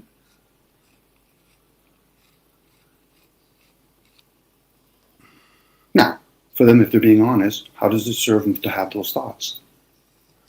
Well, those are the judgments that are made from first impressions. Mm-hmm. And we all... Well, the church teaches us not to judge, but we all judge. We make judgments every day. Otherwise, you're not going to get very far in life if you don't make judgments in some kind, in some way, on people, on things, on situations, on distances, on capacity, on all kinds of things. You have to make judgments. You can't get through life without doing it, right? True, and again, sports does that too. It's about outcomes, winning and losing, opposed to, can I just play the game for playing it? That takes effort. For a lot of folks, the motivation is for some outcome. You know, it's always fun when I hear my buddies or somebody say, you know, the bottom line is money. I said, I'll find out in a short period of time for you if it's the only line. I think if every football game, if every football match that was ever played was just a friendly, the football industry wouldn't be as big as it is. No, it wouldn't be. But then again, they also have to bombard people by saying, this particular football player is making so-and-so amount of money. This particular person married so-and-so. There's a lot of stories around that story. But for a lot of folk, because they've been conditioned, but for most people that don't even really play football, what can they relate to? Oh, I'm earning money, and they are earning money too? Or they're famous? I would love to be famous. You know, again, there's a lot of these webs that are around the story. And once you start observing, I'm like, wow, let's not be attached. You know, it's to be unattached to these outcomes that gives you an opportunity to expand it and maybe, form other attachments if that's what you really want. But we're also in energy with other people. So if majority of people that's surrounding one person or a bunch of people, their energy is to be somewhat asleep, you're going to be pulling against that energy. Especially if you start becoming vocal, because what you resist kind of persists.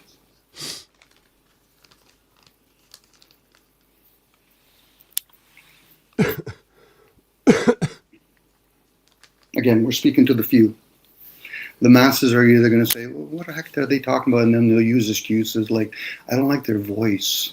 I don't like their icon. I'm like, really? That's where you're at? You're more or less nitpicking opposed to just hearing it for what it is. Being able to identify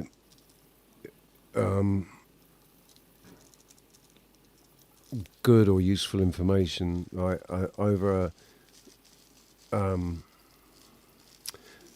right, so they put Alex Jones out there speaking a lot of truth and a lot of bullshit. And a lot of people don't listen to Alex Jones because they just can't stand his character. Absolutely cannot stand his character. So there's a lot of people missing information, right? And then you've got the other people that aren't able to discern what might be true and what might be just complete bloody fantasy out of what he's saying. You know, what we were saying about before about scaring people away from good information, they can turn people away from good information by having the individual that's sharing the information undesirable in some way to the people that, to people that information would be useful to or valuable. Well, it goes back to what you were saying earlier, Richie. Most people don't have an inner dialogue. I wish we would actually put the letter E in front of information instead of I, because information is in thoughts. What those things are distractions. Now, if it resonates with you, oh, he's sharing something. That resonates with me. So they've done something called afterthoughts. They've spoken about it. And then once they start saying, well, here's a guy named whatever, Jones. He has this many subscribers. They've already got them hooked, line and synced. Because it's information, not external. The senses loves to mislead itself, whether it knows it or not. Now, somebody could say, oh, yeah, but this is what the elite's doing. How can we confirm that? You would have to go inwards, and something would say, either A, I could lead you down that path, or how does it serve you to know about these inquiries? Right, exactly. Well, that's the where I got to with that stuff is like, well, even if it is happening, what exactly am I going to do about it? what exactly can I do about it? Get another book. Well, I can scream from the rooftops and tell everybody it's happening. Is that going to stop it happening? No. Just recognizing that it's happening could be potentially ensuring that it continues to happen. Mm-hmm. Right? So it is, yeah. Like what I said this a while ago. Unless you actually personally know somebody that's been to one of these eyes wide shut parties and been, had interactions with frickin' Bill Clinton and whoever, P. Diddy, whatever, we're never going to know. We're never going to know if it's real. We're never going to know if it is real, what happened, right? It's like history. It's like fucking anything that happens that you're not actually there and part of. All we ever hear is stories about this and stories about that. Narratives and stories. None of those narratives and stories need to even be true. Because it's all fodder for the imagination, right? And to create confusion amongst people that that want to talk about it.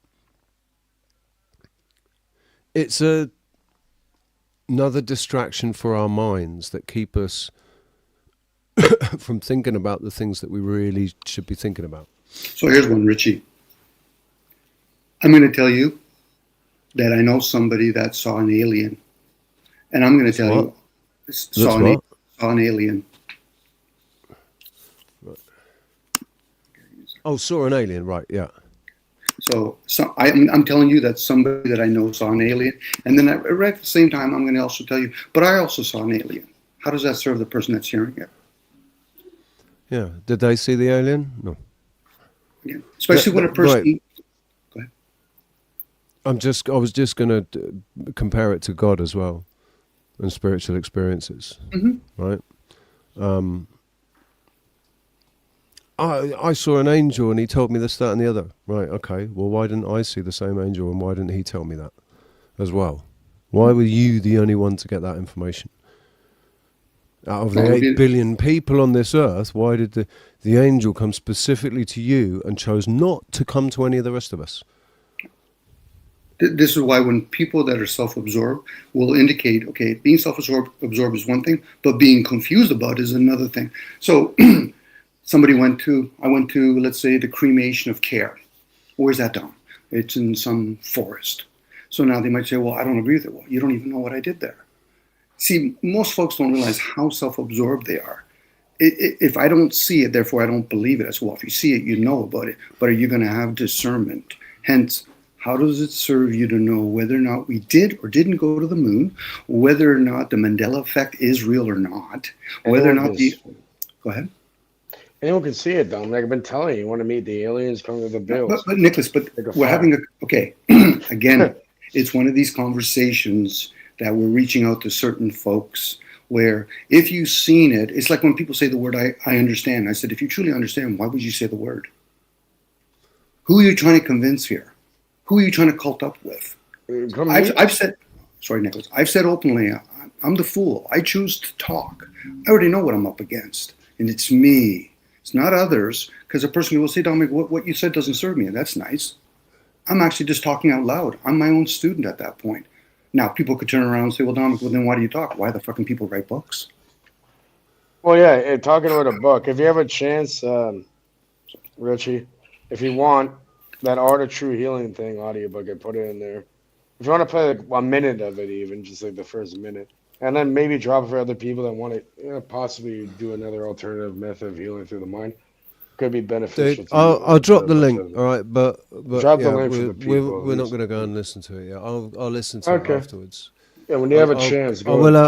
No, I've got it up. I've got it up on a tab. It's ready to play, but I'm going to play. I want to actually listen to it. Have a conversation. We actually are having a conversation right now, Nicholas. We are having exactly. We're having a conversation right now. I know we are. I know. I'm not trying to distract from that, but yeah, I think it could be beneficial. Well, for people that are easily distracted, you are aiding that. I'm not saying I'm being distracted, but it's kind of like me and Richie and you could elaborate on a lot of topics. I appreciate the fact that you drop something in the link. Sometimes once you do it, you could probably privately say if you want to play it, if you want to, because Nicholas, you have your own channel too. Well, I don't do anything publicly. No, I know. I get it. Especially we have YouTube where if people are inspired to get information, something will tell them, okay, go to YouTube, click onto this channel. We're going to have everything ready for you. It's not like as though this information is secret.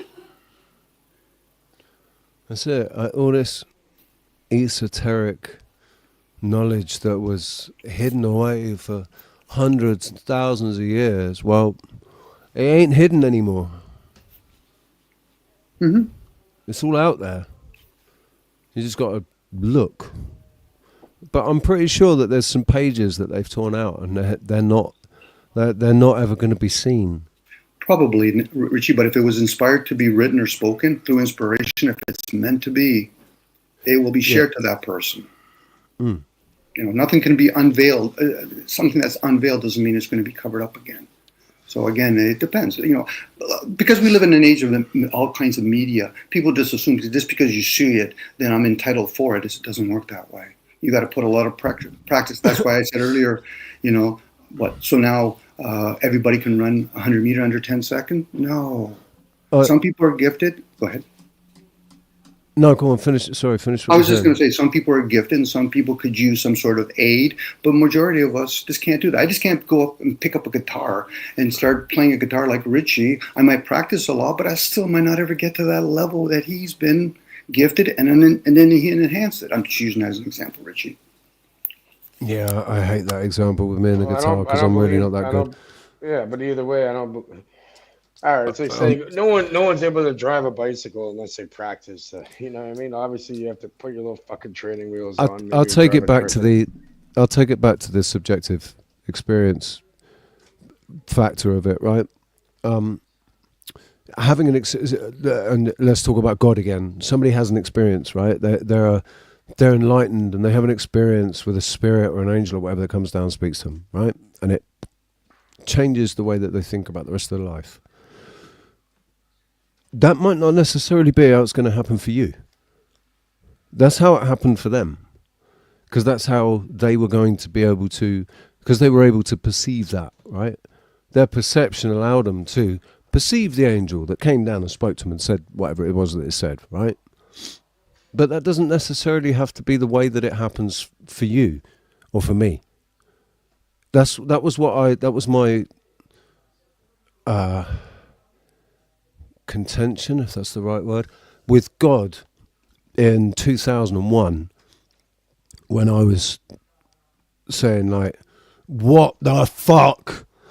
What the fuck has just happened and what the fuck's going to happen now? And now you have to speak to me, right? Everybody else, all these people I've spoken to, all had their experience that made them believe in God and made them, start going to church and whatever. Where's my experience? I can't go with somebody else's experience. Where's my experience? I need my own experience. Why can't I have my own experience, right? That's how it all started. And here we are now, 24 years later, 25 years this year, the accent was. And I've reached conclusions, but they haven't come through angels coming down and speaking to me and me having a religious experience, right? I've had spiritual experiences, but not religious ones. Well, Richie, I use the example of an alien. I could have used the word demon and angels, and I could have said things like, I spoke to an angel, I saw an angel, damn, I actually channel an angel. I know who I am, and I know sometimes when I'm saying shit, I'm like, yeah, I am channeling something. Now, a person could say, well, what do you mean by channeling? Subconsciously. I'm pretty sure when people black out, why do they keep functioning? But they get turned off by those programs because they've seen movies or hear things. Well, an angel or a demon, I said, you're already judging it. Just take it for what it is. If the message resonates with somebody, so be it. If not, whatever, move on. All right, you know where the word demon comes from? Oh, please, sure. Daemon. Demons weren't evil in original texts. Originally, yeah, it comes from. Yeah. Go on. It has a lot to do with computing terms, but it comes from demos. Daemons. You're talking about daemons. Daemons, yeah. It comes from a daemon, which in a computer program means a background process that's running. Daemons existed before computer programs. That's right. And they manipulate the human behavior. Maybe this is a whole computer program. Yeah, well, we are computer. We could be. We can use the analogy because we live in this age. Back in the days when they never called it parasites, they would call them demons. Oh, okay, that's fine. But again, it's the connotation behind it. Are demons evil. No, Depends but on- back then, the demons, there's no distinction between an angel and a demon. That is what the Catholic Church differentiated between two to have an individuality or divide. Okay, so if I told you demons serve evil and angels serve what people would call spiritual, question would be then what is evil then? Well, You're it's just a living in- background. Technically, it's a background process, just like we use in the computer terms of a demon. So let's put the energy behind the word evil. Evil world, material world. Mind over matter, spirit over the material. One's mortal, one's immortal. And when I say immortal, I'm talking about it just lasts You think longer. let's say there was quote angels and demons. You think they think like a human being does at all? Again, let's go with this, Nicholas. We'll exercise the entertainment here. If people realize that AI, in this case, this software can be everywhere, you just need different devices, different forms, therefore then maybe something like Archangel Michael could be anywhere. The mind can be anywhere. We limit ourselves by saying it's my mind. Why have you attached yourself to it? You're not the mind. You get to use the mind.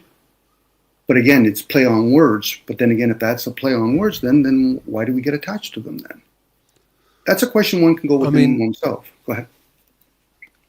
I don't know how else to describe it other than to say my mind's eye, right? The images and pictures and whatever that I see in my mind's eye, when I'm envisaging whatever it is that's been spoken about, right?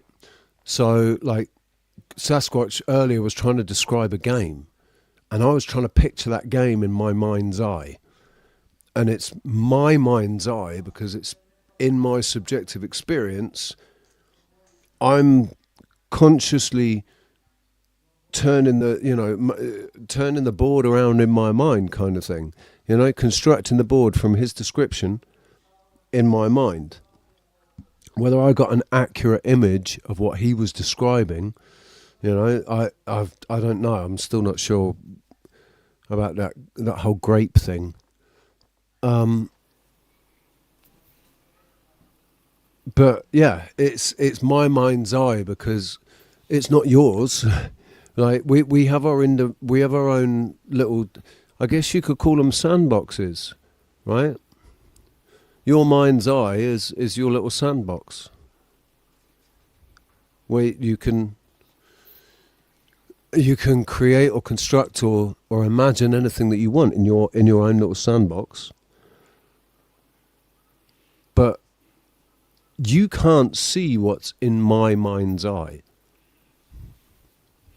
Not with the eyes. No, not with the eyes.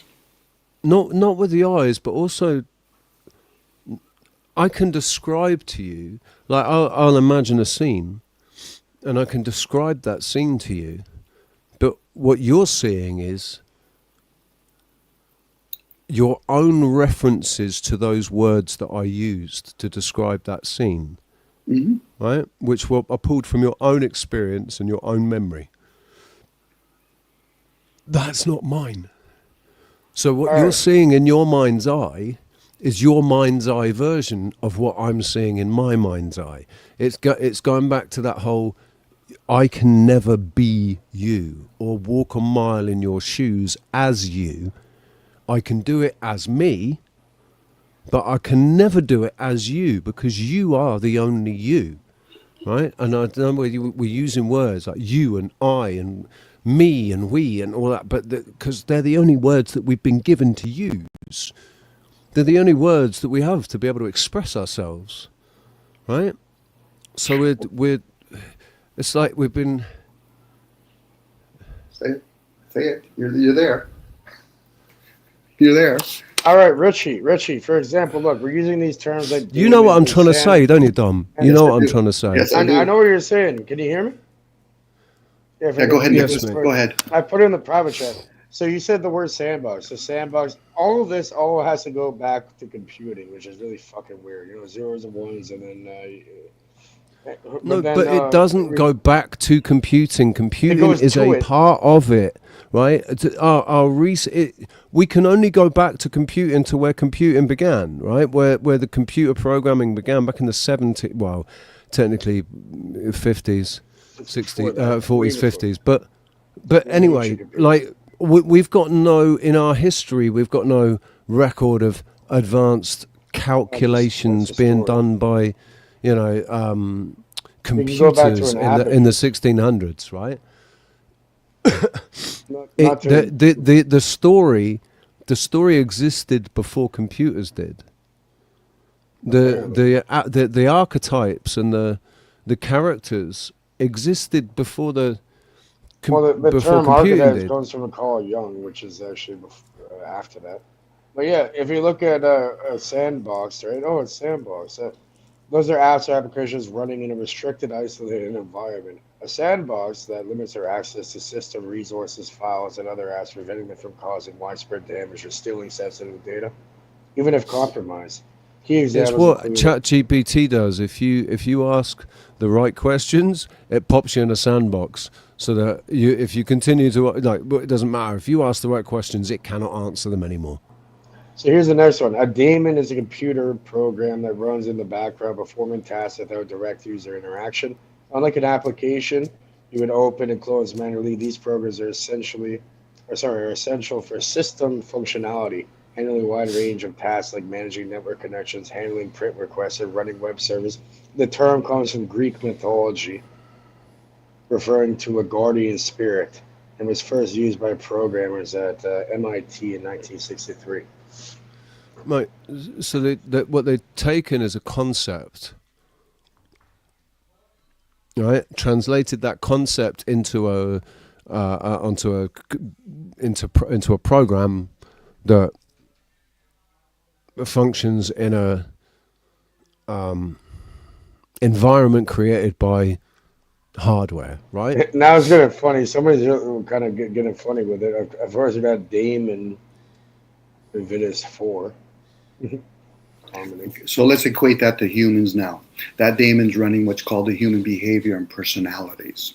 That's what's running, and they're there to serve. Now, it's usually, because I was hearing Richie say earlier, but I said it again. We interchange between the conscious state, the senses, and then the mind's eye. That's the brain, whether it's the upper brain and then the gut brain communicating with the mind. Those are concepts now because we're using the mind. It's everywhere. Like we're birthed into these forms and we have to actually learn a craft to speak a language. But that language already exists. It's stored. I'm using the analogy, it's stored. That's why I said, where is memory stored? Right. But we have the term, they're not of their own mind, right? They're not themselves.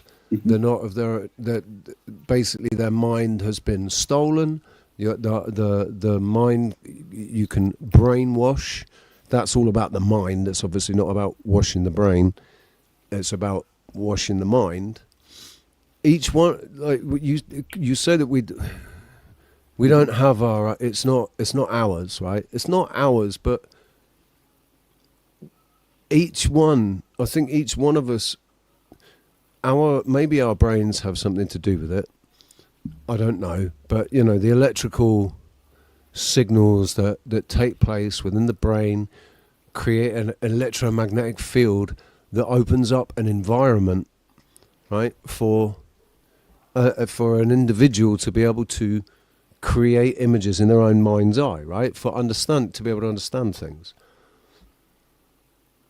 Well, So we don't own it. It's not my mind, but but it is. I was talking about that. It is. It's my mind because you can't see what's going on in my mind's eye. You can only if I describe it. Why are you making assumptions like that? No, Some it's not people assumptions, can. dude. Oh, I'm not trying to bet I could. Go on then. Go on then. I respect people's privacy. You want me to? I'm giving you permission. Tell me what's in my mind's eye right now. I'm giving you permission to look. What's in my mind's eye right now? And if you get it right, I'll tell you. I'll be like, fucking hell, mate. A specific landscape. There, I guess there's a landscape there somewhere behind it, but that's not what I'm thinking about. I guess, Richie, it's like when we play with words. You know, does it resonate when a person says it's my body opposed to maybe I steward the body? It depends. It's an individual thing. It'll show if a person's condition or the other person says, yeah, I think I steward the body. Same with thoughts. Is it your thoughts or do you steward thoughts? I think there's a landscape. Or you custodian of that body, like while you're. That's how it's like we're lent the vessel for the consciousness to be able to navigate through this physical realm. We're lent the vessel. The vessel's part of the realm, right? It's material. It's physical, organic, physical material. So it is by default part of the material realm, and it's only on loan. You've only got it for a certain number of years, and then it's worn out. And yep, maybe we come back into a new one. Maybe we don't. Who knows? But the point is, the consciousness is just resident in it for, anything up to 100 and something years old. Yeah, I'm with you, Richie. And then it's, yeah, go on. I was going to say, you use another word, a custodian. So to me, when I hear words, it's kind of like having a padlock, and you're doing different numbers to see which one clicks for you. So now for some people, steward, some people, mine, some people, it's my temple, my vessel. Again, we should be able to entertain all kinds of ideals without judging those things. If not, then we really don't understand the software that they call AI. And this is where we get confused, where we get into that thing called a mindset. Because the mind's there to serve. If you want to think that life is limited to zeros and ones, it will serve. It's not here to question you. That's your responsibility while you're in that suit. Right, it's a tool that you can use whilst you're in the suit. And even that's a question. Are we really in the suits? Just because it's persistent, I open up and I'm looking with my senses. Am I in the suits? Because there's a lot of people that think they're outside the suit. Oh, look, Mom, I'm in the car. I said, yeah, you're always that Russian doll. But you're still in there. You're in the shower. No, you're still in that suit. The illusion is I'm looking through my senses. I'm touching something. I'm tasting something. Really? Are you really outside? It makes it local. It localizes it, doesn't it? Because you have a sphere of awareness around you that your senses grant you, right? You can only see so far. You can only touch what's near you. You can only smell what smells go up your bloody nose, right? There can be a smell in the room and you don't smell it because the air's completely still in the room. And the smell's just going up and collecting up in the corner, right? Because the smell at the end of the day is particles of whatever it is that you're smelling. So it's possible for your to not censor, for some of your senses to be tricked or not see clearly, but we've got a very limited sphere of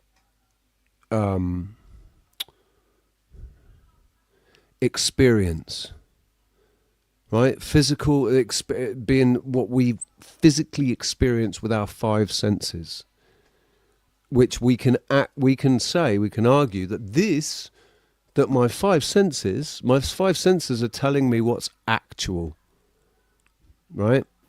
The word act gives it away. What's actually manifest, like other physical objects. Anything that's physical, we can either see it, smell it, taste it, or touch it.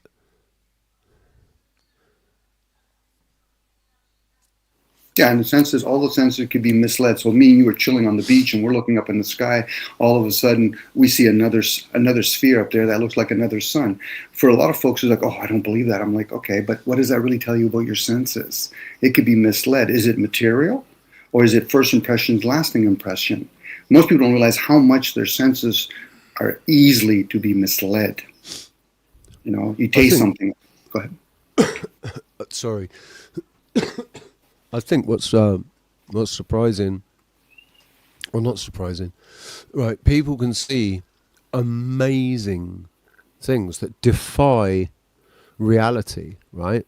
But they might just see it once, and it defies reality what they saw. But it's not on repeat. It's not being. They just saw it that once, that one time they saw it, and it defied reality. Experience then sort of basically plasters over that experience, right? All your other experiences and senses plaster over that experience, and you end up just kind of letting it go, right? So I saw it looked like a Klingon warship fly across the sky at super speed, went from one side of the horizon to the other in like seconds, with a huge, it was not huge, but it was so bright at the back of this thing. And I say the back because it seemed to, it was moving. So the bit that was at the front would be what was moving. It was moving forward, and the thing that was at the back was at the back, right? So the stern, or whatever it is.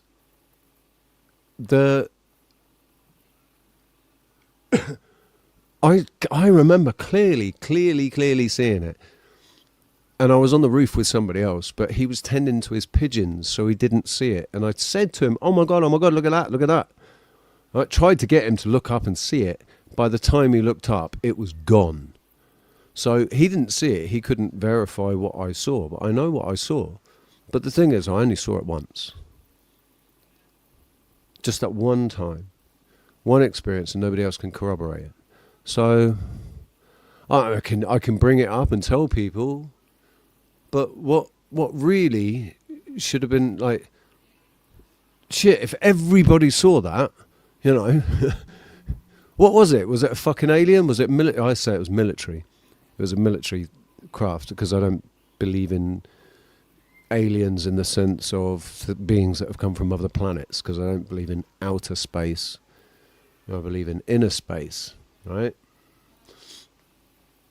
Or most folks, they can only use belief systems to confirm something that they can't prove. Again, that's the limitation. Sorry, Richie. That's the limitations of the senses, and that's why they always have to pull it back down into the material. I said, okay, so where are thoughts? Where's air? Well, I don't know. So where's Wi-Fi? I don't know. I said, so you have to pull it down into a conditioned program, which is language. If a person really said, well, no, I don't know where Wi-Fi is, but you're using the material part. You're seeing a cell phone. You're seeing a laptop. You're seeing a computer. But we do acknowledge and it's working. Those things are working, and there's no wires. So you assume, well, that must mean that there's waves, right? There's radio waves or electromagnetic waves or whatever. That's what they tell us. So there's these waves of energy and information that are coming to this box that you've got, but you can't see the waves. But they're there because the box is working. Because it's beyond the senses. So at that point, somebody could say, well, Dom, you were talking about auras. That's woo-woo. I said, again, where's air? See, the thing is, a lot of folks reveal themselves in a sense that they think something is because their senses can't pick it up. I said, you're going to have to do some investigation and truly go inwards and say, okay, can I easily be misled? Because if not, then how easy was it to have the human race to have cell phones?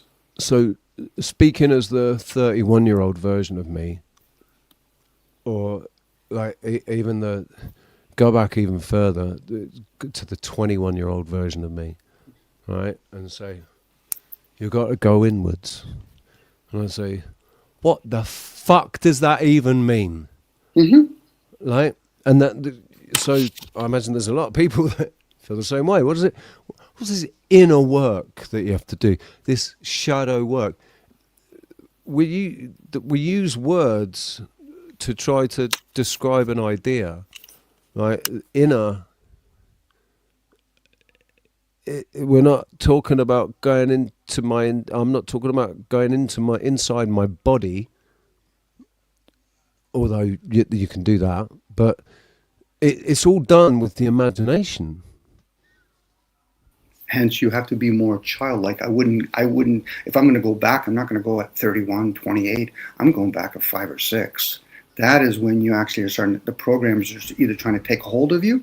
That's why when people do child regression, you can actually be in that childlike state of imagination. The material's there, I get that, but it's the imagination.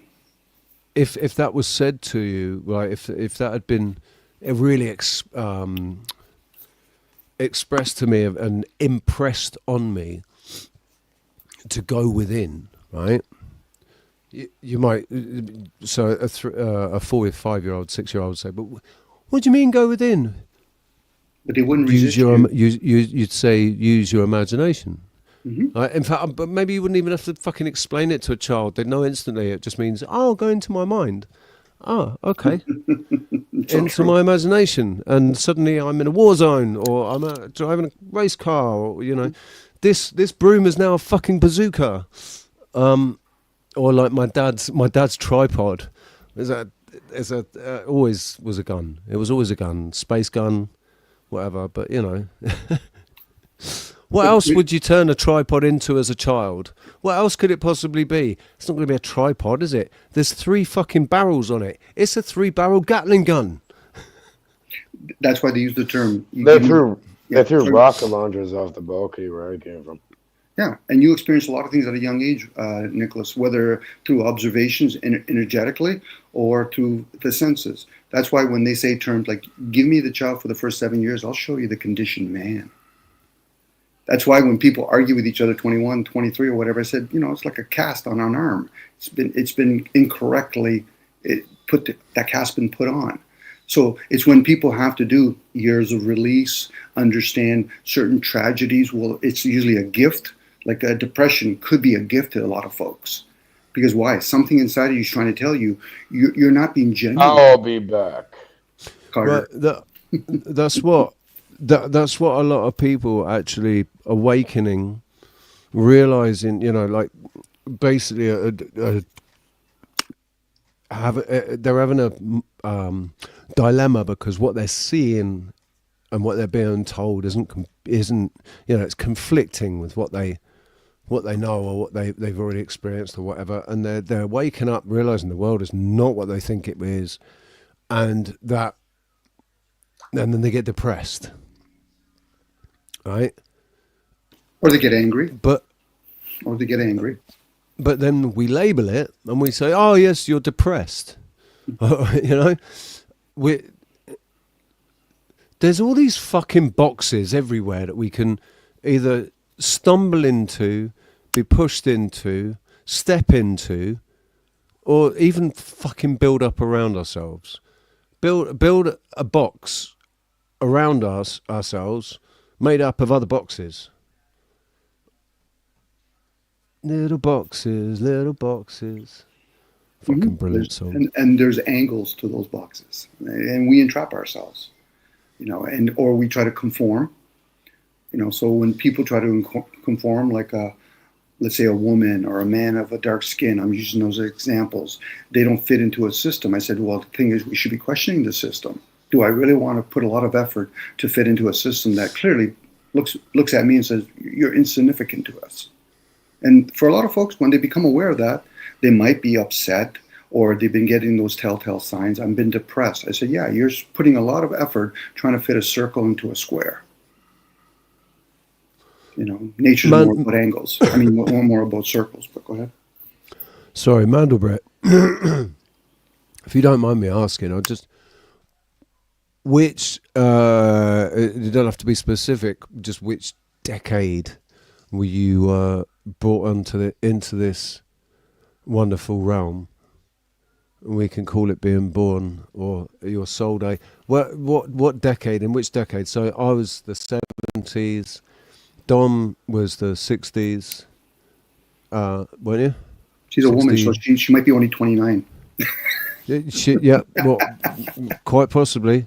Well, so I mean, yeah, I'm 48, man. I'm past caring how old people are. In fact, yeah, it doesn't matter at the end of the day. It's just interesting to know what, because each decade was a different style, wasn't it? Right? A lot of conditioning in each decades. in each decade, absolutely. The 60s were the 60s, man. The 70s, wow, everything was brown and plaid and fucking, and you know, but still with some of the 60s hanging on with the bell bottoms and skinny jean bell bottom type clothes and stuff, but a lot of brown. And then the 80s, complete rebellion against all those drab browns and greens and fucking all that earthy colour from the 70s. We go into so crazy fluorescent colours, man, and wild pinks and blues and greens and yellows. And I remember my high-tech high tops with fucking bright fluorescent green tongues, and the high top, inside the high top, is fluorescent green. You were the 70s as well. Nice one. Of course, a lot of those are aligned with different planetary alignments. So for some folks, their awakening can come at 12, 15, and you can hear them. And I'm like, wow, you're pretty wise beyond your age. In this case, the vessel. But I get it, Richie. I'm with you. Each decade plays a role. That's why when people talk about, okay, you're in Mercury, or your bodies or certain parts of your bodies align with Saturn, these are information. For some folks, they don't care about it. And I'm like, okay, so please don't say it's woo-woo. If it's of no concern to you, step aside. It's of no interest to you. The message is usually not for the most. It's for the few. And once they get it, they realize that, okay.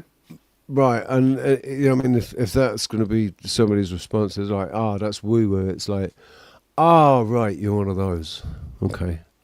Yeah, which is fine. No worries. Yeah, I can woo-woo's not real for you. That's not a problem. I could be clever with them and say, listen, okay, so you, how old are you again? Okay, so where is there again?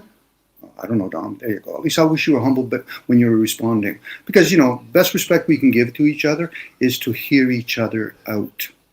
And hopefully they're listening inwards. But when somebody says, I agree or disagree, I said, that's not respect. You're just bringing your ego out. It's of no concern. But if that's the case, then I'll just go quiet and I'll go for a drive and I'll talk to myself. Which I'm okay with, by the way. And I'm pretty sure some folks can say the same thing. Because we don't really want to have to argue with each other.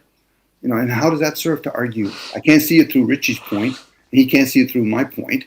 So what are we really arguing about? Peddling our opinions? We're arguing over subjective experiences. There you go. Right?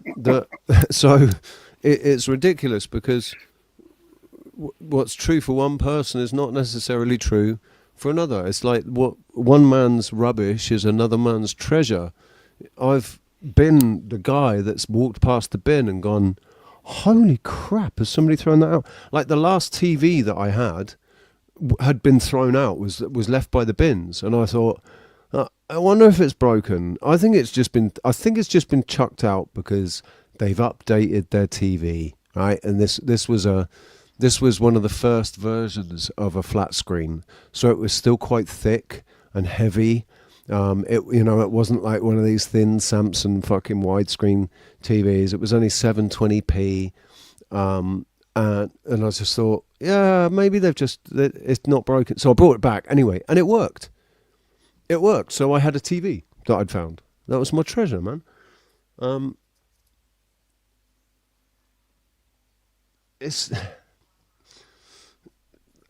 Yeah. I don't even know where I'm going with that. Well, Richie, you're going like, everybody has their own experience or views. It's like when somebody says money is evil. I say, okay, how about you give some of that to me and Richie, and we'll give it a whack. I know the value of money and I appreciate money. I don't grovel over it. I realize if I'm in the crazy house and I need to buy food and I'm not going to grow my own food, I guess I'm going to have to be humble enough to say, listen, I'm going to go out and earn some of this money because I really don't want to practice stealing. And here you go. In exchange, can I have that, I don't know, that fruit that's probably not real, or, here's some salad. Maybe it's not real, but I'll at least eat it. I'll go through the motion.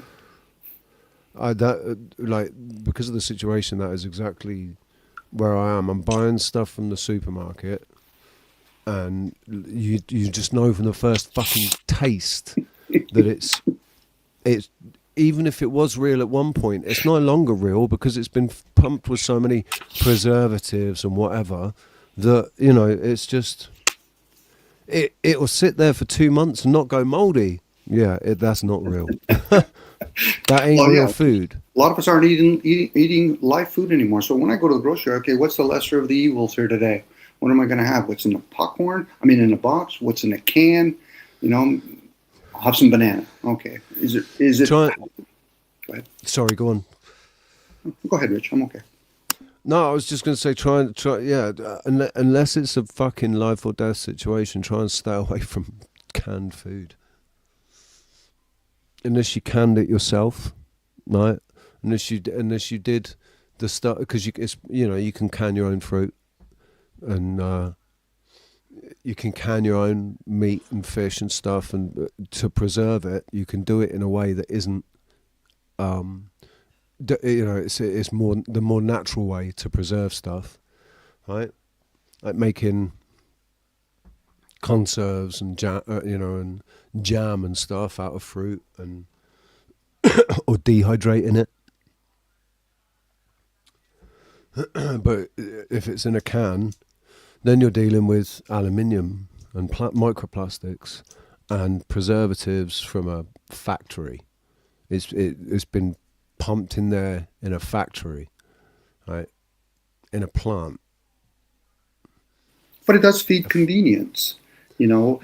It's always funny when I hear people say, you know, money. Well, that's about convenience. You know, we can't go around lugging gold, or here, I'm going to trade Richie for his cow. I'm going to drag 1,000 chickens there because he wants to trade 1,000 for one cow. So it becomes convenience, and in that convenience, can we become lazy? Yeah, it's like a calculator. Can we become lazy? Will we become lazy with this technology that they're calling AI? Probably. It does repeat itself. I watched the substitute teacher, and I'll tell you what, I wish I had substitute teachers that looked like her. She was too young for me now, like only in her early 20s, but damn. You would have been distracted. I would have been very distracted, right? But she was saying that the kids in her class didn't want to learn, and would say, why do I have to learn this? Like, why do I have to learn how to read? I can just get the computer to tell me. Why do I have to learn math? I can just put it in a calculator. Right? Technology's got to the point now where children, maybe not everywhere, but certainly in this girl's class, starting to say, why do I need to do that? Right? Why computers do it all? They'll do that. They'll do all that for me. Yeah, the wise is usually a philosophy inquiry, and that's a good thing, especially if parents understand that. You know, why? Why do I have to do that? Wisdom, discernment, you know. But for a lot of folks, they've been conditioned to think, I'll give you the question, give me the answer. I say, yeah, but is there different possibilities? Should be. We live in a society that overemphasizes on zeros and ones. I said, well, what about all the other numbers? And then once people realize, okay, am I just using numbers, plug and play, or am I understanding the energy behind numbers? It's like symbols, right? What is the symbol behind the letter A, let alone small or big? And that's for somebody to go inwards and find out, Dom, I actually know why. For you. Please share with the rest of us, even though we're going to probably be asleep when we hear you. If not, then how did we get to this point where we have Wi-Fi or have an automobile or a train or a plane? What would Socrates or Jesus, if they ever existed, really think of that? Nostradamus might have said, listen, I've foreseen a lot of this. There you go. You've foreseen it. If Jesus, the biblical character, was real and came back, he'd say, I thought I told you not to create false images. Like, everything that you've created as a false image. Like, we sit here watching screens that project false images constantly. Mm-hmm. Like, all day, every day, we are bombarded with false images. So I think if that, like, if the Bible then turns out to be real, right, and the biblical story all turns out to be absolutely, that's how it goes, then yeah, Jesus is going to be pretty pissed off, man. We're all working for the adversary. He's bringing us all the bling bling that we need. I want those 21-inch rims. I want to make sure I have like the 38, or no, sorry, that's too small now. 150-inch LCD TV. Oh, okay. But who's giving us this tech? Making it is one thing, but who's giving us that tech? It's a question. It doesn't mean we're going to have an answer. So what you said earlier just reminded me of the of that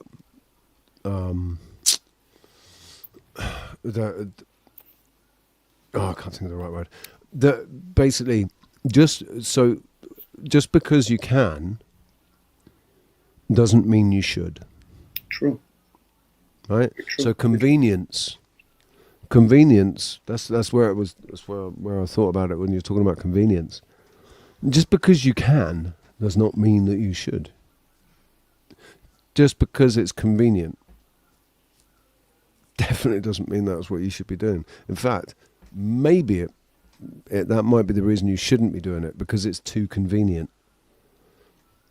But we get bombarded in many areas. Like Richie, you've kind of told me a little bit about your story, and I'm picking up the energy of it, where how many people would actually, do what you've chosen to do. They might romanticize it. Oh, he's living in a foreign country, and he's living week by week. Oh, wow, it's amazing. And like, okay, that's nice, but to do it on a daily basis is a different story.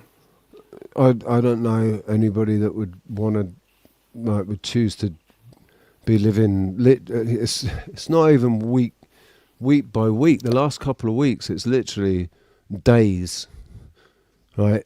Days to days. Like it's, yeah. I'm paying my rent each week in installments for that week. So I've been able to give him €75, but so that means I've got €50 to find between now and now and Sunday.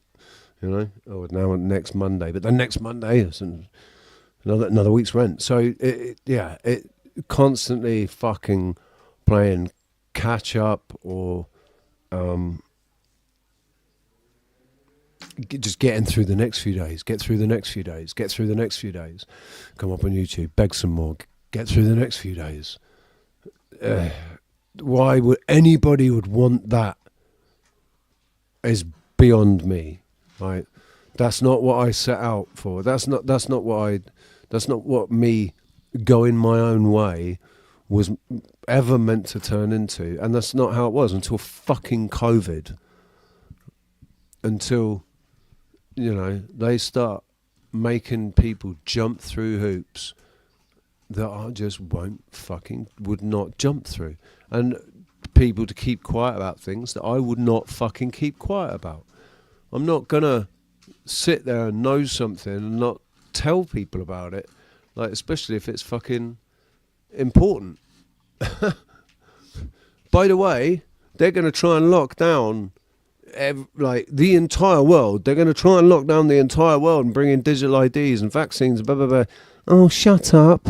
Shut up! You're an idiot. You're a fearmonger. You're a fucking conspiracy theorist. Duh. What are you talking about? Oh, shit. Fuck. But this is where what happened. But this is where empathy comes in, where people pick and choose what they want to be empathetic to, where a person can say, I've got a $10 million house, but with the downturn, let's say what happens during these resets, now I can't afford my $1 million lifestyle. Now a person can say, yeah, but you got a big house and all that. I said, but you're missing the point, a lifestyle. And the empathy behind it. This is not really just about rich or poor. This is about habitual habits that we have. And are we showing each other, as a race, are we really caring for each other, or are we just picking and choosing what sounds nice? Not to say that, a person could turn around and say, realistically, yeah, but you're a billionaire or whatever. You could just go out there and get more jobs. Well, hey, you're a poor person. You could easily go out and get more jobs. Not really. Because we have to drag. Go ahead. I guess people would, it's picking and choosing who you want to relate to, or like you said, empathize with. Yeah, relating is one thing, but then there's the other part. You use your imagination. Well, if I was poor, I said, well, you're not. And if you are, you have to break it down. What do you mean by poor? Mentally, emotionally, physically? Well, Dom, you know what I'm talking about. No, that's why I'm asking questions. We want clarity. Go ahead. I'm not poor. I'm rich. Look, my I know you name's Rich. Richie. Richard. I am rich, embodied. So I accept all the money that's going to come to me now. Universe, send it And if now. it doesn't, you'll get it in other ways. Like I get it. We have to mingle among the red and blue pillars, even the black pills. They're a funny bunch. Anybody that says pick a choice and said you're going to play the half full, half empty with me, no. I want to be around people that says, especially if it's a wise child, Tom, can I talk about the table? Sure you can. Can I talk about why you ask me what's in the glass? There you go. Can I talk about the painting? Sure you can. It's usually the people that are say, listen, pick 0 or 1, but I want you to pick this one. Why do you want to limit me then? This is where we're at right now. In this age, for the few folks that are, few when I say it could be millions, that will choose to have wisdom. You want to know things? That's nice. Those things have been planned from generation ago. This thing that's they're doing right now, it's been foreseen in the stars. Now, if they want to fight it, I said, yeah, you go luck. Good luck with that. Why don't you go down a river and then you keep fighting it, opposed to just turning around, go with the flow, and then you might see that twig, and you probably can grab a bigger branch, and then you can go to shore. Again, this is people struggling, people that are drowning. These are people that are asleep. Now, I'm talking to the few. Now, the ones that are being disturbed, am I really talking to you? Now, I'm being arrogant right now, Richie. I apologize, but sometimes those messages have to be spoken. Whether or not it's received, the question is, why didn't you do it before? Well, I reached a point, like I said, where I realised that my own ego was getting in the way of me, of potential. There were potentials that I was missing because my ego was not allowing it. My ego was getting triggered by something, triggered by the way I remember you came on my panel last year, I think it was sometime, or it might have been the year before, and we ended up having an argument. I ended up getting triggered by the way you were speaking or what you were saying or whatever, and we ended up having a little bit of a,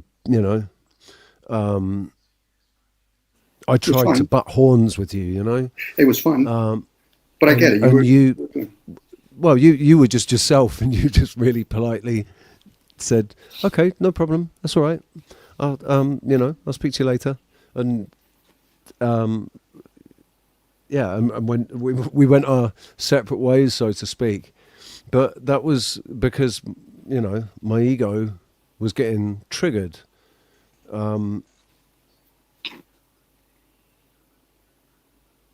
Being able to sit there and not with you. There's other individuals, that my ego gets triggered by. There's still some that I just still can't. I can't. I just can't with them. Like fucking Paul, unslaved.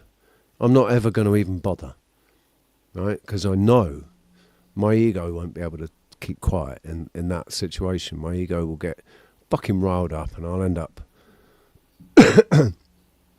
just making an idiot of myself, like Queen Stephanie, sorry. Got my ego so triggered, I squared up to the fucking camera. Like, come on, Rich. Forget yourself much? And yeah, I'm at a point now where I was able to quickly, within that conversation, recognize what had happened and sit back down and just laugh at myself and say, well done, Stephanie. Like, there's not many people that can get me up out of my chair, and you did it. Well done. You triggered me. Yeah, you put your hands on the stove, you learned your lesson, whatever that may be to you. But how long's it taken me to get to that? Like, from becoming consciously aware of the fact that there's actually something going on here, right? In 2013, I started waking up in 2009, but 2013 I really opened the door, and walked right in to the depths of the fucking rabbit holes, went in every one of them, and And I've lost my train of thought. Oh, looking at comments. Train of thought. I love every the term. time. But if I can every share, time, dude, every time. It'll get better. If I do Richie. look at comments at all, like, oh yeah, just catching myself in the moment. Though, I'm talking about that, and so from when I woke up, when I became consciously aware, right, it was still years before I realised, before I started to actually observe myself and analyse myself properly, and instead of saying, well, of course that's that's how it went, because that's just me, that's the way I am, and to get into the point and say, yeah, but why is it, why are you like that, why am I like that, why does that make me feel like that, what is it about that, and just going deep. So and yeah, now it's 2025, like 12 years later, and I'm still learning, man. Still in training. Still in training. Some We've been people joined by become a Mac. student. We've been joined by Mr. MacGyver. How you doing, sir? Pretty good. How you doing? What's up? Yeah, I'm expecting a call. I'm expecting a call from my lawyer, so I guess when he calls, I'll have to, mute my mic. Oh, dear! A call from your lawyer. I hope it's because you're expecting a call about some fucking windfall that came out of nowhere. Your lawyer's just about to phone you to tell you that you've got some long lost relative that you'd never heard of before, but he's left you 250 million. A Hallmark movie. That's a Hallmark movie. Yeah, that would be awesome, wouldn't it? Is it? It's nothing serious, I hope. I'm suing my brother. You're suing your brother? Okay. You get Yeah. Younger, Yeah, older my brother. little brother. There you go. Little You brother. want to hear the story? If you don't mind sharing, Matt. course. Okay, hold on, Matt. Before you share, will this infringe on your court case? Get your Oh, drink, yeah. settle down and relax. Okay. Chapter 1. I hurt myself at well. All right. Dad had a business. He had 2 sons. I'm the older one. I was working first. He came along. I taught him the business. I found my wife, so my mind wasn't really into the business. I was in with, my wife. I wanted to get off work early. You guys still hear me, right? Yeah. Yeah, I still hear. Oh, all right. So anyways, Dad's going to retire and sell a business, and my dad's brother is he's in the business. He does how would you say life insurance policies and stuff. So he's pretty orientated with businesses. And he says, there can only be one boss, because if you give them to them both, they're going to be fighting. So you can only give it to one of the kids. My dad asked me, he's like, hey, you want the business? And it's like, it's a headache. I'd share with Dave. He's like, I can't. So he sold to my brother. So anyways, my brother, after Dad left, treated me like a total tool for like 2 years. I put up with this shit. Anyways, I hurt myself on a service call. An old Maytag washer from the 70s. The top and the lid assembly was up against the wall, and I was putting this concrete tub in. And when I went to pick it up, my finger lost grip because I guess there was soap on it or something, and I fell into the washer, and this whole lid just come crashing down on my head and hurt my neck. So I went to the emergency room, and it's like, yeah, you got a problem in your neck. And so I called my brother. It's like, yeah, dude, I'm injured. And it's like, I asked him for the phone number for workman's comp and stuff like that. He wouldn't do it. So he was fighting me with this workman's comp injury that I had for like 4 years. He went to court with me. We're actually in a courtroom fighting me against this, saying I'm lying. He lied 4 times in the courtroom. I did win the case, but it's just, he didn't want his rates to go up. That's why he was fighting me. So it's almost going to be, this May is going to be 6 years finally with this situation. I got my neck operated on. I'm having more issues than I did before I even got my neck operated. I'm having burning, headaches, dizziness, having problems sleeping. So I'm calling my lawyer here to find out what's going on because the doctor suggests I have some radio frequency burning on a nerve in my neck. And I'm trying to get the okay through this insurance company to pay for it. And it's been like 3 weeks now. So I don't talk to the asshole. Nobody's happy with the asshole in our family because of this shit. He didn't care if I was poor and ended up on the street. But I found a way to survive. Pretty much that's it.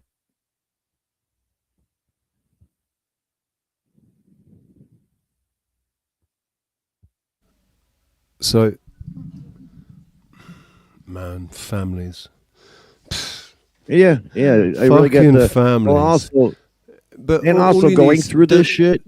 All he needs to do is agree that it was a work injury, and then the insurance company will agree to pay for it, right? Right, but he didn't want his rates to go up. And he thought I was scamming him because his stupid mind thinks, well, since I treated him like shit for like 2 years, he's just doing this to get revenge, you know, in my brother's mind. So I'm lying. But yet I got proof from the x-rays. Go figure, you know? His ego's so out there, dude. His biggest fear is not having enough money. My sister right above me, her biggest fear is not going out looking just right. Her fear controls her because she's got to have every hair in place, and she, you know, is pretty. And it goes to her head. So my older sister, me and her get along great. We're totally cool, and we see the problems with our siblings. So we can't have relationships. Hang on. You say it's your younger sister's pretty. Yeah. Well, she's Yeah. not younger. She's a year older than me. She's a year older than me. When she was a little girl, she told Mom, I can't go to school. And I knew why she didn't want to go to school. She goes, Mom, I don't feel good. I can't go. I go, Mom, she don't want to go because her hair's not going just right. No, seriously, my sister has a phobia. It takes her about an hour to 2 hours to get ready before she leaves the house. My daughter, she had a new employee at her work. And her new employee happened to work with my sister. So my daughter's like, oh, yeah, she worked at Darvin's. Do you know a girl named Connie there? And she's like, yeah, we call her Barbie. So when I see my sister, I say, hey, what's going on, Barbie? She says, where'd you hear that from? So I told her the story. Yeah, fear controls people. I mean, that's a self-esteem, self-confidence thing, isn't it, right? Feeling that her appearance yes, is what's going to make her people ego. like her. Right. Yeah. And how your ego controls you is through fear. But how many times, this is the thing, isn't it? How many times when she was growing up was she told, you know, she's how fair and beautiful all the she time. was. All the time. Right. And how many things did she get because of that beauty? Or you know, beauty opens doors, doesn't it, basically? Some people get advantages or opportunities given to them purely because of what they look like. Yeah, but her husbands didn't work out. She went through 2 husbands. Now she's with the 3rd boyfriend. Yeah, they seen through her fakeness. You know, a dumb blonde. Yeah. But maybe she doesn't feel like she has anything else to offer, you know? Yeah. You can't carry a conversation. Think she's that, you know, she's not smart enough or or talented enough or whatever. She's got nothing else to offer, so she's banking a lot on her appearance. Yep. I think it's sad. It is really sad, but unfortunately, it's society that's done that to us. Well, it was really sad when my dad died. My next year, my mom died, and my It's sister. media that's done that. Advertising and fucking, then the truthness, social programming to. You're right. And my brother with his money situation To help us to fuck ourselves up on this journey. Yeah. And then my brother with his money situation, not having enough money, he's materialistic. You know, he gets that new Dodge Challenger Hellcat Red Eye Edition. You know, that's the fastest, best car you can get on the market. I lost my bloody internet again. Hello.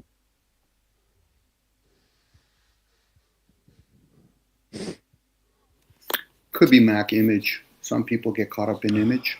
Yeah, but if you spell image, what does it spell? IMGE. Then you just say light bulb. True. It's interesting how when siblings are raised under the same roof, how we actually perceive things. That's why I was saying to earlier, Richie, when somebody says to me, money is the bottom line, I'll usually tell them, I said, I'll know if it's the only line. So when somebody worries about money, like you were saying about your brother in this case, my insurance or whatever, my things will go up. I said, that's about money. So Well, now at that point, I mean, go ahead. Yeah, I was the older brother, and everybody's like, "Oh, Mac this, Mac that," and you know, my brother Dave is like, Dave, big deal." I mean, yeah, I was. Everybody loved me. Grandma loved me because I had the same name as her husband. You know, I was Mac the third. You know, and so as we get older, you know, I always got the good-looking chicks. I handed him down one of my old girlfriends because he couldn't get a girl. Hand me down. I love it. Yeah. Hand me down woman. Never heard that before. Yeah. I kid you not. Please share. Yeah. And then my hand-me-down woman was friends with my wife. Yeah. There could be envious and jealousy, you know, sometimes. That's what it was. Yeah. He was envious and jealous of me. And then some people do, oh yeah, but Mac has all of that. But is it your responsibility to abuse him now? And this Well, is what that's what he did to me. That's what he did to me. Since he had the raise of the business, he thought he can treat me like shit. Make me be the, the parts chaser. Hey, go get me a part and meet me here at this. I go, Dave, you get me a part, meet me here. I'm the boss. You listen to me. You want your job? You know, that kind of bullshit. The sad thing is, Mac, we can almost justify and excuse any type of behavior. This is why the old saying is, know thyself. Now, the self and the ego are two different things. The self we know that. We know that. But we know he's got an ego issue. And my sister's got an ego issue. And what controls them is fear. That's what a lot of people, they have problems in life, is fear. Okay. Where I was going with this, Mac. Go ahead, Rich. If people aren't or don't understand the fact that there's two aspects to, well, there's more than one aspect to you, right? There's the ego. Actually, the ego can be splintered into all different facets. Like there's different facets of your ego, but there's the you that thinks you are, right? And then there's the authentic, real you that most of the time is sat inside, quiet, doesn't really say anything, because the ego always wants to be there. I say that it's because the ego is what is actually attached to it's also technically part of the construct, right? Because it's the vessel will not operate without an operating system, and the byproduct of that operating system is, or a byproduct of that operating system is the ego. It's the self-awareness, right? The only way that these vessels could be as amazing as they are is if they're self-aware and autonomous. And that's where the ego was born. So whether it was an intentional or an unintentional side effect of the operating system that runs the body, right? Not that actually runs the body, but that gives the body direction and purpose, right? Yep. What's able to accept the programs and translate those programs into actions, right? Oh, exactly. Can I give this a whack, guys, to put it into what layman term would be computer terminologies? So, go for layman's terms. Okay, the ego is actually the body. It'll be like looking at a computer or a cell phone. It is the body. Now, you have a software that's called the self, the ongoing program. Then you have something called the hard drive. That's the subconscious. We're none of those things, by the way. Now, the body has its own intelligence, so it's been programmed for fight or flight. Most people will use their ongoing program to work hard or work efficient, whatever word you want to use, to feed and shelter that. So most people have not put themselves in correct order by telling the ego, you're going to eventually perish. Don't feel as though you're here to rule. This is where the master slavery goes on. You have the ongoing program trying to run the body. The body is its own intelligence. Once you realize that and you can communicate with it, and then that's why when people have conversations online, they get all upset. I said, none of our conversations should give you a fight or flight mentality. We're having a software conversation. Now, some people will bring up their subconscious, and that's the thing that runs it. That's why when people talk about the ego, they think the ego and the self is the same thing. Even the way we speak, some people speak anyway, self-aware opposed to aware of the self. Know thyself. Go ahead. But the trouble is that there are each aspect of the ego thinks that it is the self. Yep. Yeah, it's confused, and right, that's why we. Yeah. So just whichever part is in control at the time, right? So when I say different facets to the ego, there's the version of me that will sit there and have a 4-hour conversation with my nan, if she was still here, about the past or whatever. There's a version of me that will sit there patient as heck and listening to my nan. There's the version of me that will engage with my mum and dad, and there's the version of me that engages with my friends, and there's the version of me that engages in a professional environment with work colleagues, right? It's different facets to my ego. That's more yourself. That's your personas. You're in personas now, and again, that's not us. But I get the sentiment what you're trying to say. But isn't the persona the chosen mask, a mask that the ego chooses, right? So like the jock, the Jack the Lad jock that is outspoken and fucking confident and whatever, that's a mask that the ego's put on, saying, yeah, I'm a confident jock, Jack the Lad, nothing bothers me, tough as nails, me, right? But it's a persona adopted by the ego.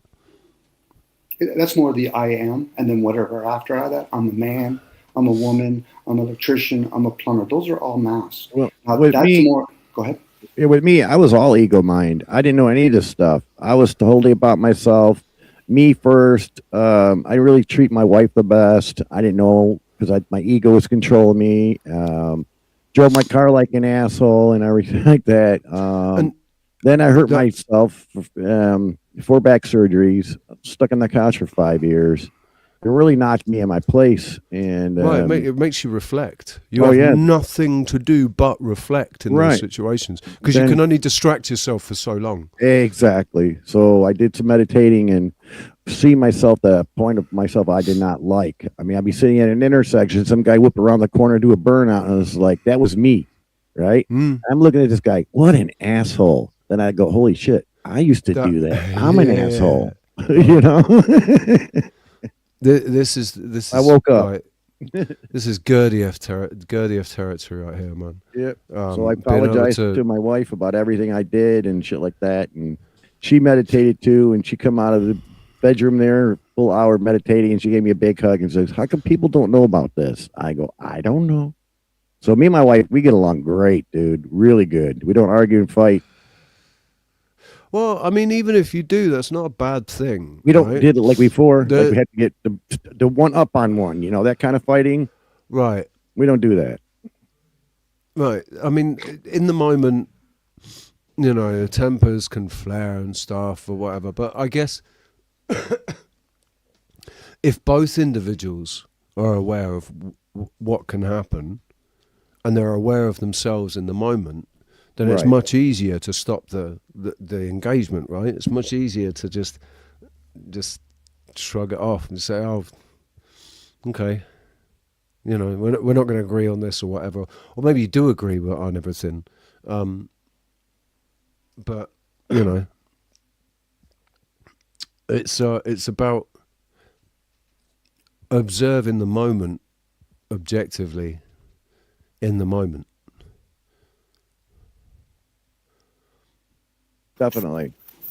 I'm still back with Matt. I wish he was my older brother. Dom, I have a hand-me-down woman to give to you. Real socks.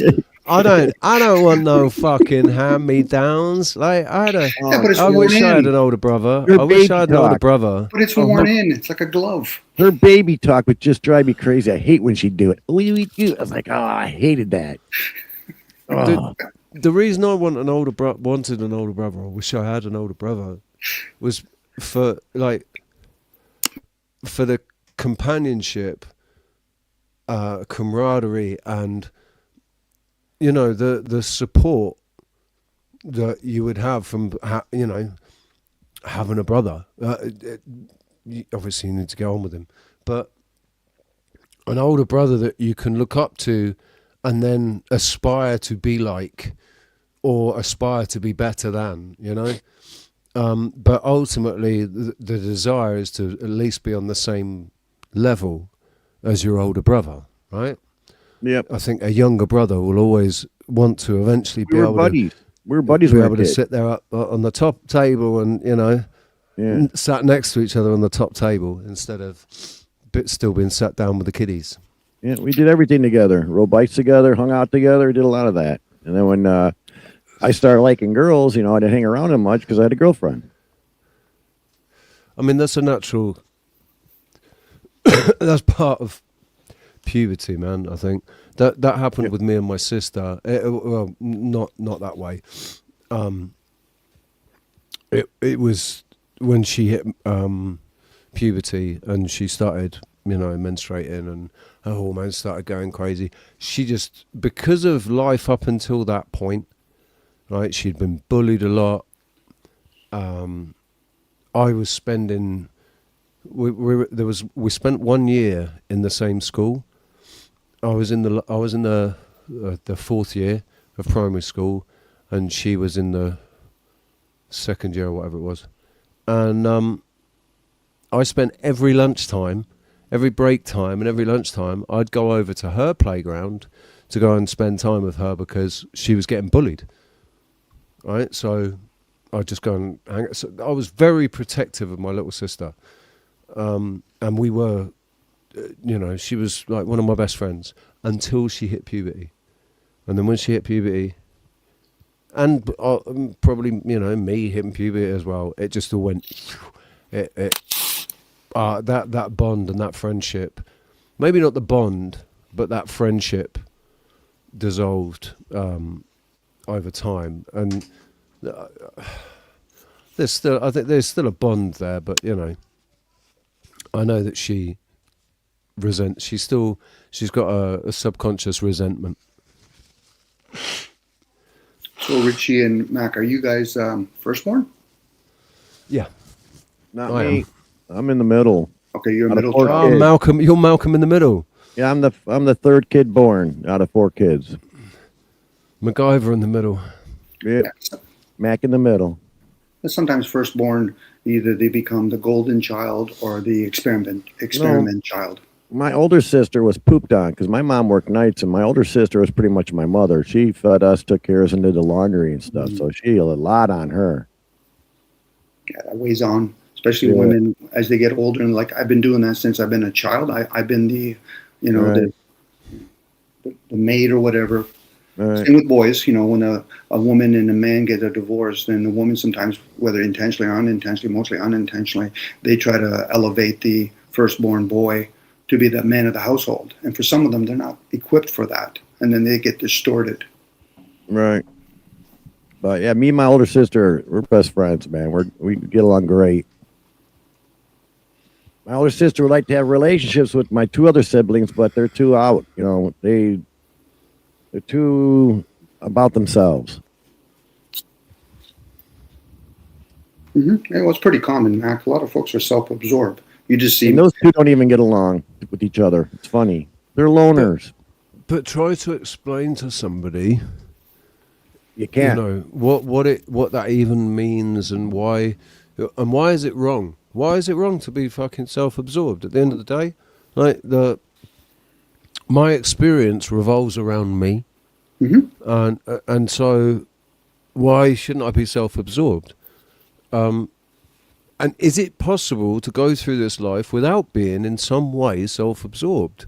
Because at the end of the day, each one of us is having a very lonesome subjective experience. So I only say that lonesome subjective experience because not everybody agrees with what our experience was. If we, try and explain it to people, they say, "Oh, well, that wasn't what happened. Obviously, it was this." Oh, this shadow man didn't come into your fucking apartment and try and put you to sleep so it could do crazy things to your brain. You didn't speak to Jesus, and that's fucking woo-woo or whatever, That's all in your imagination. You've done too many drugs. Rich, you did a lot of LSD when you were in your early 20s. It's probably just that repeating on you because it never leaves your spinal cord, right? And they'll rationalize. People will rationalize things. I guess, Richie, when I share with people, there's a lot of assumption when people hear me. I usually say a person's being self-absorbed. There is no connotation whatsoever that I'm saying it's good or bad. People make the assumption. Now, when a person is aware, then they can ask, so what else can we be? You can also be rationally selfish. You can consider others. Self-absorption is just something, it's common. Now, let me just say something quickly before she goes. Mandel Brit, I'm not sure if that's because you are a Brit in England. Hopefully, maybe it is. But yeah, it's been... we've thoroughly enjoyed your participation in the chat as well. So don't be a stranger. Don't forget to subscribe and hit that bell. Thank you very much. And thank you very much for the donation as well, Mandelbrot. Did you ever heard of a reverse Mandelbrot? No, I know of the Mandelbrot. Yeah, there's a reverse one. Mandelbrot set. Yep.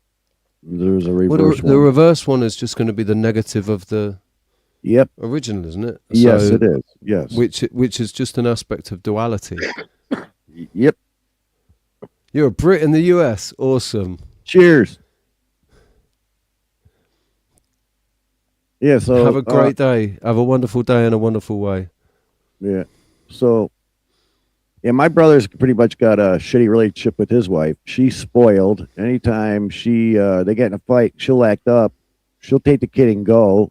And he don't want that, so he lets her get away with murder. She don't clean the house. She don't make food or dinner or nothing. They can't have kids. Unfortunately, that's all too common a story, isn't it? Yeah, but one way or another, it's either the man or the woman. Right. So her friend, my sister-in-law's best friend, had 2 kids, and she accidentally got pregnant with a third. They know they've been trying for a couple of times, $60,000 a pop to have a kid and nothing working out. She goes, "Hey, I'm pregnant. Do you want my kid?" And they said, "Sure." So as soon as the kid was born, she left the hospital. My sister-in-law took over, and they have a kid from her friend that they're, adopted. All he does, since I known him, is in his room on his computer. He don't talk to people at all. If you get into a gathering with him there, he'll just sit there and spin around circles or whatever and talk to nobody. And so he's introverted. Yes, and you go over there and talk about computers, he'll talk his brain off, but he doesn't know how to do nothing really. And my brother's never home because he constantly is money, money, money. Get that last call in. He comes home at 9 o'clock at night. There's no dinner. He's always eating fast food, so he's fat ass. Yeah. Dana, yeah, I think it's the word absorbed, isn't it? Because absorbed. Yep. I mean, you're completely absorbed in something. So self-absorbed implies that you're completely absorbed in yourself. Yep. I think reflective is a better. Some people are self-absorbed and some people are self-reflective. It can be, but then there's a word, absorb the self or reflect the self. So again, most people are living in a bubble. It's not a bad thing. It just is. We're all living. No, not most people. Every single fucking one of us is living in a bubble. I was trying to be polite because I realized people are going to. I realized I was in a bubble. So what ends up happening is people say things like, "Dom, I'm independent." It's okay, well, let's test that. Okay, so are you making your own stuff? Well, no, I'm not. Okay, so would that be independent? Do you have butter in your sandwiches? Yes. Do you make that butter? No. Do you make the bread? No. Where'd you get? Like, where does the wheat come from? Yeah. So the conditioning is like when people say AI, it's the same thing. They think they're independent, but they don't actually step far enough away to really look at themselves and says, there's nothing that indicates that I'm independent, let alone interdependent. Now, if a person says, I want to go to nature, I said, you'll learn in a short period of time how to try to be interdependent with nature, because nature can be very cruel, meaning that it has a very destructive and constructive side to it. Again, at that point, I'm trying to weed out people. I'm like, okay, there's 30 of us here. Let's get it down to 2. Why? Because the rest of you, there's already clubs for you. Go join a religion, join the state. These are the type of conversation that most people forget about when people say you overanalyze. No, most people just don't think, let alone feel. So at that point, when I tell people they're self-absorbed, I'm being honest with them. I was hoping that they were being honest with themselves. That's why I tell people more times out, they're full of shit. They're just dishonest. It's not a bad trait to be self-absorbed. I think that the way to reconcile that is to say that there are 2 different ways to be self-absorbed, right? Only 2. Well, yeah, at least 2 ways to be self-absorbed. You might be self-absorbed. There might be a time in your life when you need to become self-absorbed to be able to understand yourself, right? Mm-hmm. I would say that I went through a period, 3 weeks, specifically 3 weeks, where I was completely self-absorbed because I needed to be in order to police the thoughts going through my mind, right? And the feelings that those thoughts were generating or inducing or encouraging, right? So I had to become self-absorbed for a time to be able to recognize me, to be able to, and in doing that, I released the demons that were bringing me down every fucking day and making me just want to die, right? But those demons were probably serving you in some way, whether you know it or not. Exactly. They weren't demons, they were cheeky monkeys, and the cheeky monkeys were serving me. It just took me a long time to become aware and pay attention, right? And that's where this is the thing. It's the lack of awareness. Lack of awareness allows for all kinds of fuckeries, right? If you're not aware that there really are, whatever you want to call them, fake energies, people. No. Energies or entities or like intelligent energy entities that we can't see with our physical eyes. We might be able to sense them, but we can't see them. And if we can, they're translucent. They're not really material. They're not part of this realm. Could it be a soul living through our ego? Some soul. And they're like, if we're not aware of them, they can do whatever the fuck they want. Yeah, put thoughts in your head. Right? But then if you become aware of them, your awareness is locked in by your perception. Yeah, they have no control on you. No, not true. If you're aware of them, but only in a certain paradigm, right? Only basically fed through one. Well, there are these entities. Oh, right. Well, the Bible says they're demons. Okay. Right. Well, demons have an entire fucking narrative and thousands of years of that narrative. Right? They've got images. They've had images created of them. People's imaginations have gone all over the place, creating these scary fucking images of demons with sharp teeth and claws and blood and fire in their eyes, and their smokeless fire and all of this shit, right? But this is all narrative that creates a character. It turns that entity into a character, right? But if you can do that, that means you can turn that character, you can turn that entity into whatever fucking character you want. You don't have to say it's a demon. It's real, it's really there. It loves it if you call it a demon, because then it has there are some benefits to it that come from being a demon, because we're fearful of them. Right. We're scared of them. Well, fear is the biggest It's their most effective tool. That's how they control you. Change the word fear to Fear. unaware. Just Now change the with word me, through the So, meditating. hang on. Say that again, Dom. Change the word fear. Change the word fear to unaware. So again, when the student is ready, many teachers will show up, and those teachers are going to find out, okay, so you're ready to be teachable. Most people are caught up in their masculine energy, not their feminine energy. So once you're ready, those demons, those angels, those parasites, they're there to play with you. Problem is, for most people, they're too busy resisting them or ignoring them. You know, a parasite in your body will teach you how to be more healthier. A person that goes around and say, do you really want to harm another human being? Who are you to judge? And if you're going to judge, we're going to fuck with you. Right, parasite, that's another word, right? That has a narrative. Parasitic.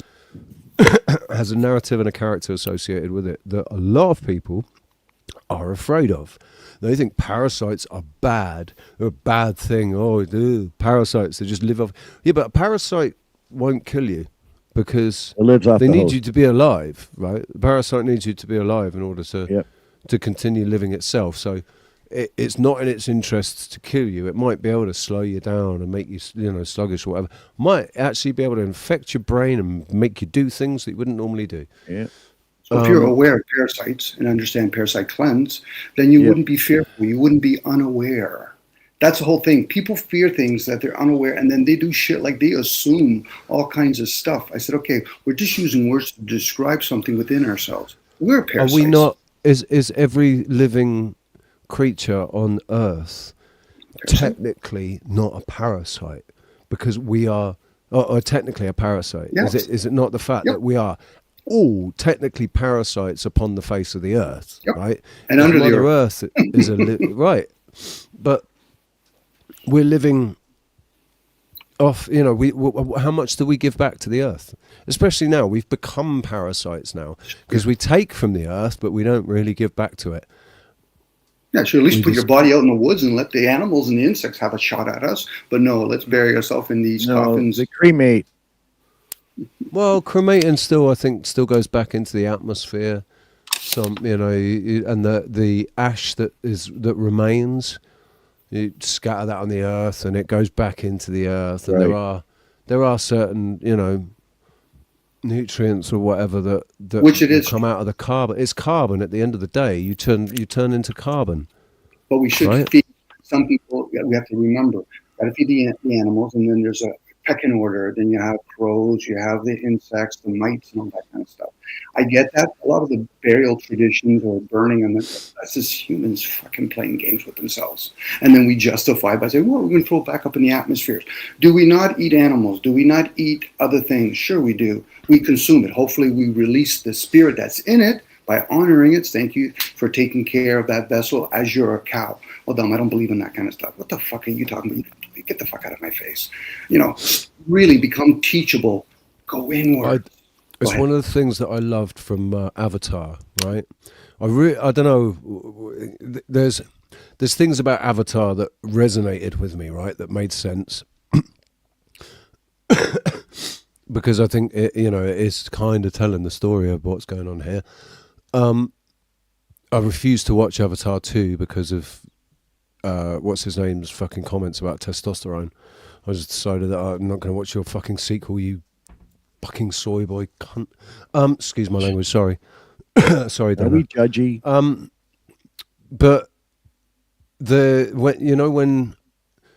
when he kills the whatever it is he kills, or she kills one first, doesn't she? She goes hunting and she kills it, and then as soon as it's dead and it's laid there, it's just dying, and she goes up and thanks it, and is grateful, right? And there is sadness for the loss of of life, but just gratitude and thanks because it was passing its energy on, kind of thing. I love that spiritual, at one with nature thought. There's that tribe, Indian tribe or Amazonian tribe or whatever it is that say that they go to the forest, or it used to be like this. They go to the forest and they do their ceremony, and they'd ask the forest, and like a deer would come out, and that would be the deer that was offering itself to be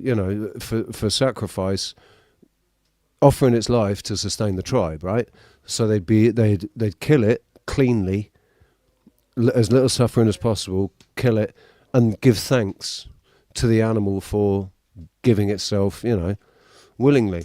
There's I think this idea that we've been fed about dog eat dog, survival of the fittest, I think I'm pretty sure I know it's an absolute fucking fallacy, right? Because not all animals that kill each other all the fucking time. There's so much footage of dogs helping cats helping mice, or rats, or fucking squirrels helping things, birds helping, Yeah, we see the videos. They even help us, Yep. It's like we've had this competition bred into us because of this fear of lack of resources. That's what it is. Fear controls people. And some people don't call it fear, but to me, I see it as fear. And like when I meditated, since I've been doing that, my intuition's gone up. I can read people. That helps me out. Dude, it's like alpha males, right? Yeah, the problem with an fake alpha male people is afraid. Yeah. Tell an alpha male he's afraid. She's a fucking fraidy cat. No, you're fucking talking I'm about. not afraid to cry. I'm not afraid of my emotions. You're afraid of people thinking that you're a fraidy cat. I don't know what people think about me. You not you. I know. I'm just saying. It's like, people don't think in the right way, or in a constructive, in a beneficial, constructive way, right? That allows them to understand. They should teach it at school. Understand. I kind of love and hate that word at the same time. First time I heard it was Sevan Bomar. I don't know if anybody else has come across Sevan Bomar. Quite an interesting character. Very arrogant because of the success that his character has afforded him, and the information that he's presenting. There's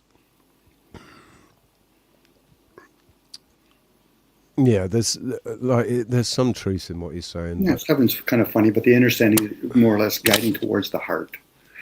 Whether he knows it or not. Understanding. No, I think he was capitalizing on it because at the end of the day, and I think he kind of, he puts out there, this is just a business. He's just running a business. Like Moji or Osho. Yeah, I get it. Right. He's using esoteric knowledge and theory as that's his business model, or not his model, but that's his product. Right, and his business model is that he is this fucking guru, and it's it's worked, and there are things he's right about, but it's like Sadhguru, the yogi, Sadhguru, Cadghuru,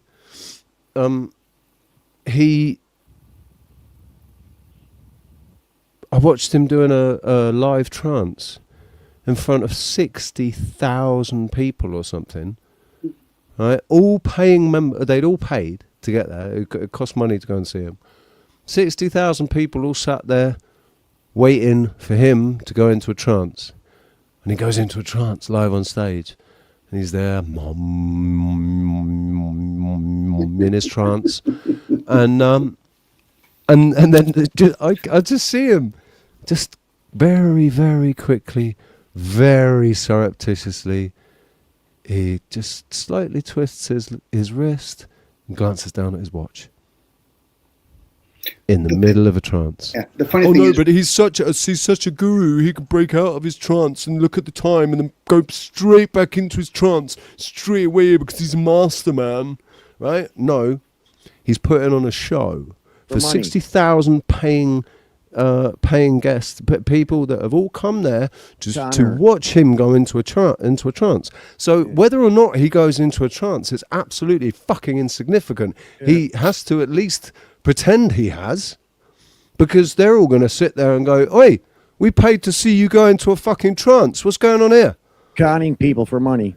Well, not really at that point, Mac. What happens is when some people are focusing on the main actor, I don't care if it's a psychopath, a sociopath, a guru, Osho, whatever, the camera should be panned towards their audience and say, where are you guys? See, as much as people might complain about people that are sociopath, psychopath, what about the normies? Where are they? So the accountability should be the individual person. Why have you gone there? Forget about why you gave them a knee, because you just have to go to the Vatican or go to the Mecca to see that cult-like behavior. But then what they'll do is to make excuse behavior, let's throw somebody under the bus. Let's bitch and complain about Hitler. No. Hitler was just one individual. Are you still playing the Jesus story, thinking one person can save you? There could be, which is you. But why Hang on a second. You want to sit there and complain about Hitler? Which narrative are you going to use? But again, there's more than one narrative about Hitler. That may be true. You know? Yes. That may be true, guys. But the thing is, did he kill all those people? No, he didn't. He didn't. No, order followers did. Did he give all those orders? There's not any recorded history, anything in the historical record anywhere that states that he ordered the extermination of. Could have been a chain command. They have it on YouTube where they translate his speeches in English. Okay, but yeah, he might as well be somebody stood up there talking now about current times. Right. That may be true, and he might have done a chain command and tell all his chiefs. But the person that actually picked up a gun and killed another human being, where's your fucking accountability? I mean, that was the whole thing about the Nuremberg trials, wasn't it? That was supposed to be holding people accountable. They didn't hold the individual soldiers accountable, because at the end of the day, the individual soldiers are only there to follow orders. So, but once again, there were. Sorry, Richie. No, I don't. Yeah, they didn't. I don't think they only prosecuted the officers, didn't they? The officers and the scientists. All guys. And the doctors. Those are all fall guys. But the thing is, once again, there's a term. People say it, but they don't got a fucking clue what they're saying. Who are you to judge? Seriously, with all sincerity, who are you to judge? If somebody wants to stay at home, sit in front of a fucking computer and do fuck all, who are you to judge them? And if you're going to pick up a sword, be prepared. I'm talking about the words. If you're prepared to pick up the swords, remember, I'm playing the fool right now. I'm okay with being fucked over. Where other people say, oh, no. I said, so you're using excuse behavior. You've chosen to have a government. You've chosen to have a fucking Vatican. You have a pope and all that kind of stuff. Well, I don't. Well, then why the fuck are you talking about it? If people are going to truly revolt from within oneself, but what they do is they different word. It shouldn't be revolt, because revolt is revolution, isn't it? Revolt. Just give it energy to again. Volt. Yeah, I get the energy. You're going to vault again, but it'll show you where you stand. A person that doesn't want to be triggered is not going to do the revolting. The one that does it says, there you go. Now you know where you stand. What the fuck are you going to do about it? I think we should be thinking more about rebellion than revolution or revolting. Isn't it interesting? Hey, the peasants are revolting. We got to give them a religion to control them. But Richie, I'm talking about a revolution from within. The ones outside never work. They've never worked, and they will never work again, because it's always shifting. But again, once you start revolting inwards and say, listen, ego, know your fucking place. The program, know your place. We're the things behind those things. But unfortunately for most people, I'm the vessel. Really? Then who's running the liquids right now? Sorry, guys, go ahead. That was the song that I wrote. I spoke about it before. I wrote a song in 2018 or 19. I think it was 2019. I wrote a song about put the ego on put the ego on the back seat, let the soul take control. And that was at a time when I was trying in real time to catch my ego out, right? Every time my ego was raising its head, I'd catch it and say, there's Wally. Where's Wally? There he is, right? And my ego was Wally, because I prefer the English version of Waldo, because Wally in English just means an idiot, just a silly idiot, right? You're a Wally. If you're a Wally, you're a silly idiot. So there's Wally, and I was doing that for at least 18 months or something. I was doing that, trying to catch my ego every time. Around here, I see a lot of fake plastic people. And you go to confront them on, like, you're faking plastic. They don't see it whatsoever, but yet they have to get the sleeve tattoos. They got to get the man bun. I got to go to the gym and work out every day, and also that's a need to belong, isn't it? That is a natural. I think that is part of our natural desire. Yes, as tribal, because we as social creatures, right? Right. We desire company for whatever reason that might be. Some people don't, right? Introverts don't desire company. I don't desire company anymore, but there was a time when I'd just rather spend my time with people than with not. It wasn't that I was uncomfortable with my own self or my own company. It was just that I guess I was bored of my own company and I wanted to spend time with other people, right? And also, generally, it was just I wanted to get laid. Hey, Mac, sorry, quick question. Mac, if we opened up a business and we were selling those tattoo sleeves, would you be for or against it? Selling the shirt with the tattoo sleeves, like to be skin colored, but yeah. I thought about that, tell you the truth, be honest with you.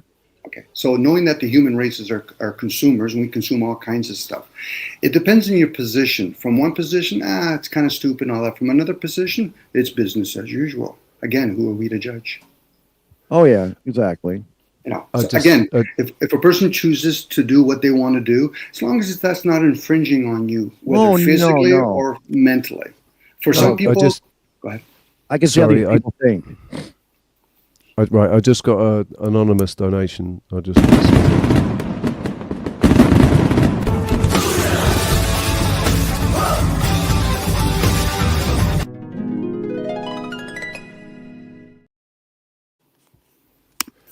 Yay. I love you. Thank you. You know who you are. I love you. Again, that's where we go into thoughts. And before we do things called afterthoughts, when we speak about it, I'm like, okay, so you didn't squash it in thoughts? How does it serve you to know whether or not somebody does something or says something that it's not your preference? Isn't an afterthought adding to after the original thought? Thoughts are in silence. Then adding to that thought as an afterthought, and then the details are expanded or added to. That's how they convey it, but usually thoughts are in silence. So when we speak, that's afterthoughts. So, and at that point, now we're talking about sounds and frequencies. And then you can condition people with the written work, which is another game. It's a dumbed down version, but again, most people will be dumbed down because we type in chat. So we're actually encouraging all of that. Those are symbologies. Think about when people say silence is golden, speech is silver. That's why back in the days, if you would receive a thought and then you can actually do like a mantra or you do verbal ways of teaching people. So we don't really have to speak. We really don't have to, but we choose to. That's all playing on the paradigm that gold and silver have value. Right? It does. It's conduit. In electrical terms, that's the only place it actually has any true value. Gold and silver. The value that we've attributed to it, right? The value that we give gold, that's not its true value.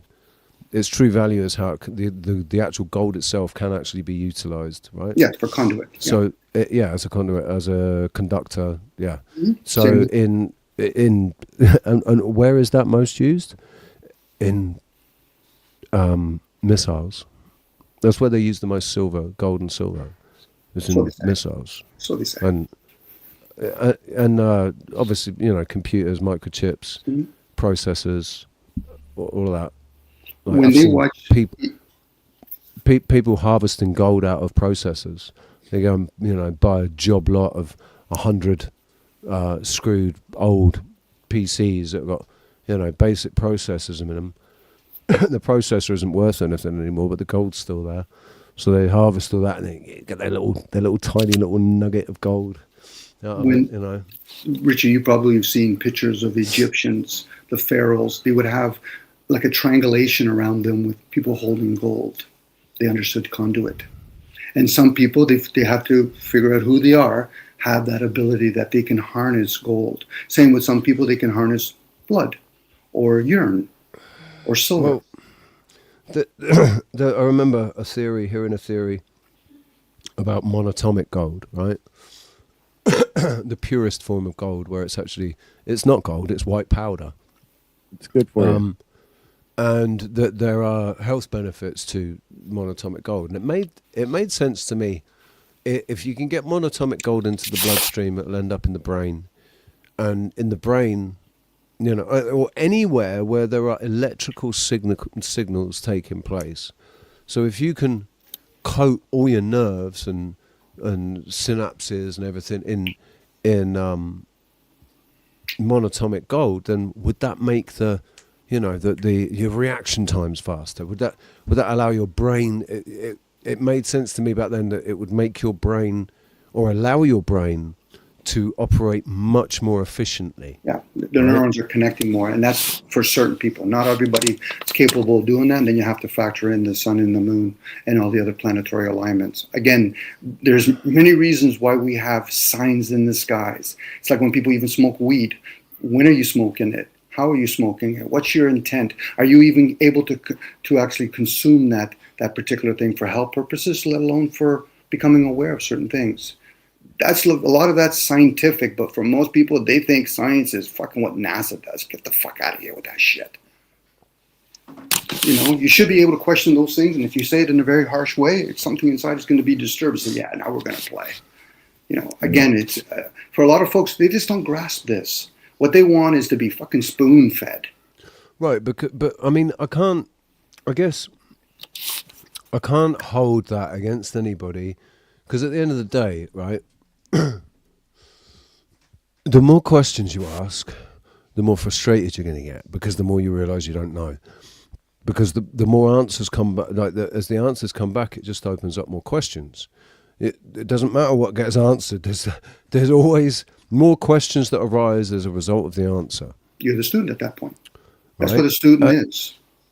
And that's all we can ever be while we're going through this life. We're constantly experiencing and what we either learn or we don't, right? True.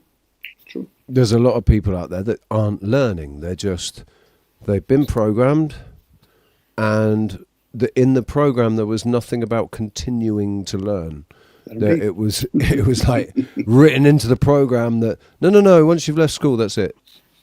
Yeah. You just everything else you need you get from the TV. Yeah, they haven't been instilled to question their program. They might have been put in to defend and attack. You can thank your forefathers for that shit. Again, if you're willing to question things, then you're using what's called intelligence. But That's another narrative we've been fed, right?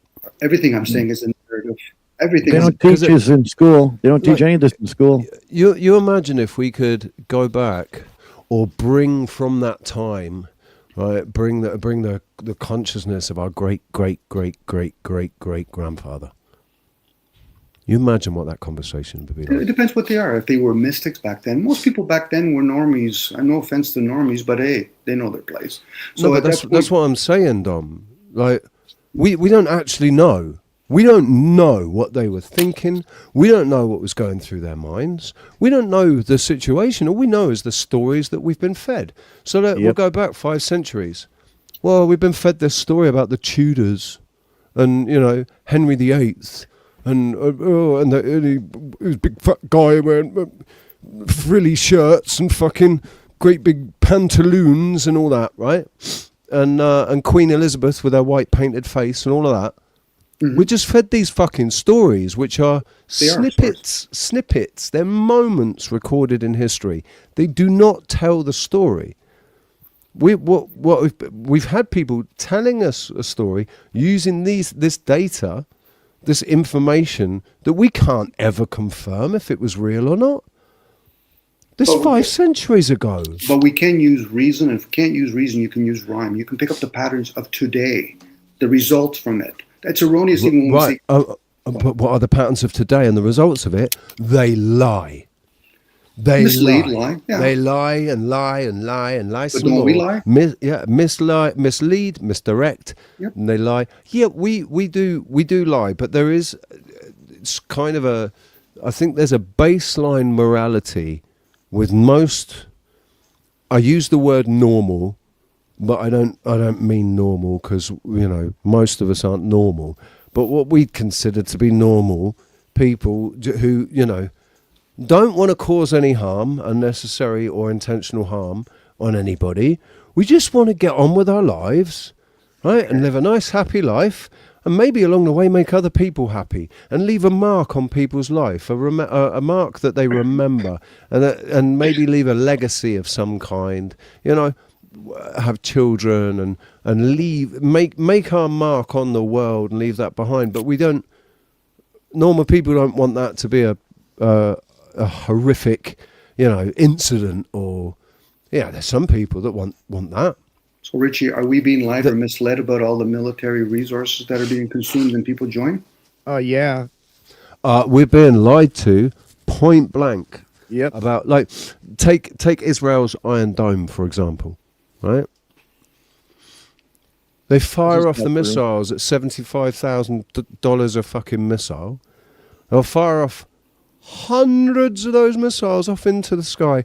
I watched it live in real time via my mate Nia, right? Via his phone in real time. 3 o'clock in the morning, phones me up, says, "Dude, look at this." Puts his phone up to the camera, and the Iron Dome is it is Star Wars. It's like a Star Wars movie. Okay, right? so With these knowing missiles going off, and they're just going up and exploding, and everybody's taking it for granted that they're trying to hit missiles that are coming in. Okay, right? so But knowing that- nobody really knows where those missiles were coming from. But what I saw was a very, very, very, very expensive firework display. Okay, so knowing that, I'm trying to tie this up with morals. Right. So knowing that they do spend a lot of resources, whoever they may be, on military, okay, is that a moral thing for the human race or no? The military is based on narratives that are shaped around egoic, megalomaniacal psychopaths. Okay, so but they're still humans, right? So when people That's debatable, isn't it? They might be humans, but they might not be human beings. we could have that conversation, Richie, but for most people, let's keep it very simple for them.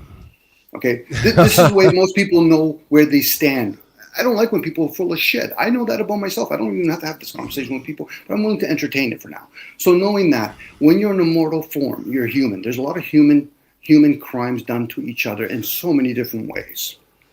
So now somebody will justify, well, Dominic, I'm not the one that's creating the gun, but you're going to use the gun, right? Eventually, right?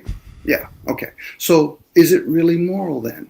See, people like to have these conversations, but yet they're not willing to take themselves out of the picture or fucking put themselves under the bus. Depends what you're going to use the gun for, doesn't it? Yeah. Right? The gun doesn't have to be a weapon I've got to morals. harm people. The gun is a tool to enable you to gather food. Okay, but Like I go was hunting. talking about Hunting. military, guys. I was talking about military. I wasn't talking about hunting. Oh shit! Right? Yeah. Okay, stay on point here. Okay? Sorry. There's many points. So when we're talking about military, there's a lot of resources. Now each country will have a whole bunch of military working for them. You just make the economy tough for them. You'll see how many people will join the military. But at the same time, is that intention of having a tank and a submarine to kill a fucking animal that we don't know, we can't shoot down, or is it to do onto more humans? It's a simple question with a simple response. Yes. So at that point, how could we even have the fucking conversation about morals when it clearly shows that humans still are fucking living in the Stone Age? Absolutely, Donna. I totally agree with that. I prefer to have a question which cannot be answered than an answer that cannot be questioned. But these ones that we're having are answerable because I just have to look at the patterns. Them talking about having peace, bullet in the back of the head will give you peace. So at this point, it's resources. Now, we could blame the few that are orchestrating the many. But where's the accountability? The guy that says, listen, Dom, I'm an American and I fight for my country. I said, you're not defending your country when you're in somebody else's fucking landmass, you moron. Now, I might say that out loud. We were taught stuff when we were kids. Like, I was taught to hate the Russians and China, you know. Since I was a young kid, they're bad. People. They're bad. Those Catholics are bad. Those people that write with their right hand are bad. I know. The stuff that we were brought up with. just end it. Like, whatever it is, if it's not like you, it's bad. Right? Bullshit. But meanwhile, when I ask questions and then people quickly lean towards is bad or good, I said, you're assuming. I'm just asking for clarity. I know I'm being clever. I know that about me. I'm being clever because I realize I don't have to really ask these questions because I've already gone through my little fucking shadow self. Right. And I realized, would you do it, Dominic, if you got paid and you got conditioned, your family were third, fourth generation military? Well, based on observations and patterns, I would say yes. That's a no-brainer for me. Go ahead. If I'd been brought up, if my Uncle Steve had been my my dad and not my dad, then I might have ended up joining the army, right? Because I didn't really wake up until I was 35. So even if I always had the potential to be awake because I always felt out of place, I was still trying to fit in so much. If my dad had been in the army and successful officer in the army, then I pretty much probably would have joined the army and, you know, gone to university to become an officer. Although that's an assumption. Maybe not. Maybe if even if I'd been born to my Uncle Steve and brought up in his family instead of my family, but with the consciousness or spirit that I have in me now, the same one, maybe it would have still gone the same way, and I would have rejected it. Maybe it would have made me even more likely to reject it. I don't know. I didn't live that life, so I can only imagine, right? But the patterns are there. That's why they do the concept of cremation of care. Because if all of a sudden, let's play this wonderful imagination game. Me, Mac, and Richie were born through the womb of some wealthy person. So now all of a sudden, me, Mac, and you are chilling and saying, listen, guys, maybe we should help the poor. I would count on the other two saying, what the fuck are you talking about, Richie? Are you on fucking cheap crack cocaine? If we're being honest in our positions. Yeah, I mean, maybe not with us three, but I see where you're coming from. But yeah, one of them may have said, well, hang on a second. We can make a business out of this, right? We can look like we can help the poor. We can help some people. But we can laundry more money. More importantly, we can actually get rich from that. We're just turning it into a business. Charity, right? There we go. We just make it a charity, and then it's tax exempt. It has to be non-profit. Well, we just increase our salaries, right? So that we spent all the money again. What was that on? Oh, salaries. Yeah, Turning Point USA. I'm talking to you. So at that point, it's business as usual. For the people on the other side, this is where when people aren't honest, if they really want to use their imagination, I said, okay, so stop and think about it. If you were born in that position and you were conditioned, like the elite, they got to make sure, okay, I have to have how many fucking spoons do I have to have on my one side? And what type of plate I have to do? They have more conditions than we do. Right. This is something that I've touched on before as well, that we don't give enough credence to.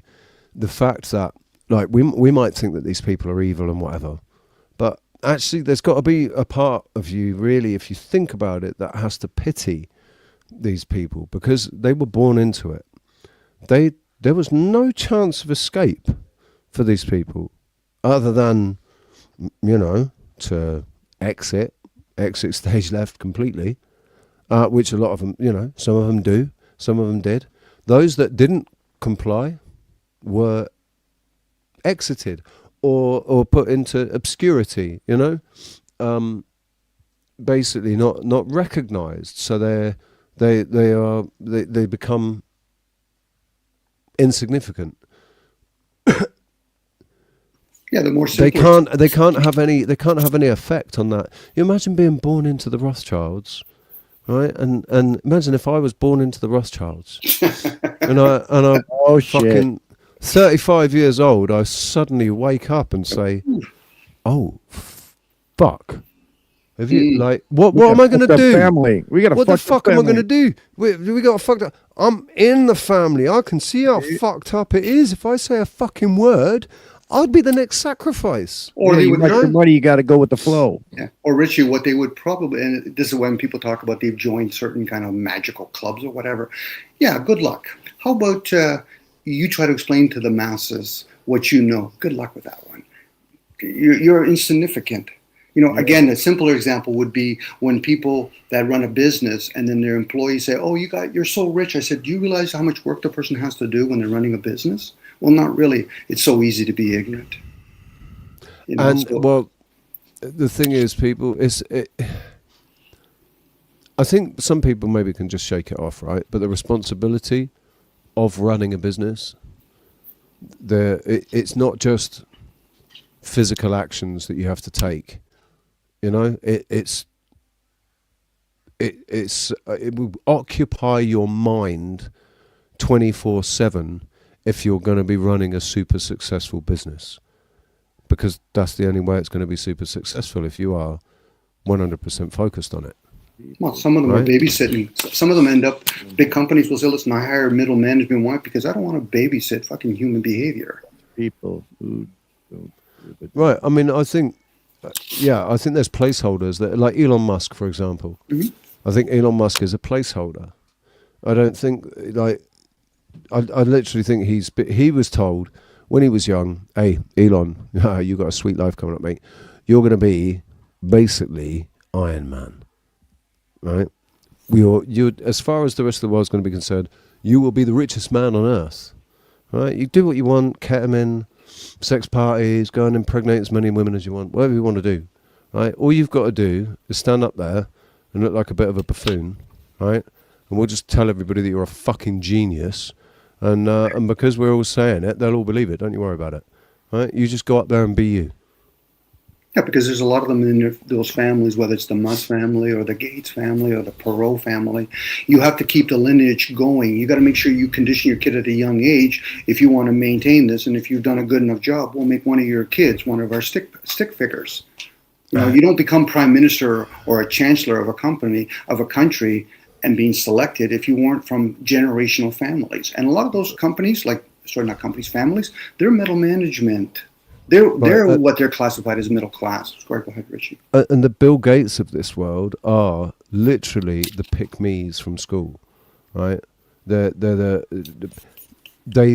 desperately want that, that role. They want to be the individual that's portrayed to the rest of the world. They want to be that, right? I think maybe there's some that don't want to be that, and they're just doing it because if they don't, life will be like either I can play the game and live a life of luxury, or I can be like one of the peons. Mm-hmm. And then that's where people use the word like a gentleman's game. They're not concerned about the outcome, especially when they can actually manipulate the markets. So in the old days, it was like, okay, we'll let the universe deal with it, but we're just going to play the game, not worrying about if we're going to win or lose. They've stolen these terms, right? Mm-hmm. Gentleman's game, honor. These words, and like honorable. They call themselves right honorable. Honor amongst thieves. You're supposed to, if you refer to queer two-tier queer Starmer, you're supposed to refer to him. Anybody, like any proper serious professional journalist, will refer to him as the Right Honourable Keir Starmer, because he received a knighthood. The fact that these positions, these images, a knighthood, he's knighted by the Queen, knighted by the King. we think of knighted. What's that? Well, we go back to medieval times.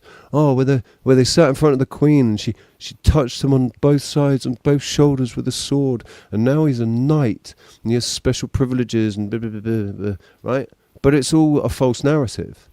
From the fucking beginning, our royal family narrative has been a false narrative, as far as I'm concerned. But they believe in that, Richie. Interlinked with the church, completely inextricably linked to the church. It'll be to like the government. Church of Rome. But it's like governments. People say, well, Dom, I don't believe in satanic. I say, yeah, but you have governments. And if they do, that should be your concern. So in this case, they believe in those obligation and duty. My words means a lot. Today, most people, we'll call us, the goyams, the NPCs. I don't mind being called those things because I think it's humorous. Where a lot of folks don't realize they play that and they're sincere and they're serious about that game. For us, the person could turn around and say, listen, but I don't care about it. Well, then why do you live in civilization then? You can leave. No problem. There you go. Leave your car here. Go take your chance out in nature. You want to be in a forest or a jungle? Well, no. I said, well, then better understand the rules while you're here. That's why they still respect the ideal. You have lords. And that's the fear. That's fear that stops people doing that. Fear of being alone. Fear of life being more difficult. Mm-hmm. Fear of the unknown. You want to go out and not be part of society anymore. Live off grid.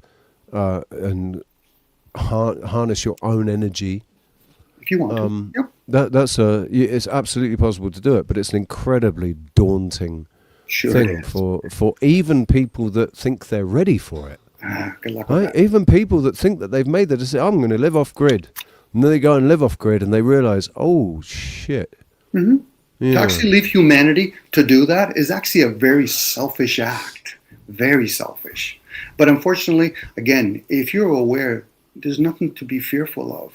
This is what it is. I can tell you now, if you've been homeless, at least, if you've experienced real homelessness where you've actually slept on the street in the cold and the rain, and been woken up at 4 o'clock in the morning by the street cleaners and told to move on and all that, if you've actually experienced that, the idea of living off grid is a fucking breeze, mate. Well, to be a nomad. It's a breeze. And the idea of being a nomad is I've been watching the computer game, somebody playing the computer game Cyberpunk 2077. Yep. And got the game. But he's a nomad. A loner. What's it? Vincent V is a nomad, but without a clan. He's an actual loner. He's not even got a clan. And it's like in Death Stranding, right? Have you seen that? The game Death Stranding, with what's his name from The Walking Dead, the guy that had the crossbow. Mm-hmm. In The Walking Dead, he's like the main character in Death Stranding, and he plays somebody that is a loner. He doesn't like being around people, and he'll travel between zones, to try and reconnect the network and whatever. But it means doing it all on his own. You're just doing it all on your own the whole time. Richie, they've done studies on people. Sorry, Richie. They've done studies where people that have been in jail and then there's like a revolution and then they're freed and they want to go back. People that are usually homeless don't realize how closer they are to non-attachment.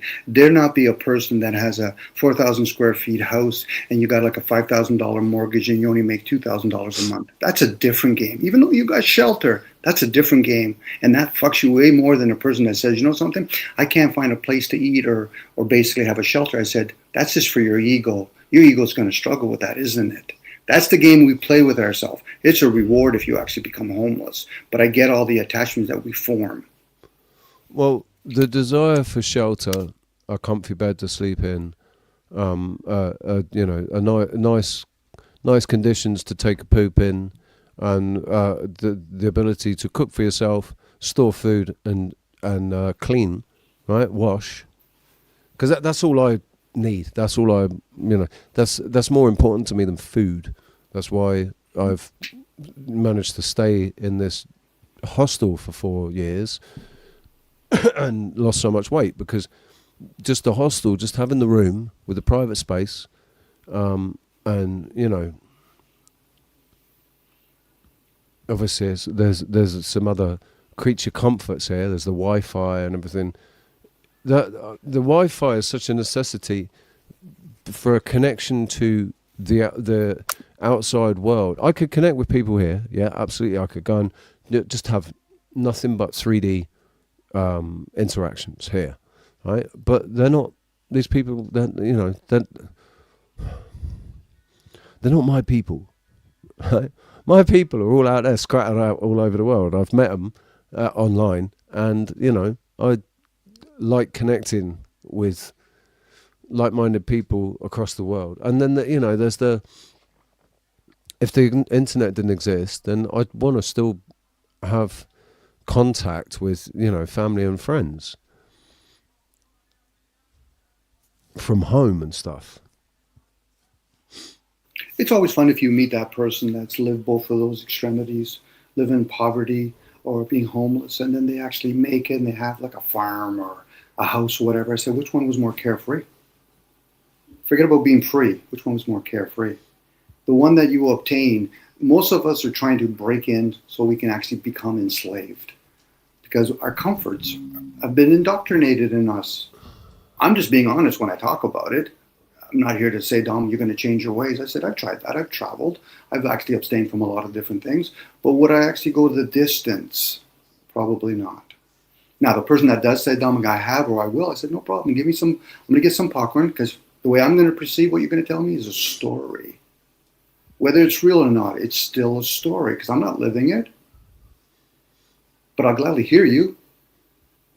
If you want to record it for prosperity for yourself. It's always funny when somebody tells me, well, Dom, I've lived this way. I said, that's nice. The word understand gives it away. But I'll hear you. It's not a pissing contest. But for a lot of people, they do want to piss. I said, okay, well, go to the Wailing Wall. Piss on that for a while if you want. Right. Guys, I've just seen, I've been going for 7 hours, man. It probably explains why I'm feeling like this. Later, Richie. Ciao, Mac. Yeah, I'm gonna have to bring it to a conclusion for today. And hopefully I'll be back tomorrow. I need to go and lay down, man. I'm definitely not 100%, and feel like my fever's coming back. So I've got to go to the pharmacy and get some paracetamol, just in case, because I've gone 3 days without any, and just rode through the fever. And fuck that, I'm not doing that again. Much love. Mac, thank you for being here, dude. No problem. Dom, thank you. Ricardo, Dana, Nuxis, Amanda Britt's gone, isn't she? And anybody that's still here, we've got 13 people still here. Thank you very much for being here, guys. Just picture me coming back tomorrow feeling much better, please. And if you don't, if you wish for the opposite, then that's just going to reflect back on you, and in a few days' time when you're feeling shit, you're going to realise why. But yeah, much love, guys. Thank you very much. Take care. Have a good one. It's about duality. Well, I'm all about duality.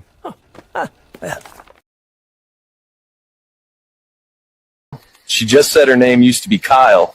I respect it, just wasn't ready to meet the extra fork on the first date.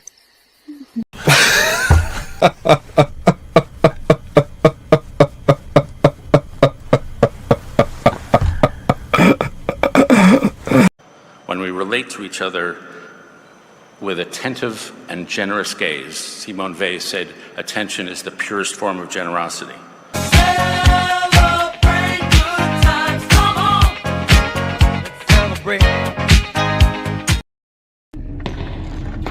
Shut it down!